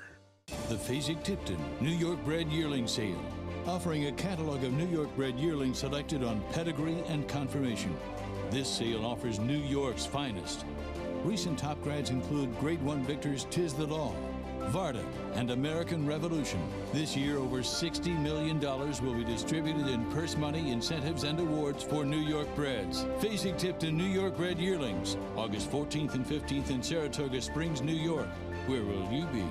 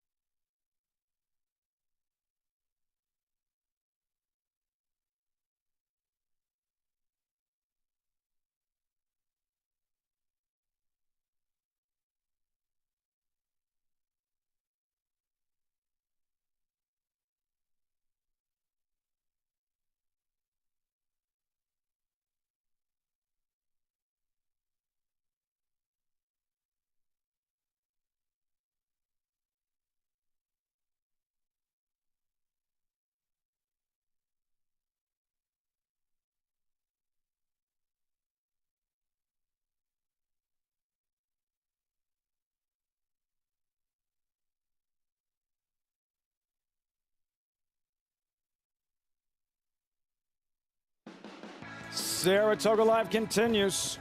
As always, brought to you in part by Run Happy, Eclipse champion sprinter with record-breaking speed. Now the tire of winners on all surfaces, dirt, grass, and all weather. She was ready for the dirt today. Off the bench, fresh and dangerous, Len Low Lady, Junior Alvarado for trainer Dale Romans.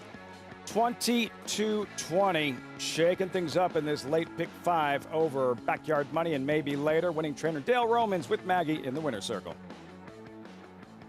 Always a pleasure to catch up with Dale Romans in the winner's circle. Dale, looks like you knew Lenlo Lady was ready to fire with those cigars you got. We're ready to celebrate. It's good to be back in this hollow ground. It's been a while. Dale, you're looking great, too. Lost weight, got the mane flowing. Yeah, I think you're ready for a picture today. I'm feeling good. I was ready for this one. I needed it. It's always good to win here. And Lenlo Lady, what a training job to bring her off a near year-and-a-half layoff, Dale. She was ready to go. She was ready. It's easy to do with decent horses, and she's a good horse, and a good owner to let me take the year and a half. So, but it's all worth it to be in the winner's circle at Saratoga. It's also worth it to be in the cart with Jonathan Kinchin with Cart Talk. How'd that go this morning? I think it went well. Wait, everybody stand by and see you tomorrow. And you know it's usually good luck when you're on Cart Talk, so maybe more wins coming your way. More to come. I'm looking for a real bright shirt now that my hair's gotten all curly. Oh, Jonathan will have to let you borrow one, but looking good in your Fasig shirt as always. Congratulations, Dale. Thank you. Dale Romans, as he's well known, what was that, 7 years ago, pulling off the big upset over American Pharoah in the Travers. An upset here again today with Lenlo Lady, guys. Keen Ice, he's had some good ones. We mentioned Not This Time, Roses in May, Dubai World Cup winner Shackelford. He is a quote machine, just a character. And JK, you got to get him. You got to get him some shirts sent over to Dale Romans. Got to see Dale rocking the JK wardrobe here at the spa, and had that filly ready to roll. Dale Romans, just character, great guy. I think that one of JK's shirts actually might fit him now. Might fit Dale. Hell, he's very svelte. Huh? He looks great. Lost a lot of weight. Yes, he did. Had Linlow Lady ready to rock and roll today. That'll be tomorrow, I believe. Jonathan Kinchin, Cart Talk with Dale Romans, that victory here at Saratoga. So 8 down, 2 left. We have the Galway coming up next, the Thursday feature, a 5.5 furlong sprint for 3-year-old fillies. That's coming up. 2 left on the program here on Saratoga Live as coverage continues. Officially the second half of the meet, day 21 at the Spa. And a great story when we come back. Her name is Maddie Olver, an aspiring jockey, young apprentice, works hard, like whatever it takes to make her dream happen. That story's next.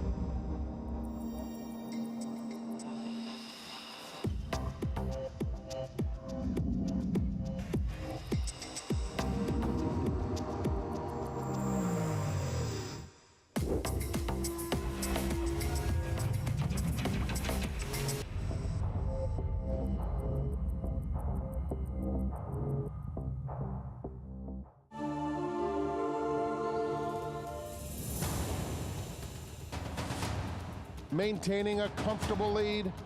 Power Attack is second, but it is Sharp as Attack with another tremendous performance. He's much better than his debut today. Look at him roll in the Tyro by almost 10 lengths. It's Sharp Azteca, and he was sharp as can be today. Lady Aurelia down the center in the white and green colors is going away at the end. Rachel's Valentina Ratzener and takes the lead.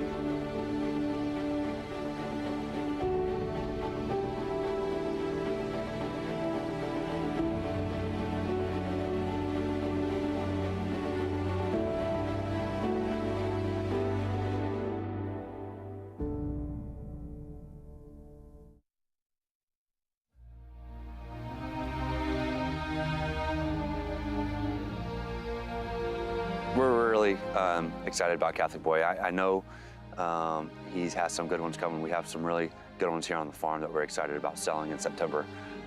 We think a couple of them have a chance to really break through and ring the bell and be very good representations of what we've seen from the stallion. He's passing on that more than ready look with maybe a little more stretch and leg. People forget that he was so dominant in the Travers. He won it by 4 lengths, beat Good Magic, Vino Rosso, and Mendelssohn, who are all stallions that stand for more money than he does somehow, even though Catholic Boy won grade 1s on both turf and dirt at NYRA tracks. New York racing is some of the best in the world, and to win grade 1s at that circuit is really hard to do, and Catholic Boy did it a couple times. We really think the first group of horses that will be showcased at yearling sales later this summer and fall will really show what we've seen and why we're so thrilled with what we've seen with Catholic Boy. And he has tremendous versatility, obviously, and so does More Than Ready. He comes from the Halo line, which we don't have much of here in the United States anymore.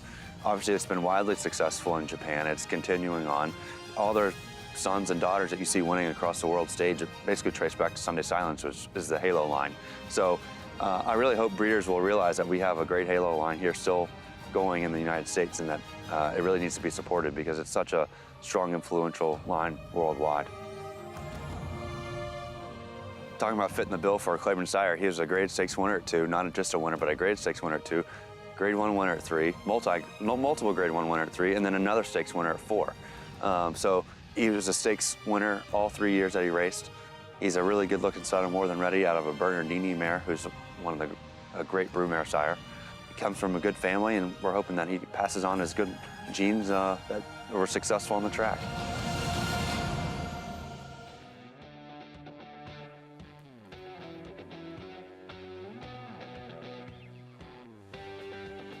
class, stamina, versatility, Catholic boy. Thanks to Walker Hancock for spending some time with us last week. Just before the sale, Whitney Day. As always, coverage brought to you by Claiborne Farm, 100 years with a usual, unusually well live look. Jonathan Thomas has the undefeated filly, Empress Tigress, in this upcoming Galway Stakes. A late scratch Ben Bang within the last hour or so. Thomas had two fillies. That's significant, very quick. Ben Bang is out, Gary, but he does have the undefeated filly, Empress Tigress, most impressive in the Coronation Cup. Yeah, she's done nothing wrong in her two races. Very impressive in the Coronation Cup. Got a great break, late just off at the pace. Second, got a great draw again today towards the outside. 9-5 currently. Towards the outside, Darynane, there she is. Some trouble, fast closing third in the Coronation Cup. And this is a terrific story. She's trained by Christophe Clement. Maddie Olver, who moved to Maison Lafitte just outside of Paris at the age of 18 to learn the craft of riding a racehorse. The pandemic brought her back to the States, and she thought her days of getting on horses were behind her. But a love for the sport, there she is. Brought her back to the racetrack, and with the support and encouragement from the Clements, Maddie is well on her way to achieving a lifelong dream.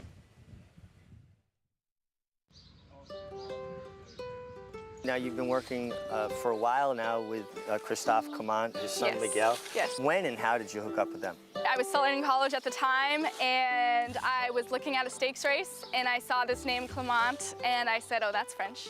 And so I looked them up. They have a website, and I sent them an email with my resume, and I said, I'm looking for a job to ride racehorses after I graduate college. If you have a place, would you be willing to give me an opportunity, give me a chance? And they were so wonderful, immediately reached back out to me, had me come out to Florida to do like a week trial while I was still in school, and then offered me a job when I graduated. She's very knowledgeable, but she's willing to learn. She's open-minded, and I think that's a great attribute. From day one, she's been an exemplary employee. She works hard, she's dedicated, but I think she's a talented rider. She quickly developed to our main work rider here in Saratoga, and she's guided many good horses so far in the mornings, so it's just a question of whether or not she can do it in the afternoon. What was the turning point for you when you said, you know, I not only want to exercise horses, I want to be a jockey? I was in the process of pursuing my license in France when unfortunately COVID shut everything down.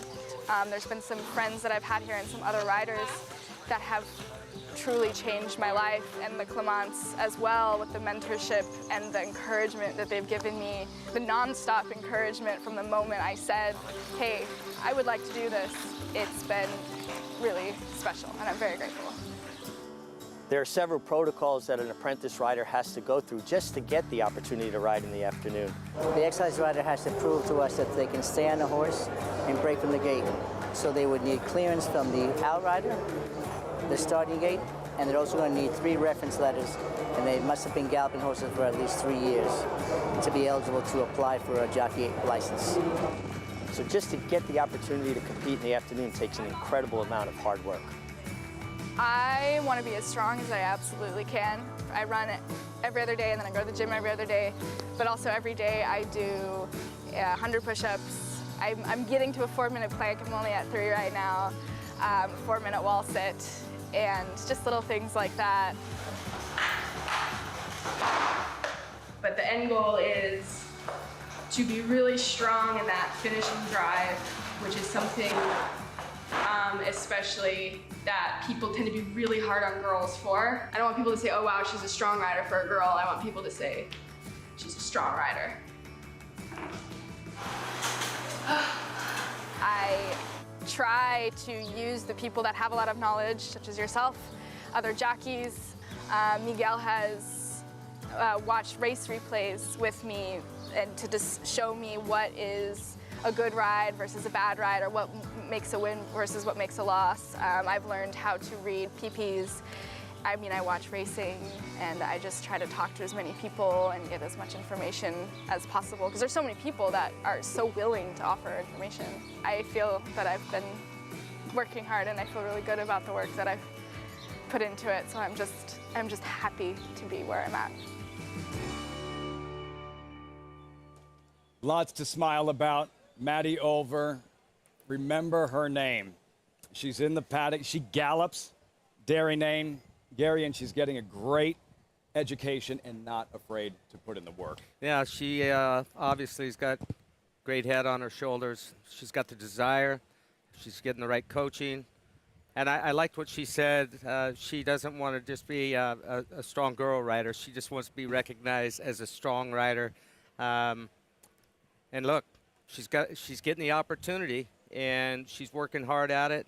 And it takes a lot of hours, a lot of practice, and a lot of people willing to give you that help to get you on your way. Live look, Maddie Over with Christophe Clement. And guys, this is a proud moment for her because she's part of the team, galloping Dairy Nane, getting ready for this Galway. I mean, it's very the pride involved with developing and getting a thoroughbred ready for a stakes race here at Saratoga.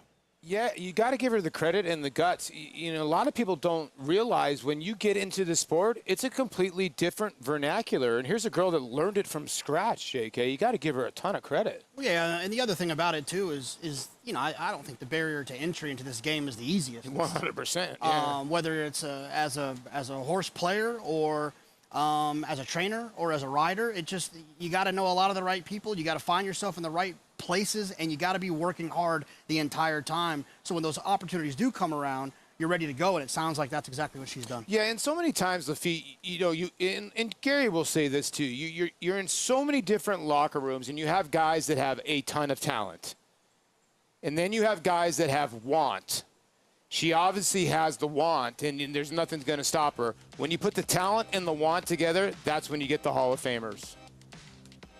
God-given ability, work ethic, preparation. Maddie Over. We'll see what Dairy Nane does. Currently 9-2 in the Thursday feature. Coming up, the Galway in 13 minutes. We check in with Maggie for this Galway paddock report. Maggie. And while Christophe sends out the formidable Dairy Nane, he also sends out Breeze Easy as she turns back in distance. And last time in that Wild Applause, she was hounded the whole way by a Chad Brown Peter Brandt horse, which softened things up for other runners on the front end in that 4-horse field. But Christophe, talking to him earlier, said probably 6 furlongs is most ideal, but we're going to try the 5.5 here.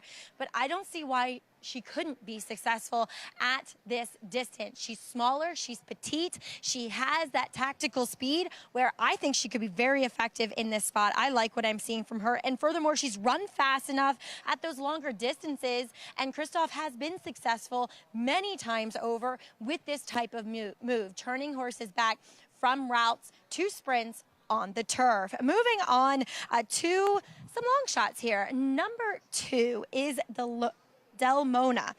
She'll make her second start off the trainer change for Jamie Begg, and she, I think, honestly ran a better race than Ben Bang, who we saw a late scratch, unfortunately, for Jonathan Thomas. Had a little bit of an accident in her stall. She's fine.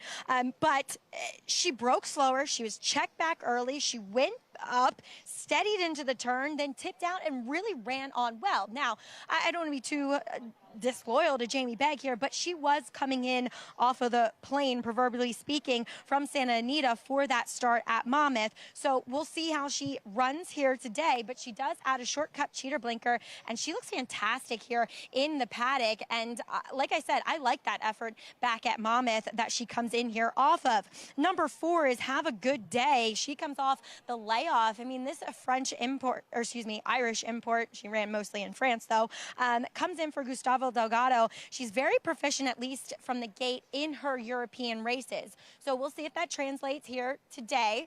Sometimes it doesn't, especially going the 5.5. She's fairly subdued here in the paddock so far. Plus, she has a layoff to contend with. I mean, she has a great foundation considering she ran 8 times as a junior. We don't often see that.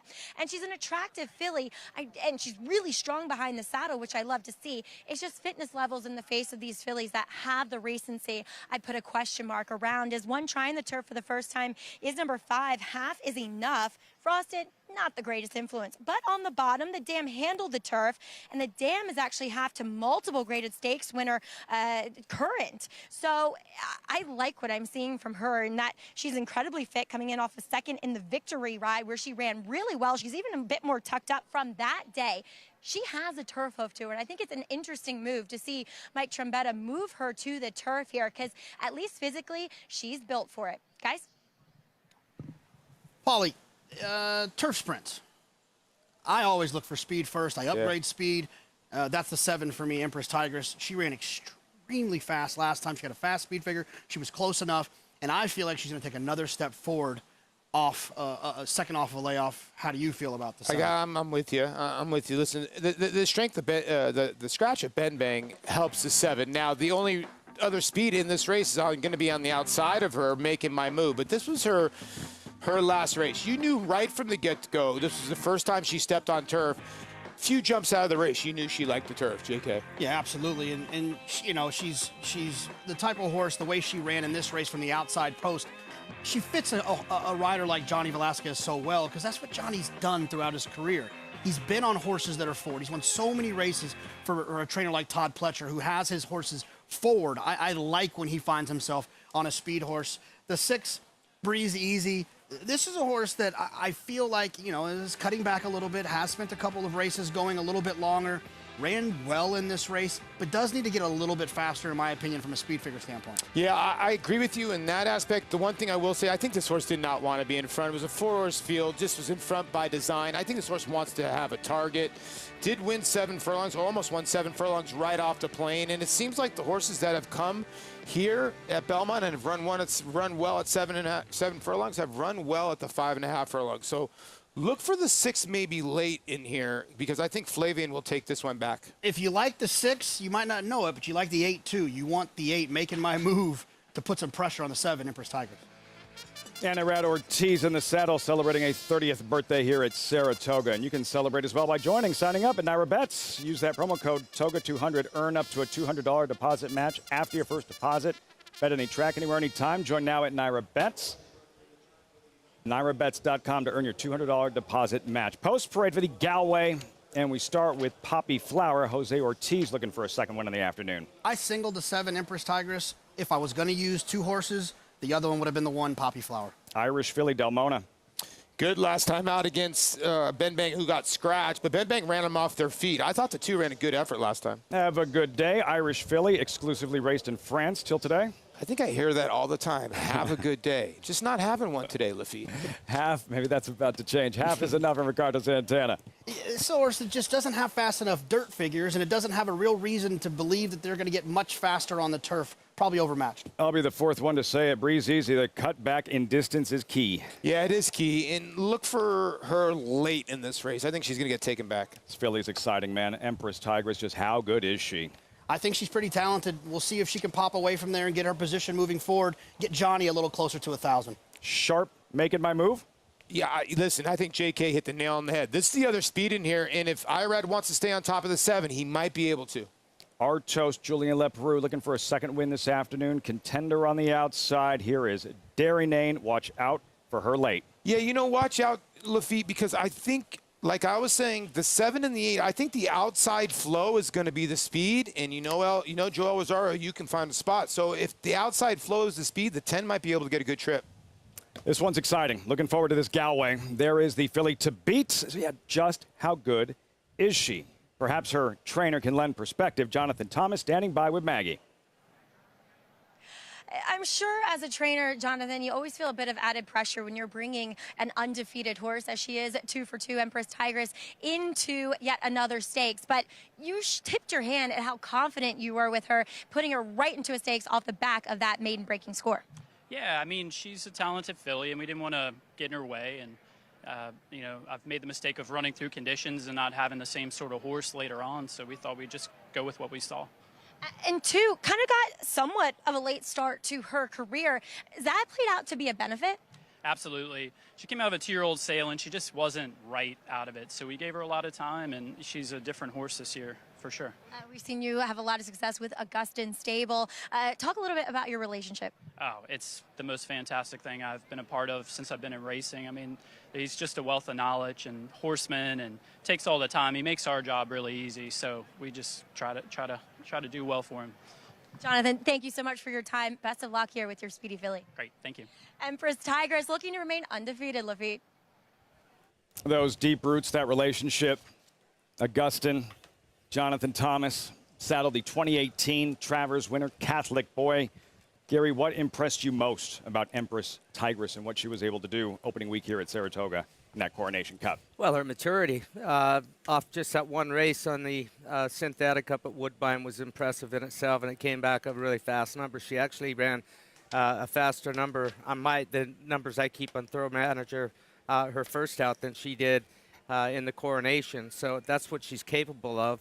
But just shipping from Woodbine to Saratoga and putting on a performance, being so professional, she got away from the gate clean. And look, I'm going to agree with Jonathan on with Johnny Velasquez being aboard. That's a huge asset for this filly. He rides the forward type, just stays out of their way. But he's got great hands on her. She could have went to the lead in the Coronation. He chose to sit just off, a half a length off the lead.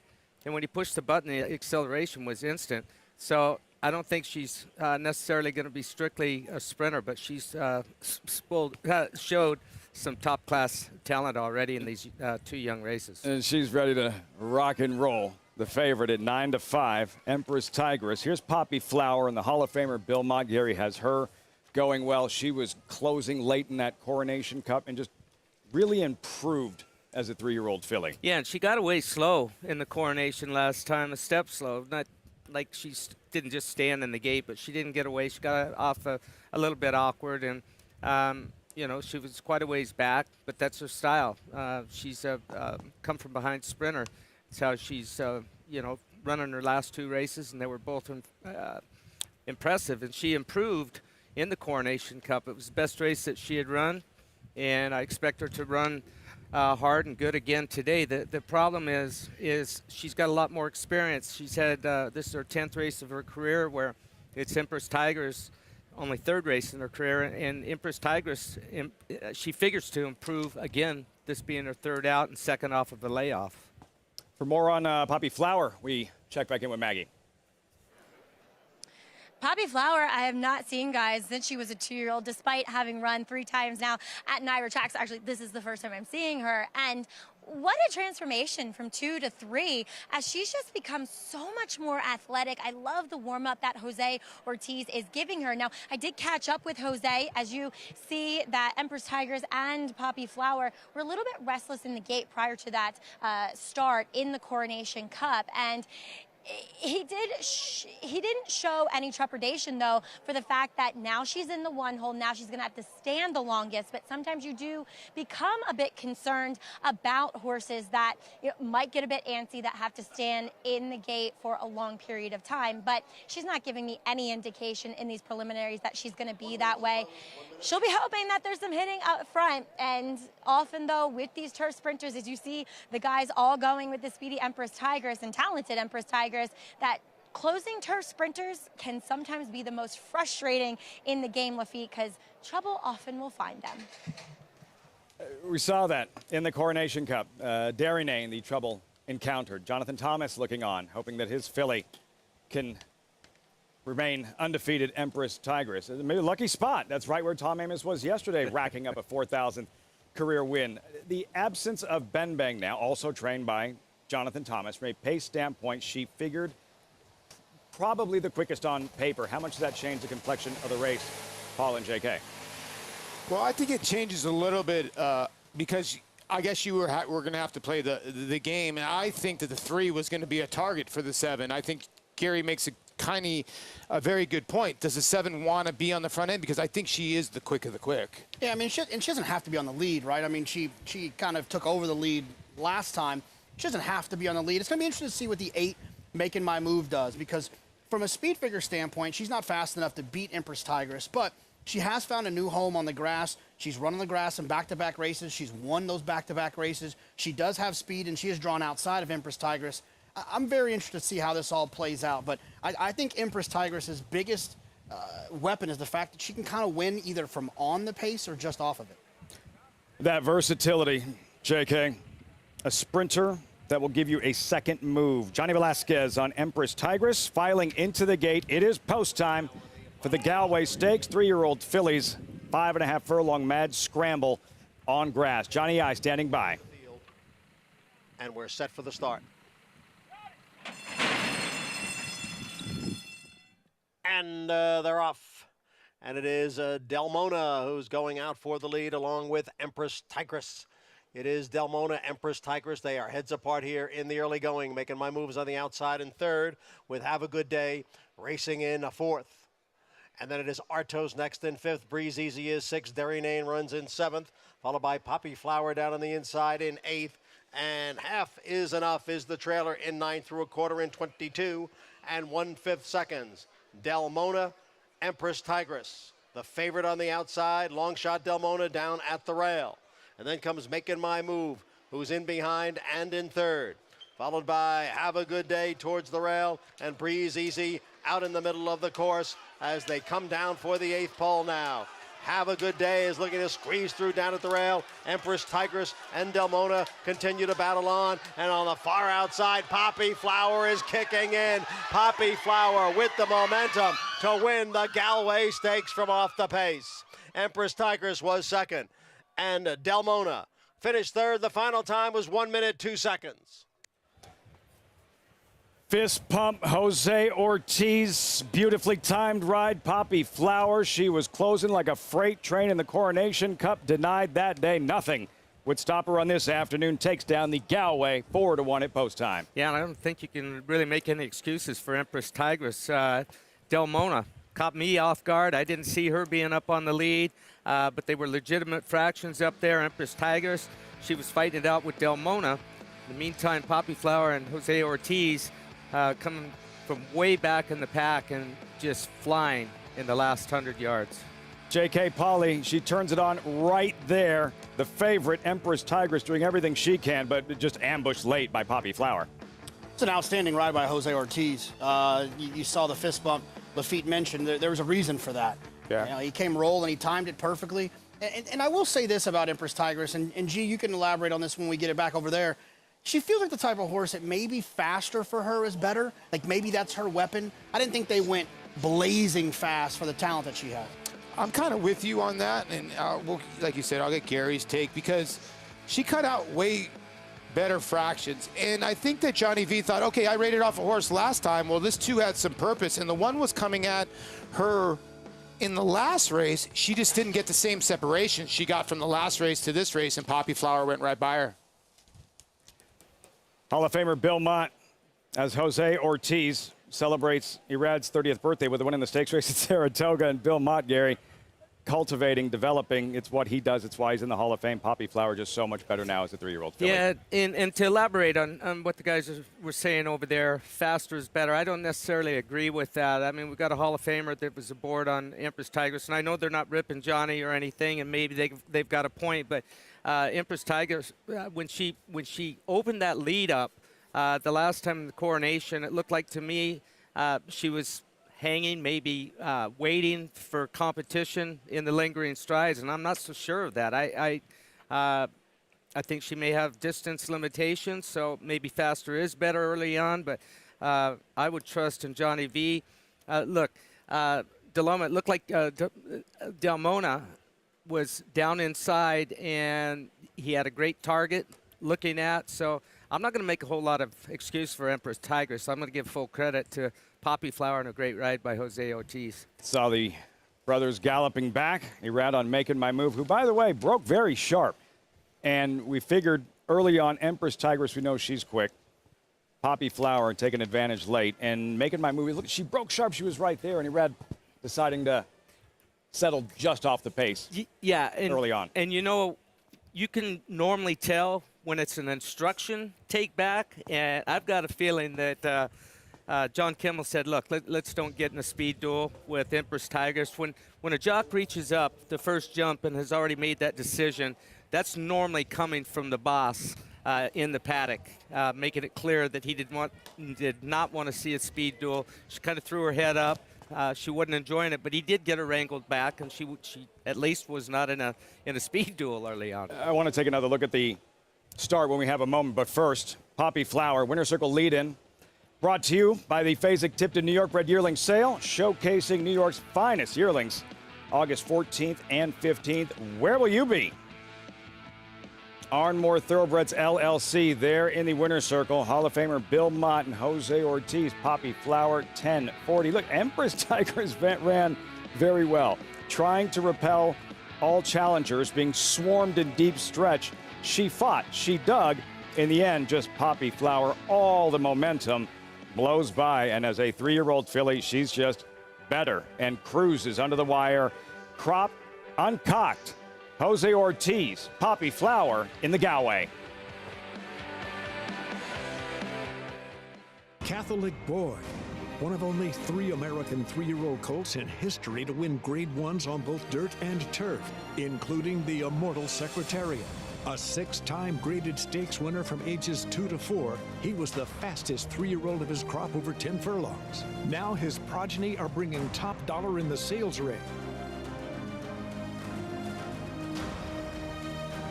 Dual surface Grade 1 winner Catholic Boy, standing at Claiborne Farm. RaceLens is the most in-depth product in horse racing, with unique features found nowhere else. True odds, predictive analysis, and pace projection. RaceLens. It will change the way you follow horse racing and take your game to the next level.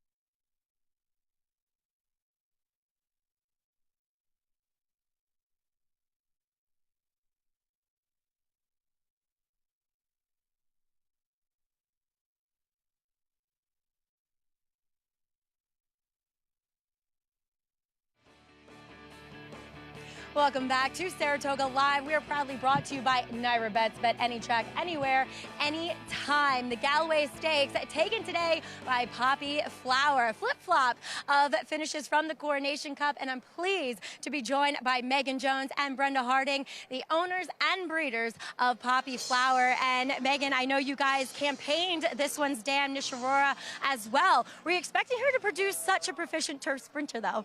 I don't think you ever expect to breed a horse that's this hard knocking and just cool, but she's just been a pleasure, really, since she was born. And we're just happy to have the mare and have Poppy Flower as well. So, Brenda, I know you're a little emotional after that, but that's okay. I love how you wear your heart on your sleeve. That's the greatest thing about you, Brenda. But you just love your horses so much. I do. I love Nishirora. And the people who actually take care of Poppy, Lisa and Tim Turney, where Nisha is, they birthed Poppy and raised her. Greatest people. You know, it's just such a wonderful experience. Right. So you're so hands-on. You've seen her as a baby. Now she's winning stake races at Saratoga. I mean, this is dream come true stuff. It is. It is. It's like unbelievable. I have to pinch myself. Now, guys, as owner breeders, it's even sweeter as well. Megan, as a next spot, where do you look for? I mean, obviously, there's races here in New York. There's races in Kentucky Downs.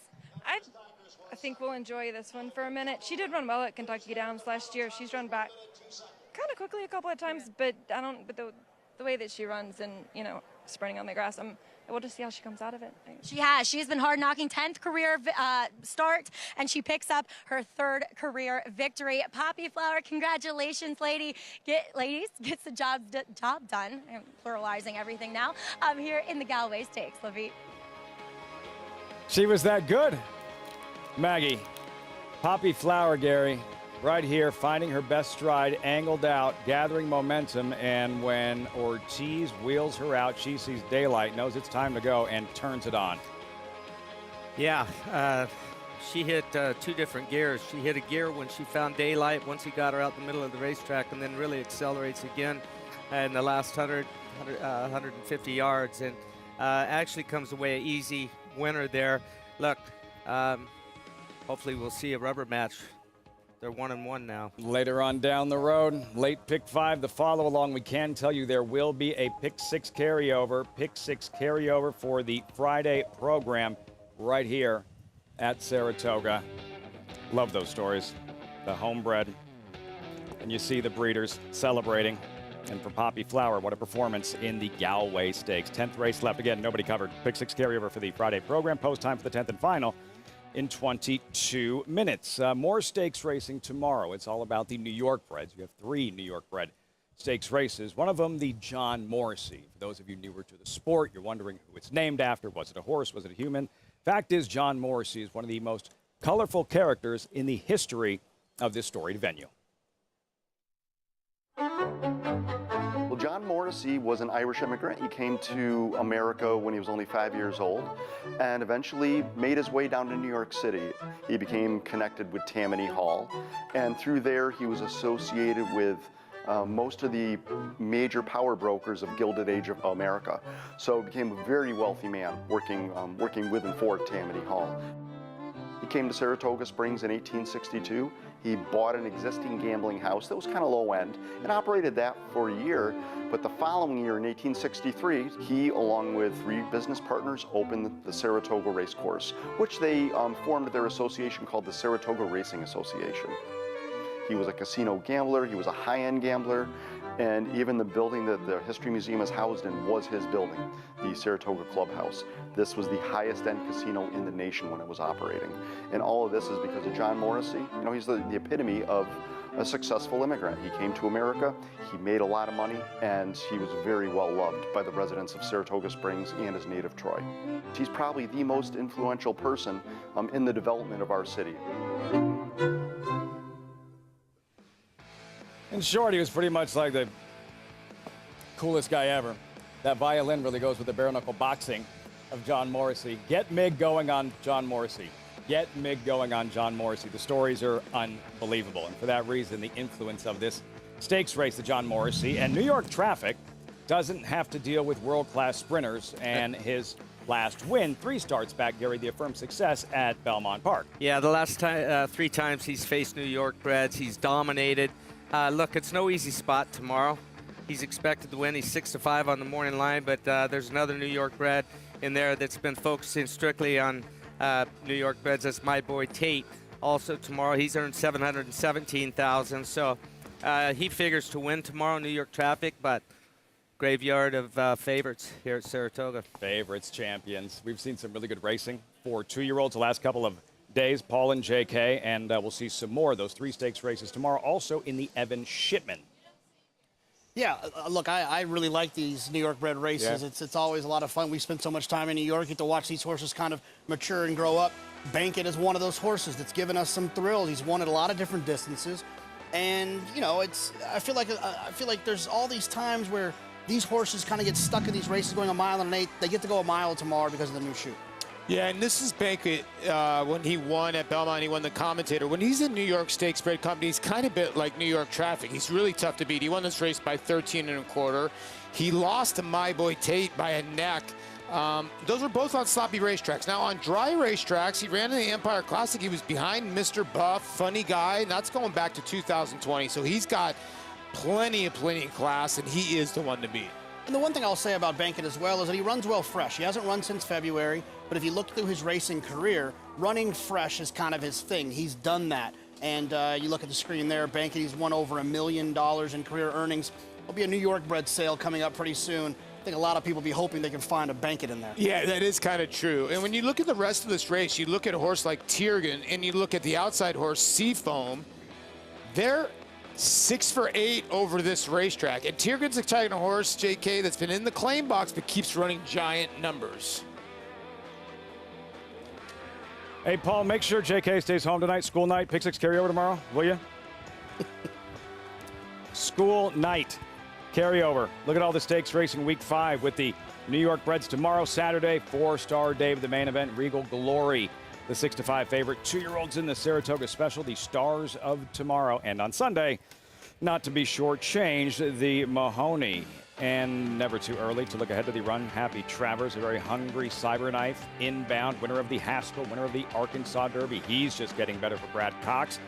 Rich Strike, second biggest upset in Derby history, 80-1, flat in the Belmont. What will he do in the Travers? Tonalist, a 4-time Grade 1 winner with 11 triple-digit buyers, including the Belmont Stakes and the Cigar Mile. He's already living up to his potential as a sire with multiple graded stakes winners, including Grade 1 winner Country Grammar and Grade 2 winner Tonalist Shape, plus multiple 6-figure yearling and 2-year-old sales. Proven on the track, proven in the sales ring. Tonalist, standing at Lane's End. Who you betting on? How about an app created specifically for horse racing? Nairo Bets. We specialize in thundering hooves, fist pumping, and boosting your bankroll with robust weekly promotions. And offer betting tips from actual horse racing experts. Bet all day and night, nationwide. Get the action and thrill of horse racing with Nairo Bets.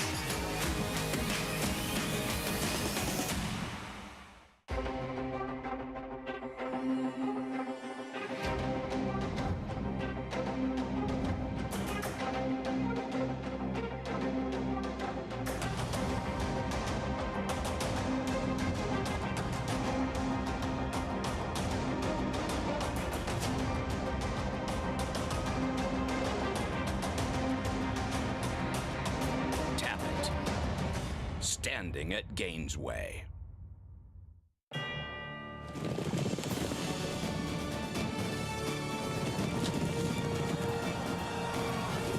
They come together from every corner of the globe in pursuit of the one reward that sets the special few apart.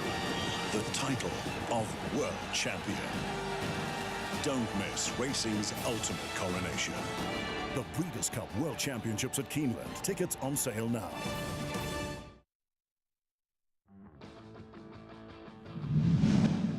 Two years ago, the New York bred, 'Tis the Law, the summer of silence.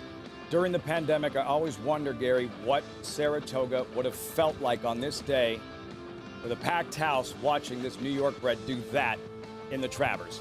Yeah, I was sitting in my man cave watching this. With the pillows. With the pillows.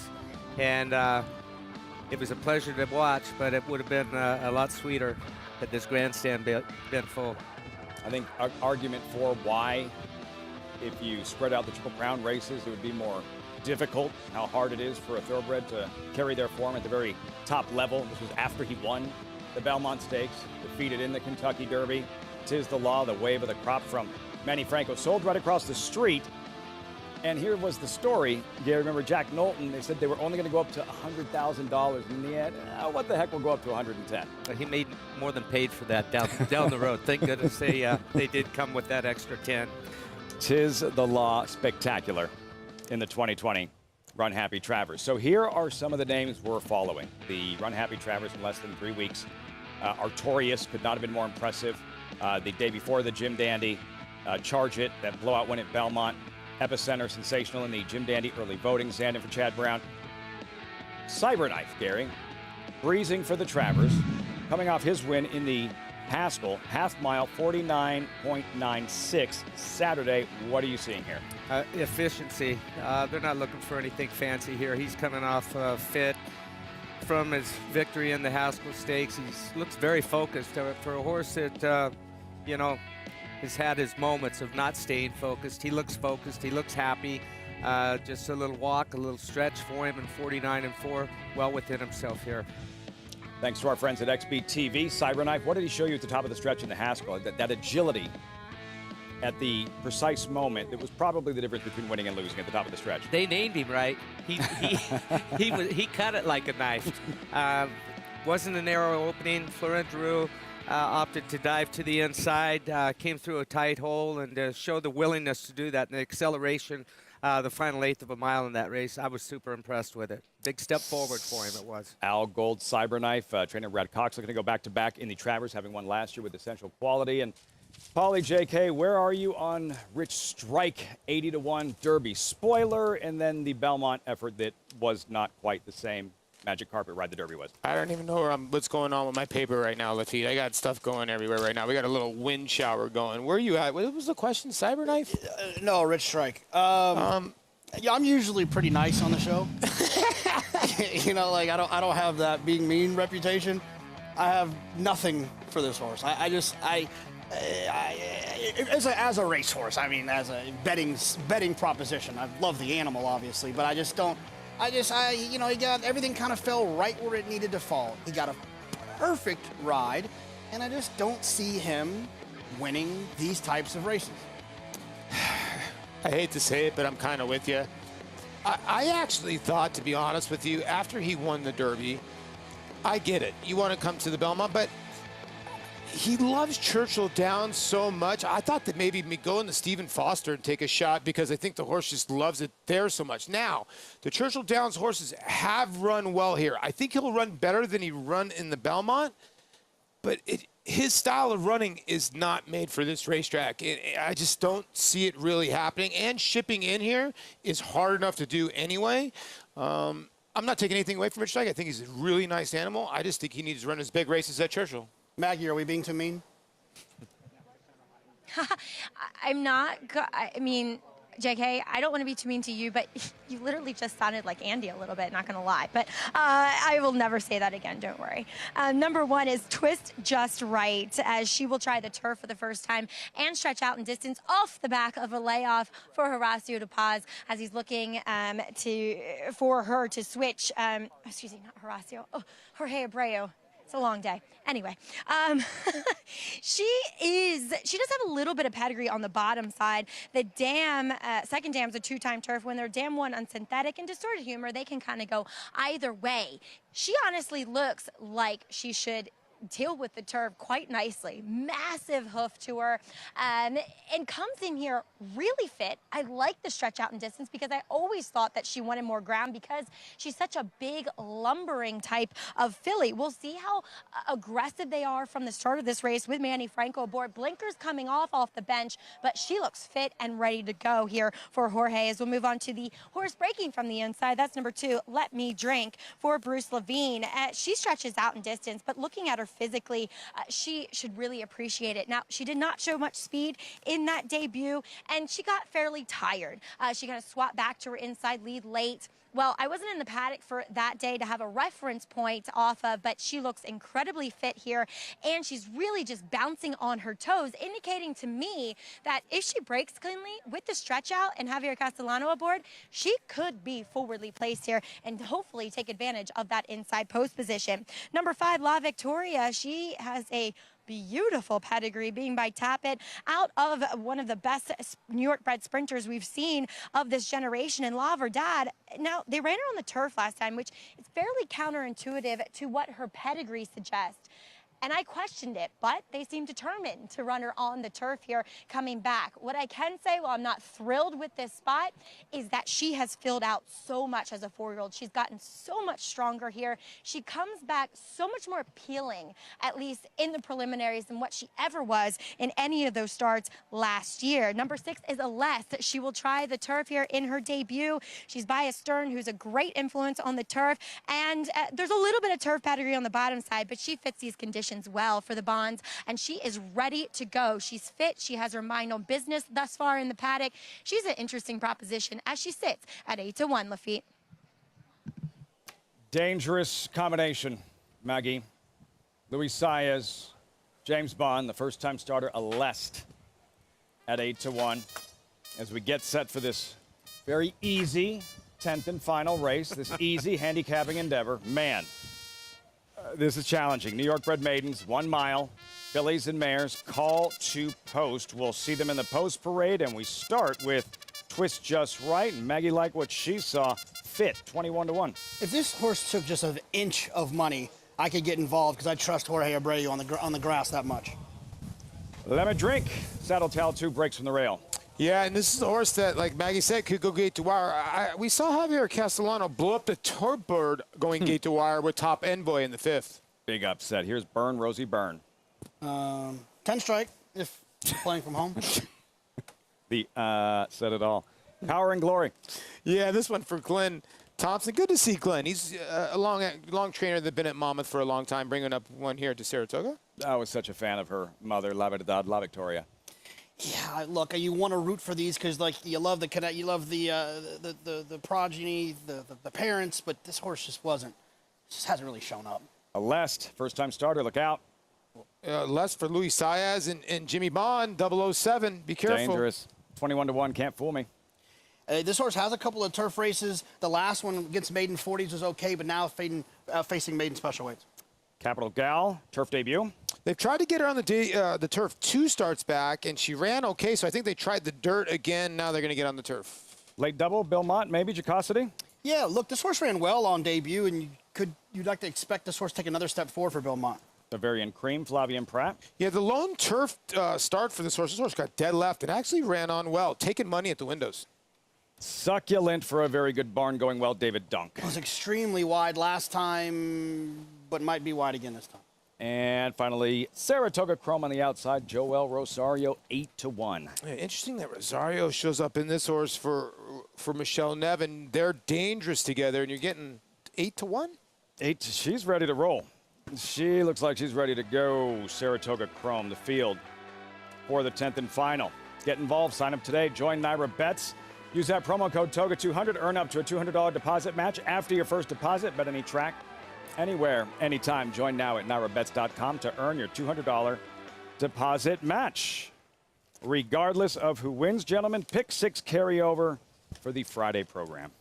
Yeah, and I took a little glance ahead just to say, like, come on, let me be a couple of singles, something. It's going to be a tough one. So get home and get busy. As far as this race is concerned, I thought it was towards the outsiders where the majority of the horses that I felt had the best shots in here, Paulie. Yeah. But that's kind of frustrating because I don't necessarily trust them to get good trips from out there. Yeah, there you see the pick 5 Lopez. And you're right, Jacosity the 9 is Bill Mott, and it's Jose Ortiz. We just saw them cross the wire first. And obviously this horse ran an even race first time out. Did not get dismissed at the window. Under 10-1 in a 12-horse field that had a couple Chad Brown runners in there. So I can understand why everybody's gravitating towards this horse, and this horse is your lowest payoffs and most of the others. And I know you like this horse, Bavarian Cream, and this horse is sneaky when it comes to the will pays.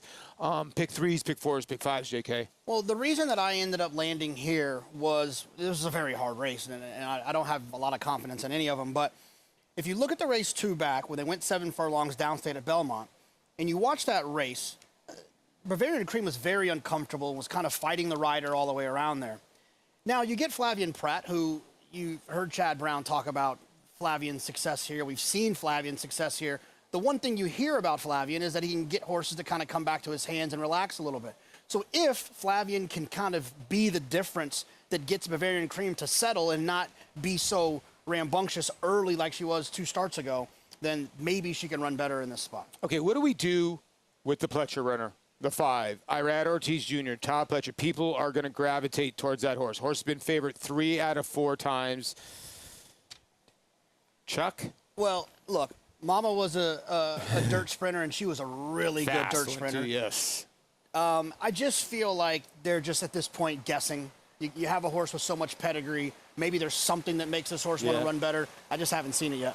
This horse I like, the 2, Lafitte. Great name. The owner, Ton Lemma. Name of the horse, Let Me Drink. Hopefully me and Tom are drinking at the end of this race. Perfect nightcap horse. Let Me Drink. Javier Castellano had a $70-some-odd upset earlier. Big part of the reason why there's a pick 6 carryover. Hall of Famer doing Hall of Fame things. Gary, you, along with a couple of others, going with Bavarian Cream and Flavian Pratt, and has probably mentioned something to watch for early. How much, as J.K. was talking about, if Pratt can get her to settle and relax early. I'm hoping we can get another shot of her because I didn't like what I just saw on the in-house feed or briefly. What did you see? She's getting hot. She was bowed up. She's already pulling on Flavian. He's trying to get her to settle. Listen, when you're in the post-parade on these types of horses, you're testing to see what you can do differently with their mouth or just little different things. And you can see her jiggy-jogging. She's still doing it. And that was a good 2-3 minutes ago when I saw her doing that. She's getting warm, but she looks like her mind is in sprint mode right now, not route mode. And he's got light pressure on her mouth. He's just trying to soothe her and get her to switch off a little bit. And maybe she will switch off a little bit when they walk onto the turf course. But they're going to circle here. It says 3 minutes. We're probably more like 5 minutes from when she's actually going to be loaded into the starting gate. So not loving what I'm seeing out there on the racetrack right now. Maggie, what are you observing?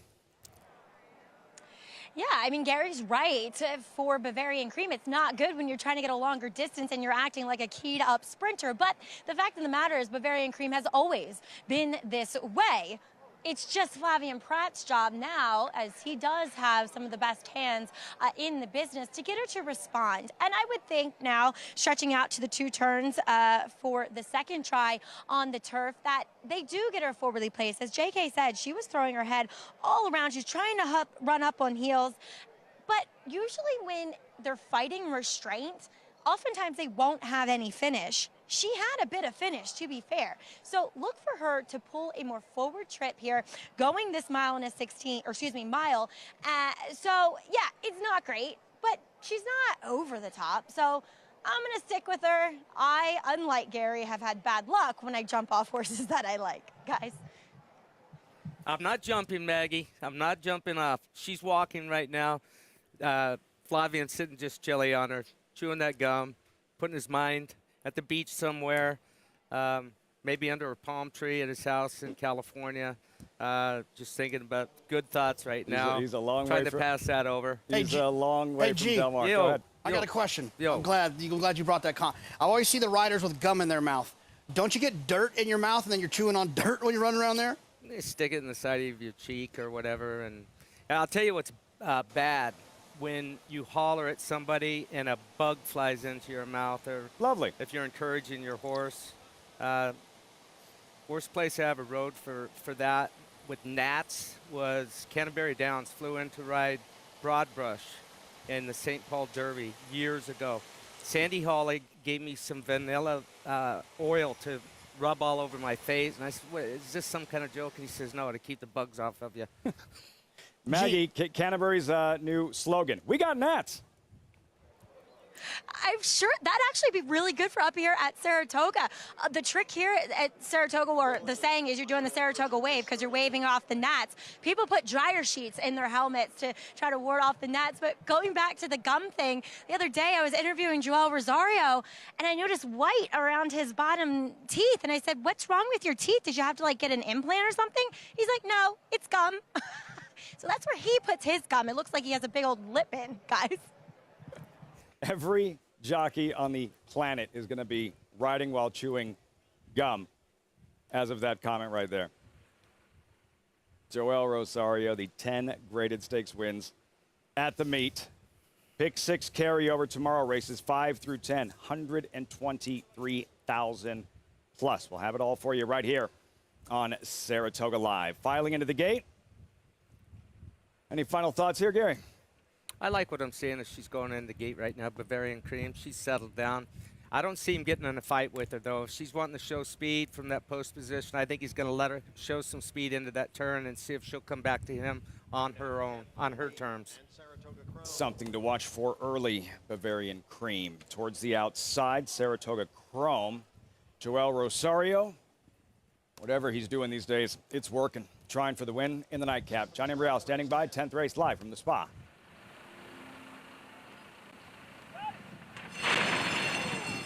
And they're off. Byrne, Rosie Byrne, and La Victoria going out for the lead. Jacosity is up on the outside and in third. Aleste is a close up fourth. As the field races into the clubhouse turn, it is Byrne, Rosie Byrne with the lead over La Victoria. Jacosity's on the outside. Let Me Drink is down at the hedge and racing in fourth. Then comes Bavarian Cream next in fifth. Alongside is Aleste in sixth. Power and Glory is in seventh position, followed by Saratoga Chrome in eighth. And then it is Can't Fool Me on the inside in ninth. And on the outside is Twist Just Right. Followed by Capital Gal. Trailing the field is Succulent in 12th. The quarter went in 24 and 2/5 seconds. The half mile in 48 and 4. Byrne, Rosie Byrne, the leader here over La Victoria, with Jacosity on the outside, next and third. Aleste is in between horses, and on the inside is a Let Me Drink, followed by Bavarian Cream. They go around the far turn and head for the top of the stretch. Byrne, Rosie Byrne, La Victoria, Jacosity, the three of them across the track for the lead. It is La Victoria who now takes the lead from a Byrne, or Rosie Byrne. Jacosity is on the outside. It is La Victoria, Jacosity. Saratoga Chrome is putting in a late run. Here comes Saratoga Chrome up to challenge La Victoria for the lead. And Succulent, who was last, makes a big late run, but comes up short to Saratoga Chrome. Saratoga Chrome takes the nightcap under jockey Joel Rosario. Keep chomping on that gum, Joel. Got to be the gum. Got to be the gum. Saratoga Chrome from Michelle Nevin, 9-1 in the 10th and final. Wow.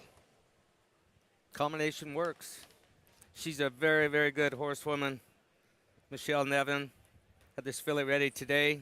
Tough post position. Joel saves everything for the last eighth of a mile. How far back she was, JK and Paul, like she broke with intent, she broke sharp, takes her back, saves her, produces the late run, and closes with a rush. Yeah, she was rolling late. And you got to think that this pace, although the fractions weren't entirely too quick, it did kind of feel like it fell apart. The first and second place horses came from way out of it. When that happens, you often think that the pace might have been a little bit more honest than the fractions might suggest. Joel Rosario right now could go to your local supermarket way back in the day and get one of those horses that you put a quarter in and get that horse across the wire first, the way he's riding. That's all I need to say, Lafitte. It's all working. Wrong lead, doesn't matter. Right result. Saratoga Chrome. Let's go back to the start of the race and watch. She breaks sharp. She breaks with intent. And then Rosario takes a hold of her, Gary, and eases her back. Well, he got packed wide once today on the outer turf course. Actually dives in a little bit right there, and he has to steady her, but reaches up with his great hands. Says, no. We're dropping back. Going to tuck in, save some ground. Yellow cap.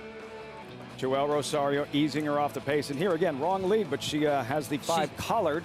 She swapped into her left lead late and lost a lot of momentum. I thought for a second when she did swap into her left lead, she eased up for a couple of strides. I thought La Victoria was going to pull off the upset there. He collected, he went left-handed, and gave her a reminder, showed her the stick a little bit, and was able to get there on the wire. 9-1. Michelle Nevin had her ready to roll this afternoon from the outside post, no problem. Joel Rosario, Saratoga Chrome, 12-11, 5-9 in the nightcap at the Spa. For the leading trainer at Saratoga, Chad Brown, trying for that first win in the four-star Dave on Saturday. A look ahead to the marquee event when we return, winding things down. There he is, atop the standings. Again, he's never won that 4-star Dave. Maybe she can change all that. Regal Glory, top-class filly. Man, when she turns it on. And Mason with Chad Brown, a strong 1-2 punch in the Grade 1 4-star Dave for Juddmonte.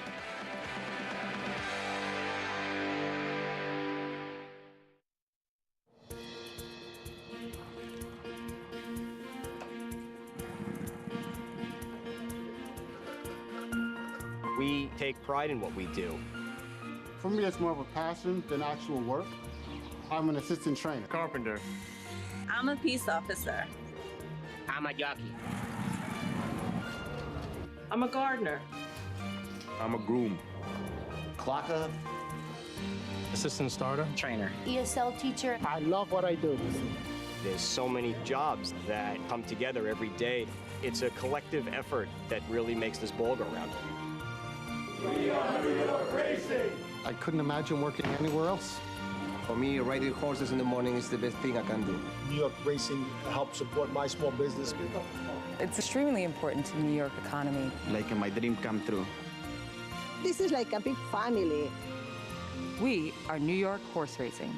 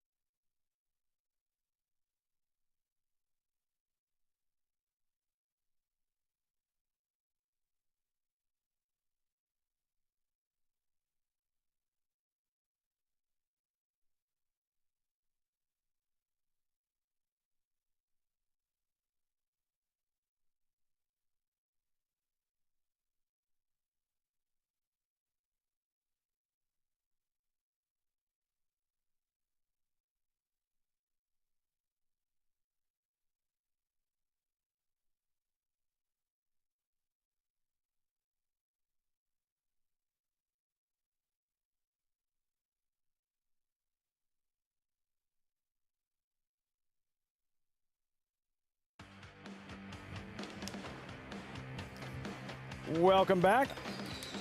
Winding things down. Saratoga Live, as always, brought to you in part by Naira Bets.